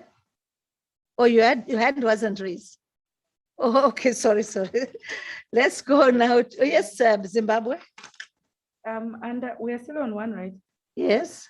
Under sub 3, the fourth proposal. It says to adapt and adopt selected provisions from this model in parts of the national law on gender-based violence. In parts of the national law, does this recognize that there are different pieces of legislation, or does it refer to the one law on legislation that we might possibly have? The broad interpretation, your first year. Okay, so then I was don't have parts then I don't have of national law. We haven't said an act, national law, very general. Because we understand all your laws are fragmented. So I propose to make it in the plural, national laws. Because national law gives us an impression that I've got a national law on gender-based violence. Anyone from the committee? She wants us to add S after laws. I would agree with that. And then also just with subclause C. You have to speak louder because I think we are not hearing. Okay. Yeah, just speak to your mic. Maybe it's the mask that's blocking my mouth. Subclause C and D. C reads, adopt selected provisions from this model law in parts of the various national laws on gender-based violence, or adapt and adopt selected provisions from this model law in parts of the national law on gender-based violence. So, okay. So your proposal is to adapt or not choose and but or. I think that's straightforward enough. We can accept that. Adapt or adopt. Okay. We change the and to and or. But if you read it, I think Zimbabwe wanted the laws. Read it again and you find if you put the laws, you are not drafting like a draftsman. Because you are better off drafting in the singular, especially in this context. Because you can have one law, you can have many law, and law is law. We haven't put acts of parliament. Yeah, the point falls away anyway, because of C. I had misunderstood C. C already says in parts of various national laws on gender-based, so it's a non-event now. Okay. So in 3D, we have changed and to or. Agreed? Okay. May we proceed to section 2? Any comments, changes to section 2?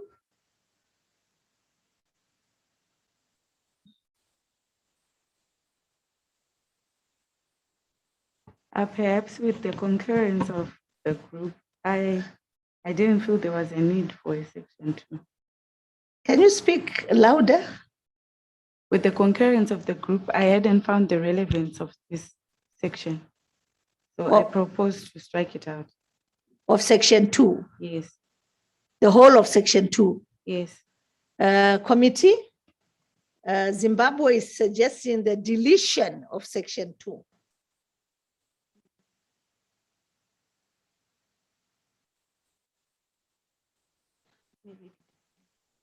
So, sorry if I may just ask a question. Yes. Do you care to elaborate more as to, I mean, why do you feel like, say, there is no use or just guidance to show us so that at least we can vote on how to understand? Okay, in my previous presentation, I had said that your mic. Oh. Yeah, and yes, just bring it closer to you. Let me take off the mask. Is it better? In my previous presentation, I had said that for me, the section is redundant because the law applies generally to everybody. So if it applies generally to everybody, now going and specifying things again is confusing for me.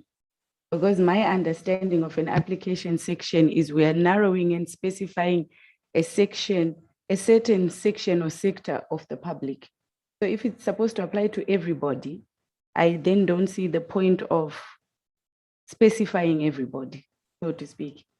And then if you look at subsection 2, it just speaks to the extraterritorial effect that we already speak of in 3 as well. And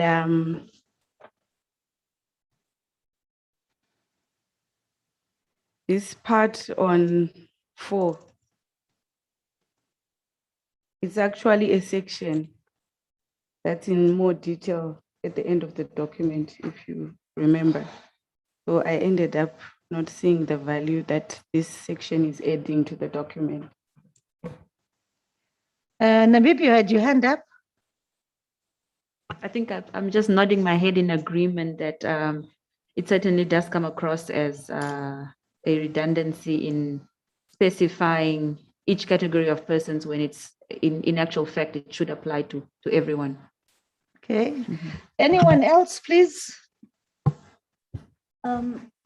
I agree with my colleagues, but then I would like to say that I do not see any harm in keeping it, because it sort of gives direction or as to, yes, the application in the scope for a person who reads the model law, not necessarily for drafting purposes but maybe for research purposes, then that person would have reference to who exactly or what exactly does the law apply to. So I would like to say, let's just leave it. Thank you. Anyone else before I give you an explanation as to why it's there? And then you can debate further after my explanation. If you go Sorry. to, Lesotho, sorry, Okay. Based on what you said were some of the comments from previous groups that you made, even also some of the comments made in this group, I'm of the view that for as much as we are trying to address this GBV offenses, some countries, as far as certain elements of the GBV are concerned, are still maybe lagging behind. That is, there are countries maybe that do not recognize the LGBT groups and others. And but they are still member states. So I think maybe we need to come up with a way of trying to say, you could be a citizen of Lesotho, but you commit a GBV offense in a state that maybe does not recognize the LGBT offense. And question is, can Lesotho maybe have jurisdiction over X that you committed when you were in a member state that maybe does not recognize that? So maybe because we could leave Lesotho maybe as a couple, go to Seychelles on holiday, and then we commit certain things, when we are there, but in Seychelles, everything will be fine. But then Lesotho would be like, I need to take care of that. So I don't know whether leaving out the scope of application would actually not end up running a risk of leaving out certain elements that might be important. Thank you. Thank you. So I want to repeat what Lesotho has said, because he's absolutely right. That's the angle which we came from.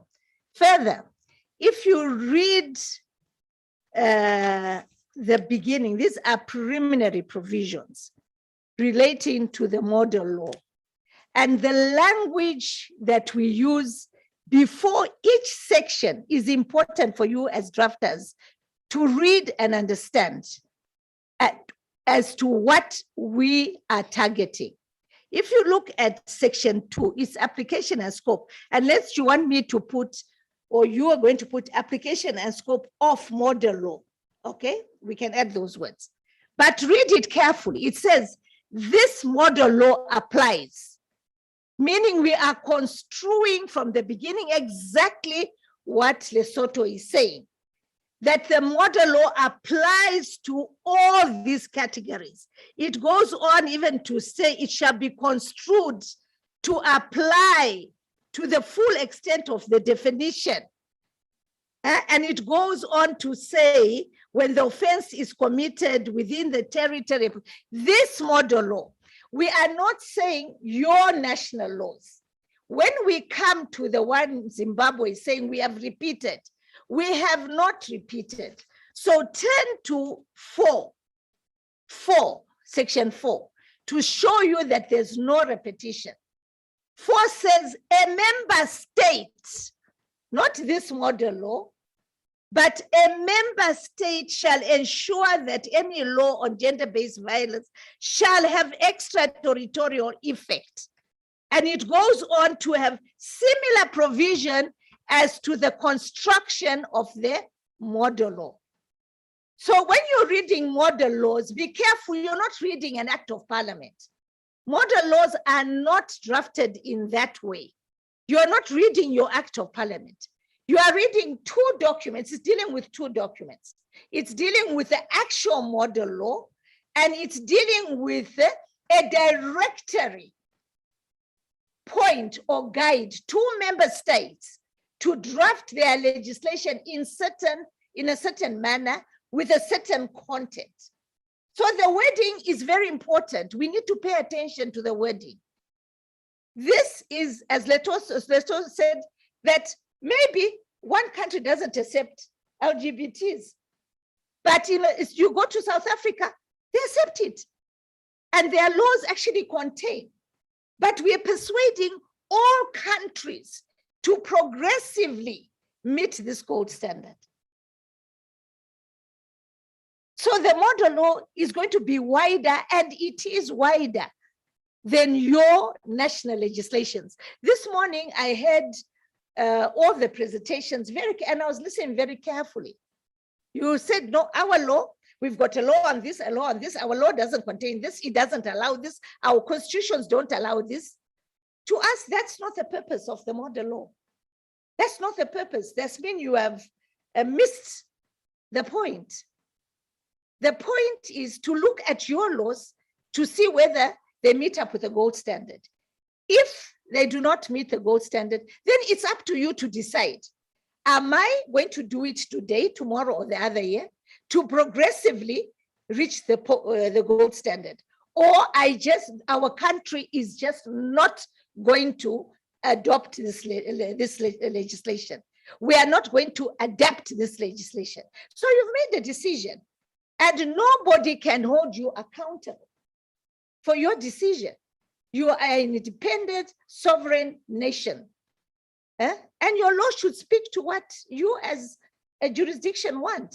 But what we are asking is, please, as member states, let's have a commonality of legislative provisions dealing with GBV, because it will be easier for us as member states of SADC to execute cross-border our legislative enactments through reciprocity of the process that we are going to take.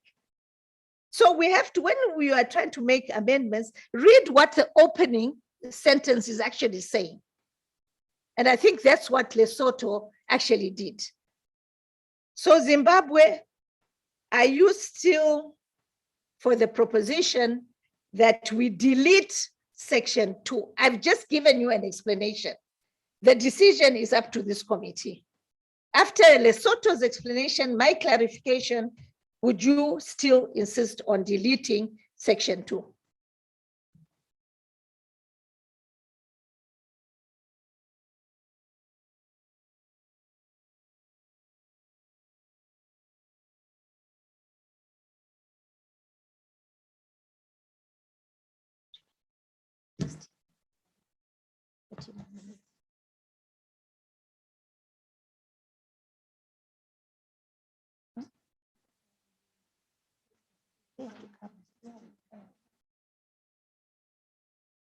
Zimbabwe, we are waiting for you for us to proceed. What do you need me to do? Sorry, I've been talking to. I can't hear. You have to speak to the. You can't see me. I go like this. What do you need me to do? Sorry, I thought the members were making a decision. Yeah, but you have to, because you made a very serious suggestion. So we're asking you, okay, are you still insisting that we maintain or we delete section 2? I think it's now up to the members to choose what they prefer.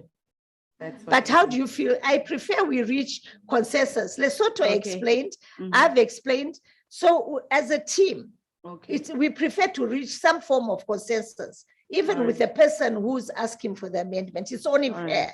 Okay. It's only fair. Yeah. Okay, so we can leave it if people understand it. that Okay, way. thank you very much. Please do not delete. Yeah. Mhm.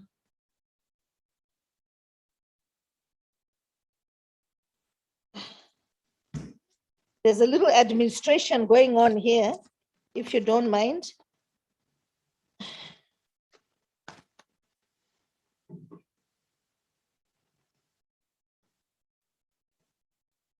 You need any receipts? No, I'll make them. Okay. Okay.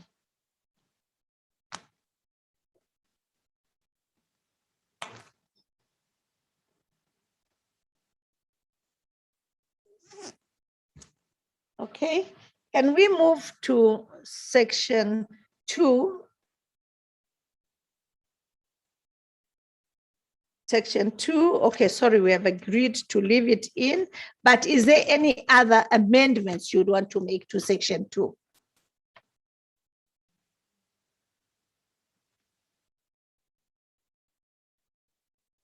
Okay, I see none. Let us move to section 3, conflict and review of national laws.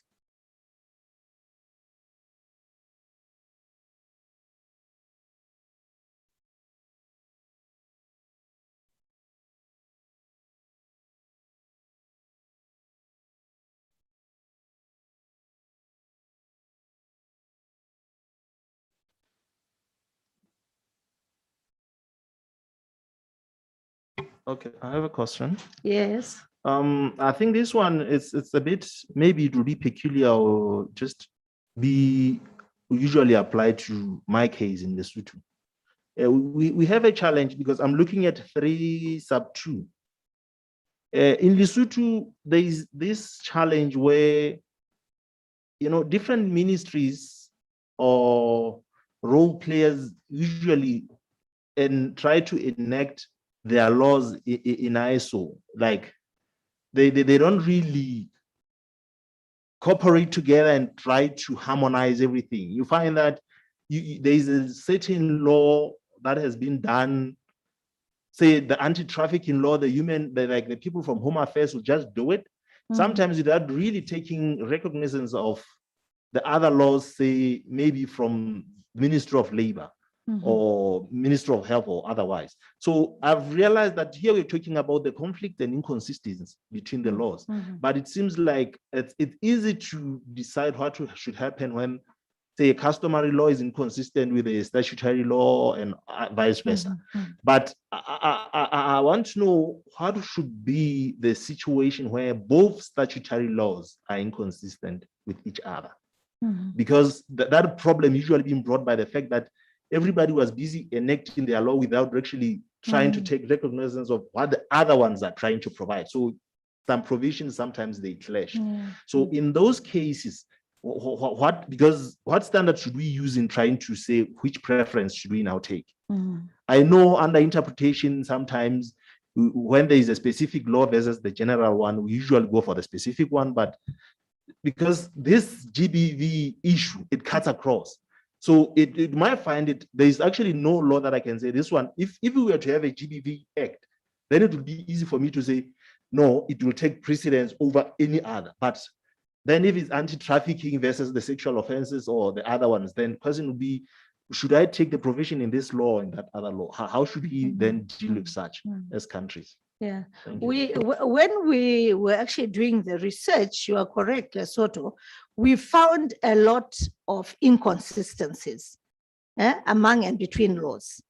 We found a lot of ambiguities between and among laws, which are consequential to each other, they impact.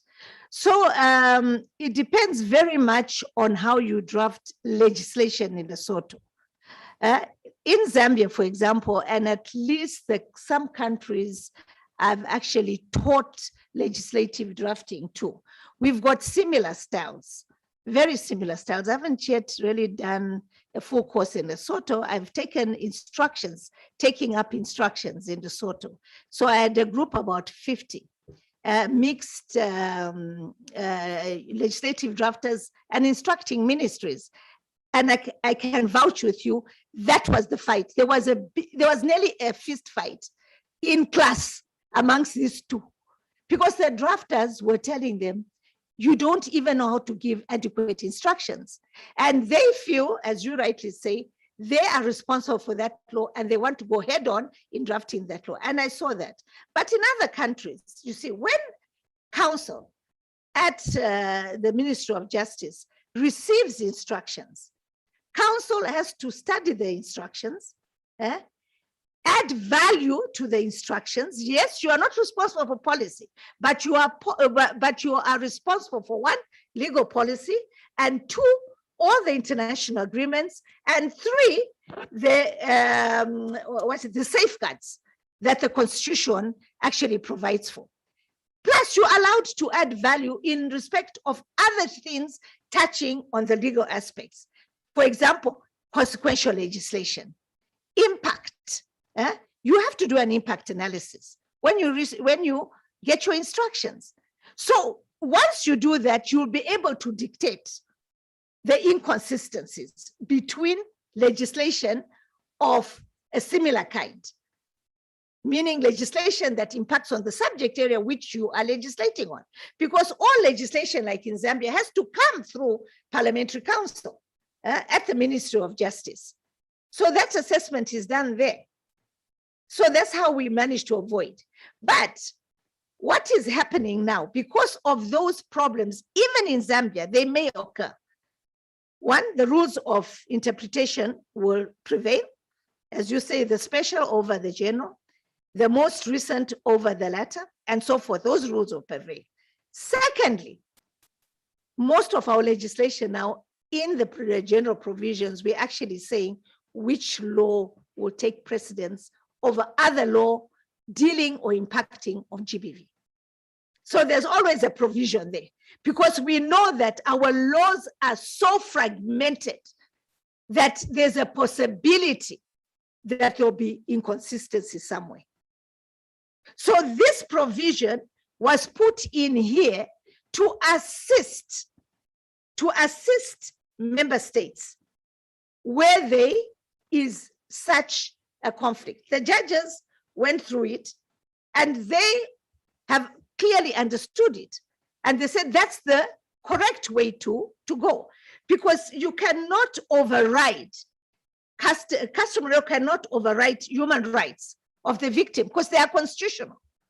They cannot override gender equality standards because these are international obligations of the state, and most of your legislation on gender equity and equality have actually set that standard. So we did our research, and this is a reminder to state that these customary laws, religious norms and whatever, cannot override statutory law. They can't. They can't.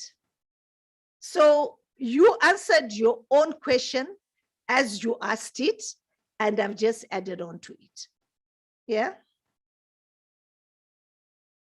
Any other section? Mozambique?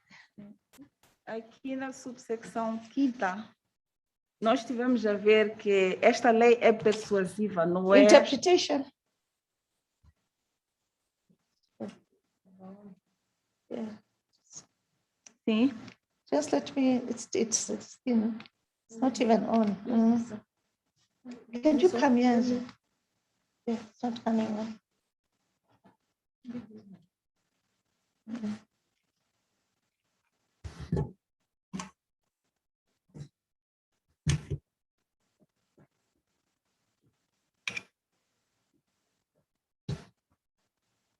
Okay, you can proceed, ma.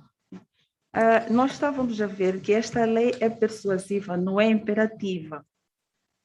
Mas aqui na cláusula 5ª, eu está-me a parecer, não sei se estou correta, que há uma contradição quando se diz que o governo deve alterar qualquer disposições das suas leis de família, cita quais são as leis que devem ser alteradas, que sejam incoerentes com a lei modelo. Se diz que deve, já está a impor, está a fazer uma imposição. Quer dizer que a partir do momento em que que esta lei for aprovada e ser adotada pelos Estados-membros, imediatamente a seguir, os países que tiverem algumas leis que contrariem o que consta aqui da lei modelo devem rever as suas leis. Mas sabemos que o processo de revisão ou de criação de uma lei leva o seu tempo. Então, quanto tempo se dá? Como é que se vai implementar? Isto é uma imposição ou é uma persuasão? Era essa a minha questão. Não sei se me fiz perceber. Committee, I'm not sure, but what I'm getting is that from reading 3, is that what you say? From reading section 3, or from reading the entire model law, you feel that it's mandatory and not discretionary. That's what you're saying, eh? Sim, sim. Okay. Committee, have you got? 5. No ponto 5 do ponto... Na cláusula 5ª do ponto 3, conflito e revisão da legislação nacional. A minha questão é, a partir do momento que se vai aprovar esta lei modelo, e se ela entra em contradição com a legislação nacional, os Estados-membros são obrigados, porque diz que o governo deve alterar quaisquer disposições das suas leis, como as leis de família, de divórcio, de propriedade, leis de habitação, segurança social e leis de emprego, que contradigam ou sejam incoerentes com a lei modelo ou qualquer lei sobre a violência baseada no gênero, de modo a assegurar um quadro jurídico. A minha questão é, se nós estamos a dizer que devem, é uma imposição ou se está-se a persuadir? Acho que esta palavra devem não está bem não está bem enquadrada.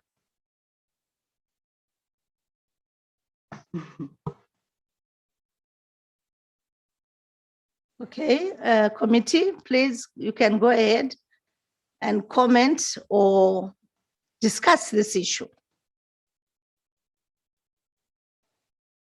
I think you've all heard, she's repeated it twice, so we've all understood what she's trying to say. She says when we adopt this model law, if the SADC PF Council adopts this model law, then it will be mandatory for member states to actually, they'll be obliged to amend their laws to be in tandem with this model law. Please, can we have a discussion on that?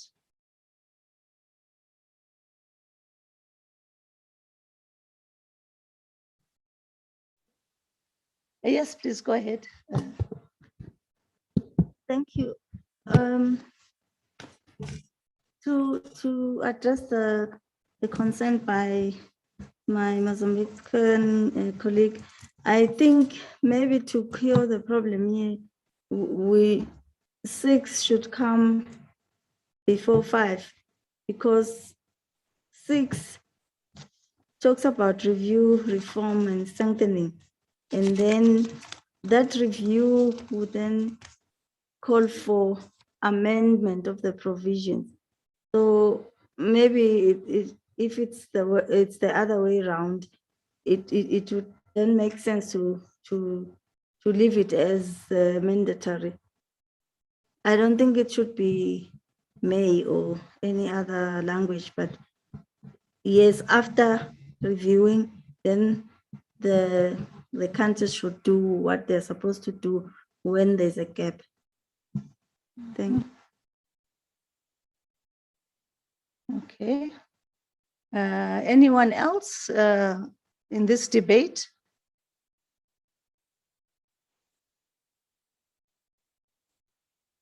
Should it be mandatory or discretionary after adoption?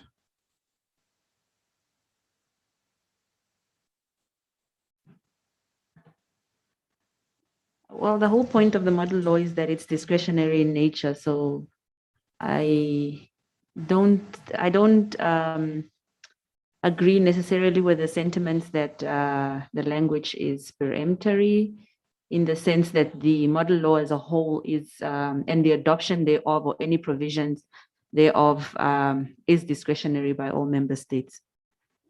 So you don't need to, you said you don't need to change the subs clauses as they are now.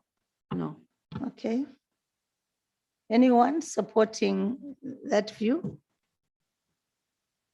Mozambique, have you understood what the colleagues are saying? That the whole nature of the thing, and you'll see it throughout, it's normally shall, meaning you have adopted, and you're not being forced. A model law is persuasive.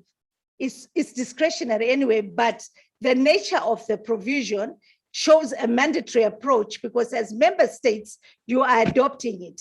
So why are you adopting it? In futility? What's the whole essence of the adoption process? What was the whole reason of coming up with a model law? The model law itself will show a mandatory stance, but the whole model law in itself is persuasive in nature. Have you understood what Namibia and I think that's the name, the country? From Eswatini. Lesotho. Oh, Eswatini and Swaziland. Okay, yes. Have you heard what they've said on it? Are you in agreement? Can we just leave the provision as it is, because it's well understood what a model law is? Thank you. Hello. Yeah. Oh, Zambia, please, can we have your comments? Yes, thank you very much, Madam Moderator. I think the preamble is very important as you are considering whether to have it written as shall or may. When you read page 50, I know we had skipped it. It says, it's strongly emphasizing that reforming the law on gender-based so as to conform to the member states' commitments in regional and international instruments on gender-based violence shows a profound commitment. I jump again to the encourage bit of the preamble, which says member states to put, it encourages member states to put in place mechanisms to enforce or harmonize the existing legislation. Zambia. Yes. Okay. The interpreters are asking you if you can speak slowly so that they can interpret what you are saying. So start from the beginning. Yeah. Thank you. They want to interpret as you speak. Okay, thank speak you. My apologies. Yeah, so start again. I think what you are saying is important. Okay, I go back to the preamble. You will recall that we had skipped it, but it was very important. And I think if you look at page 50, the paragraph that's beginning with strongly emphasizing, I won't read it in the interest of time, and the one that encourages member states to put in place mechanisms is very, it provides guidance on what this model law is. So we are not being forced.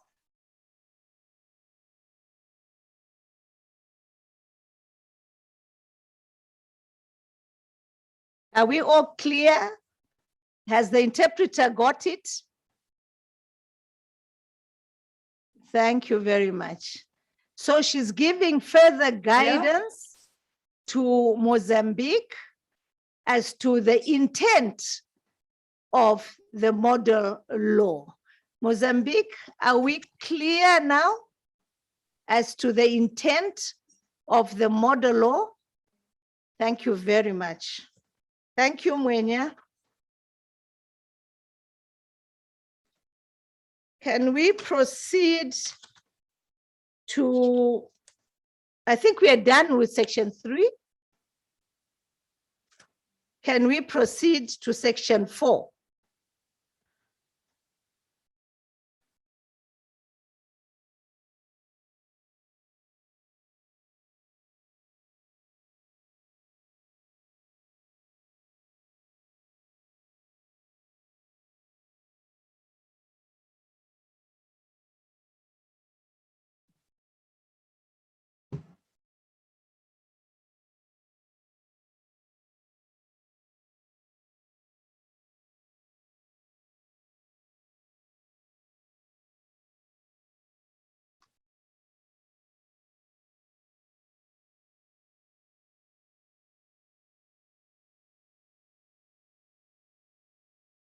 I see no comments from the floor. Can we proceed to section 5, objectives? So if you look at the footnote, it actually tells you that the objectives relate to the model law, but member states can adapt them to explanatory memorandum, long titles, objectives in their national legislation. So pay a particular attention to the footnotes for any further explanation.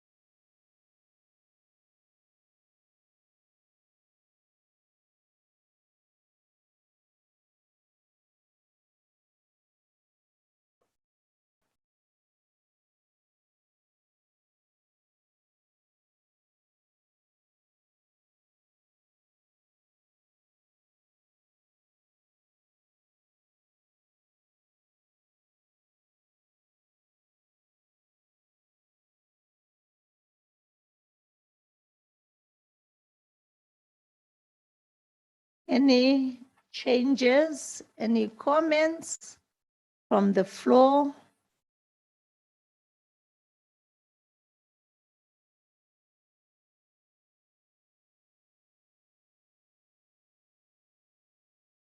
Seychelles, not Seychelles, Mauritius. I know you made a very elaborate statement saying that this is administrative, this is this, this is that, and you went through the entire model law, but we still expect you to help us on individual sections as we proceed. Yes, sure, I will come in. Thank you, thank you. I see no hand. Can we go to section 6, interpretation? Again, this section amplifies, deals with sections in the model law, but the states can use the very definitions, but may amplify them to suit their own jurisdictions. So that is what the footnote is actually saying. So you can include other terms, other words that you feel are not captured adequately in this model law.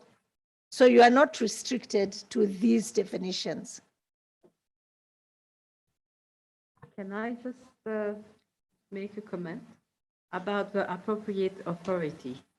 Here it's defined as a minister, ministry, or any other minister or ministry having responsibility for or such a public or statutory officer or body having powers under any written law over gender, gender-based violence, health, education, skills training. What happens is that a law is usually connected to a certain ministry, whereas this one is very wide. So how would it work in practice? Okay. Oh no, I shouldn't answer it. Committee, please can you help your colleague? Yes. She's saying that if I get her right, is that each ministry has its own mandate, portfolio, subject which it deals with, but the definition here is very wide, encompassing more than one ministry. So how are you going to deal with that when you are drafting your own legislation? Namibia? Yeah, I think the purpose of including the definition of appropriate authority for purposes of the model law is to adjust it when drafting your national law. So in instances where the appropriate authority is the Minister of Education, you would then replace that with the Minister of Education, where it's the Minister of Health. And so, yeah, going forward. So I think for purposes of this model law, appropriate authority can mean any one of those things that are contained in that definition. Or And a I combination. think, yes, or a combination of the competencies, basically. Yeah. Because And- remember, we found your laws very fragmented, and you had numerous competent authorities. You had numerous regulators dealing with this. Your Home Affairs, Gender Equity Commission.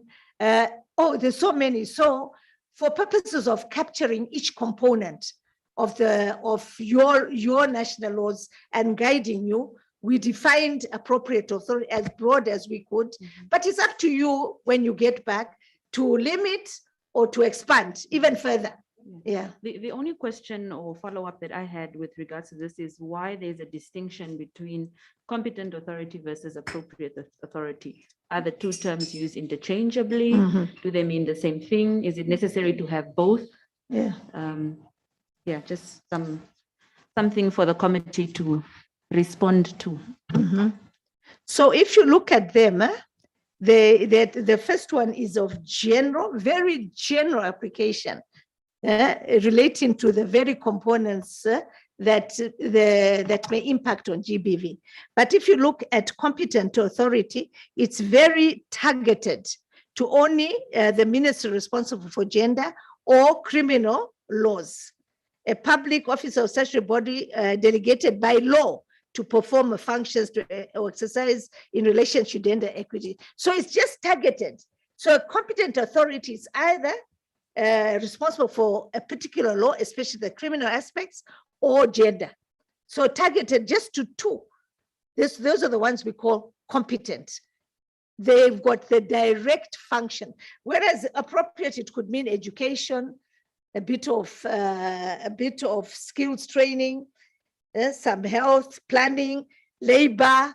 I mean, it's so wide, but they have a small, like labor, when you look at it, it's just very small function, sexual harassment at places of work. You see, so the first one is very wide, but for the model law, we needed to distinguish because there's specific functions relating to the criminal law. The competent authorities, there will be the judicial authorities, the police, and so forth. Whereas, and then for gender, you find it's a specific commission or ministry. But would a competent authority not be an appropriate authority? It may or it may not be, but in that particular section, we are targeting a specific subject area of GBV that they are responsible for. You'll see when we come to it, when we change from appropriate to competent. We are narrowing it now to a very specific ministries or statutory bodies, and not to the whole scope, because it can mean it's a whole government approach. Appropriate authority, you're looking at a whole government approach, whereas competent, you're looking at specific targeted portfolio ministry. But you'll see it, your comment will become relevant when we come to the section, and you'll decide whether that's more appropriate for an appropriate authority and not a competent authority. At first, we had used only appropriate authority, and we found we're getting messed up.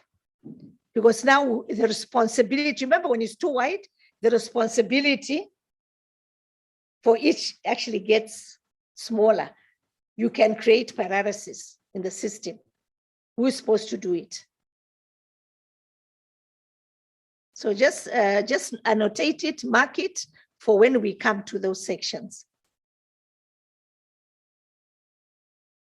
Yeah, Lesotho and then Namibia. I have a question, but it's not related to my learned colleague's question. Mine is actually a follow-up to the presentation that I made earlier when I was talking of need to have the model law address the issue of jurisdiction for the gender-based violence. Because unless if I missed it, I did not really see where it was actually directing us as to which court should be the court of first instance in the matters of GBV. So in the interpretation, there is where you interpret the court. It says the court means a court of competent jurisdiction over gender-related matters. So I'm trying to find a link as to which court could it be that we are talking about, because unless, like I'm saying, if there is where it talks about such courts and I missed it. So can you help me with this one? It's just exactly as you're reading it. It's actually court of competent jurisdiction. We did not allocate the court for gender-based violence here. We prefer that it's done by yourselves in your national law. So here we'll just say court of competent jurisdiction. But when you are drafting, if you want to allocate a specific court, like in Zambia, they have got different fast track courts. So one of the first track courts is for gender, isn't it? For GBV. So they have got a fast track court for GBV in their legislation. But if you prefer that we put here, then I don't know how it works for other countries in relation to their judicial structures. I'm not sure how we'll be able to do that. But if we left it open as to a court, as long as it's competent according to your jurisdictional pronouncements on the various courts, then I think it will be easier. But it's really up to you as a committee whether you want to pronounce here as to which courts. Yes? It's just a follow-up. I think the main reason why I'm asking this is because from my observation, I feel like it would be prudent for this platform to set a gold standard and actually say whether we need to, because like back in my country, we already have a children's court. I think it was done because we realized the sensitivity of matters that relate to children. And if they were to be part of the normal court processes, that there were usually delays. So we have a special court that is called the children's court that we now have. And children also somehow are role players in the GBV matters. So I don't know whether it's okay that we don't actually now set a standard and say for countries that this would be the best way, because the only way for me I see countries being able to achieve and fight strongly the GBV violations is if they have a specially dedicated court. It might be a matter of when each country might be able to establish such a court, but I think by setting a standard, it's imperative that we do have that maybe a deliberation or maybe to suggest that countries should have such kind of specialized courts. Okay, members, what Lesotho is suggesting that maybe we add words, if I'm getting you right, to point to the fact that these are special courts. They're not the ordinary courts, if I'm getting you right. It's actually creating special courts. So yes, Iswetini. Yeah, tongue twister. Thank you. I don't agree with Lesotho to say we should specify the court, if that is what he's saying. But I think what we should say is a court which is competent to hear GBV matters. That's what it's saying here. That's exactly what it's saying. Yeah. Means a court of competent jurisdiction over gender-related matters. Okay, thank you. Yeah. I didn't. So you are agreeing with what is here? Yeah. Anyone else?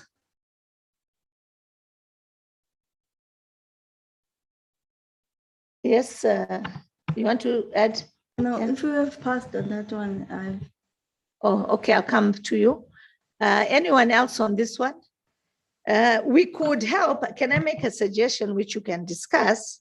Maybe we could say court means a special court of competent jurisdiction and then leave it as it is. So it will alert the countries that they must create a special court. Because in most of your constitutions anyway, I know ours does, South Africa does, it actually allows for the establishment of special courts to deal with specific matters. That's how we came up with the children's courts and all those other courts, industrial relations courts and things. So I don't know what you think about that. What do you think, Lesotho? Lesotho?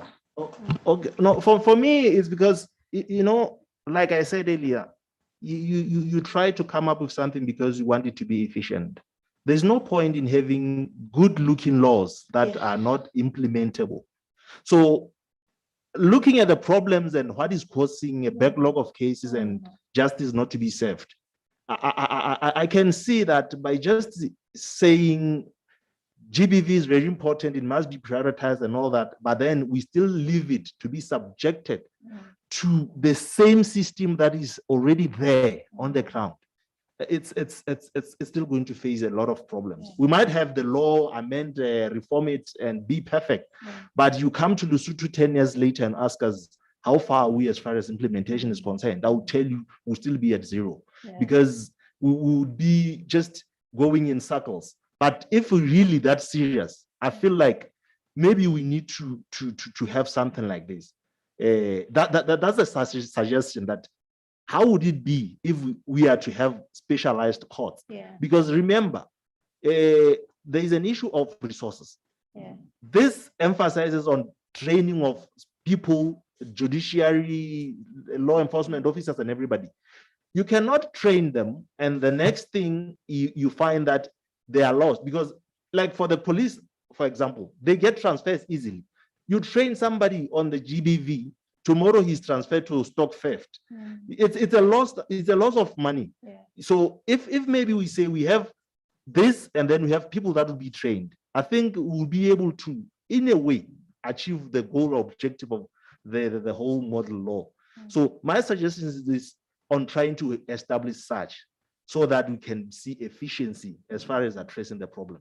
Yes. So, Chair, that is just the suggestion, but if then No, it's still open, it's okay. Yeah, in fact, I like it. I like it very much. I don't know what the rest of the committee says by adding, either we add specialized court or special court.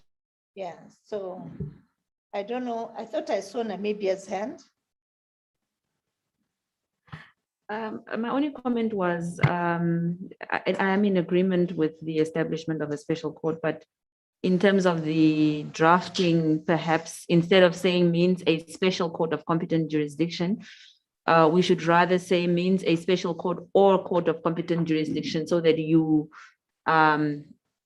basically cover both instances where it's a special court or a court of competent jurisdiction and not one or the other, if that makes sense. I hope that makes some sense. Okay. I saw, oh yeah, you were asking something else. Anyone else on this particular Mozambique? Eu particularmente estou satisfeita com a redação que está aqui, porque eu acho que cobre. Os Estados-membros podem criar especificidades nas suas leis, tendo em conta a lei modelo. Não precisamos de estar a mudar a redação que está aqui. Eu acho que ela, assim como está, pode ser adequada de acordo com os Estados-membros, porque a criação de tribunais especiais implicam outros custos, outras despesas que podem levar com que a sua implementação e a sua execuibilidade leve mais tempo.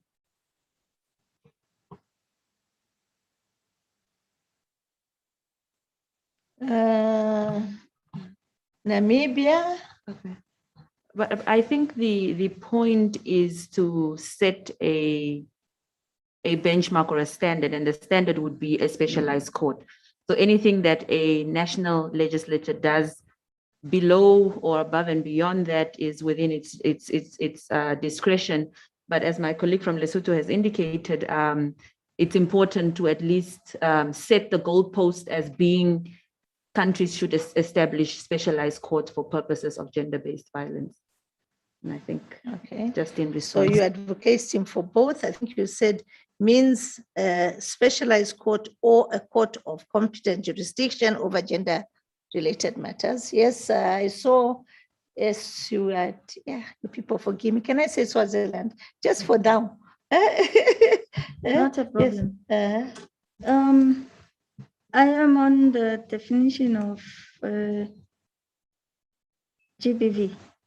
Pardon? The definition of GB. No, we haven't yet come. Let us settle this one. oh. This one is very important. We need to settle it. I want to hear from all of you whether we leave the status quo as it is or we add specialized or special court or court of competent jurisdiction. Zimbabwe, you haven't said anything? Yeah. For me, I go either way. I don't mind the text as it is, and I don't mind the mention of special courts and the text as it is. Swaziland, you have already stated your comment on that. The Mauritius and Seychelles, can we agree on this particular issue? Okay, thank you. The way it's written for me, the word specialized is taken care of because it says over gender-related matters. The subject matter is gender-related matters. That's the specialization. So it is. It's already in. Okay, Mauritius. Usually it's specialized court, but competent jurisdiction over gender-related matters as well takes care of it. Okay. Okay, let's leave it as such, Lesotho. We win some, we lose some. Okay. Unfortunately, we have to call it a day. We're going to have a tough time tomorrow. We have to finish. The director has something to announce. I don't know what they are called. The testers for COVID are here. And we would like all of you to test because we are traveling on Thursday. Your certificates have obviously expired, or at least they will expire by Thursday. So today, we test today, by Wednesday, you'll be able to travel. So what I think they can is that they can do it in here. Yeah. Since this is our room. Yeah. We can't go elsewhere. Yeah. I think we can also sort out the issue of the DSAs at that time, as people are getting tested. So we have to stop a bit early today so that we deal with those administrative issues, and then tomorrow we can continue. Please, oh, she has something to say. No, I just had a question with regards to the test. Do we have to be tested? We all have to be tested today because some of us are leaving later. Are you leaving after Thursday? Yes. Then you will have to take a test separately. When are you leaving? On Friday. The latest, the earliest rather, the latest or the earliest you can take the test is Wednesday. Yeah. Tomorrow. But because everyone else, and it takes 24 hours to get the results. That's why we ask that they come today, so that tomorrow everyone has their results.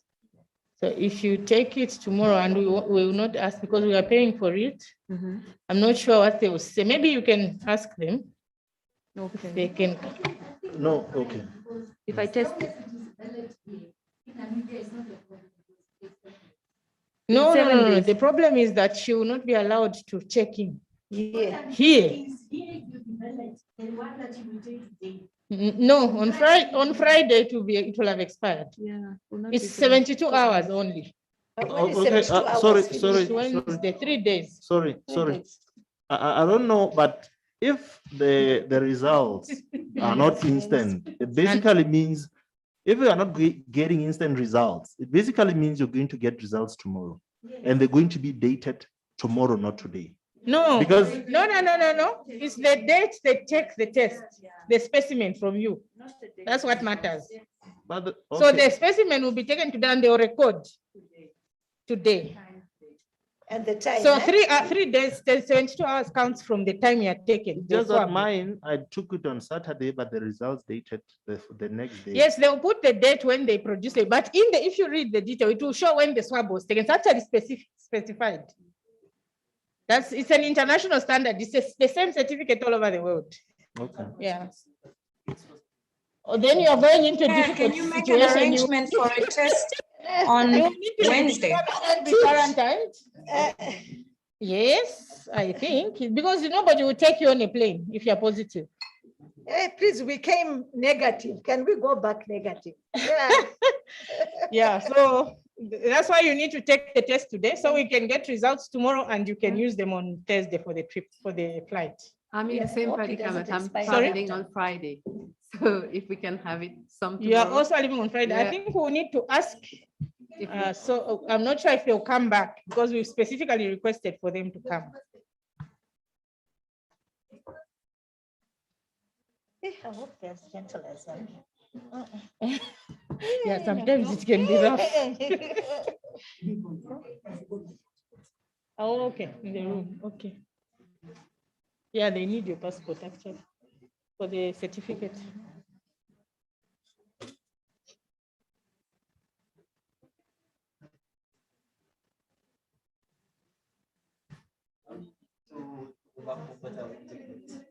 Oh, you don't need to go back home.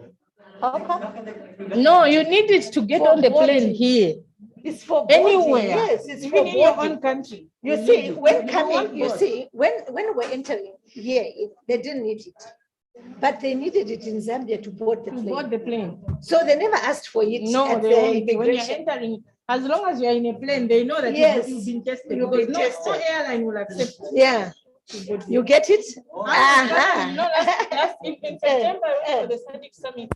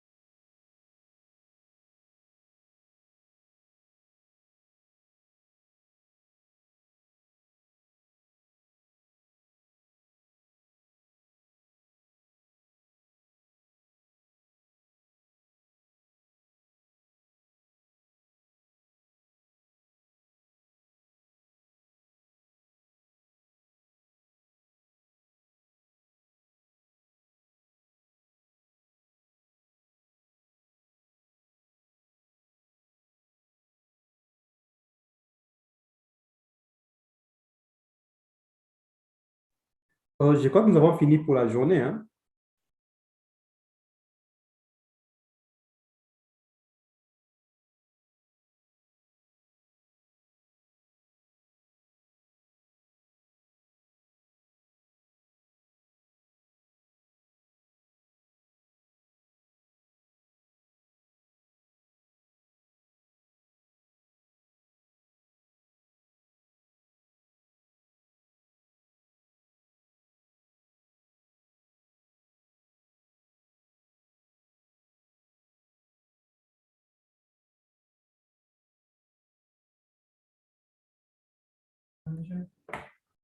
D'accord, alors très bonne journée à tous et on se revoit demain matin à 7 heures.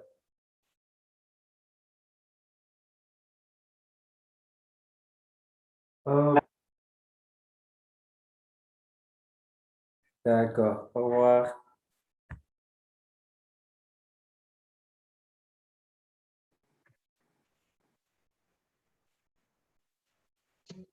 All right, thank you very much, guys. We shall meet tomorrow morning.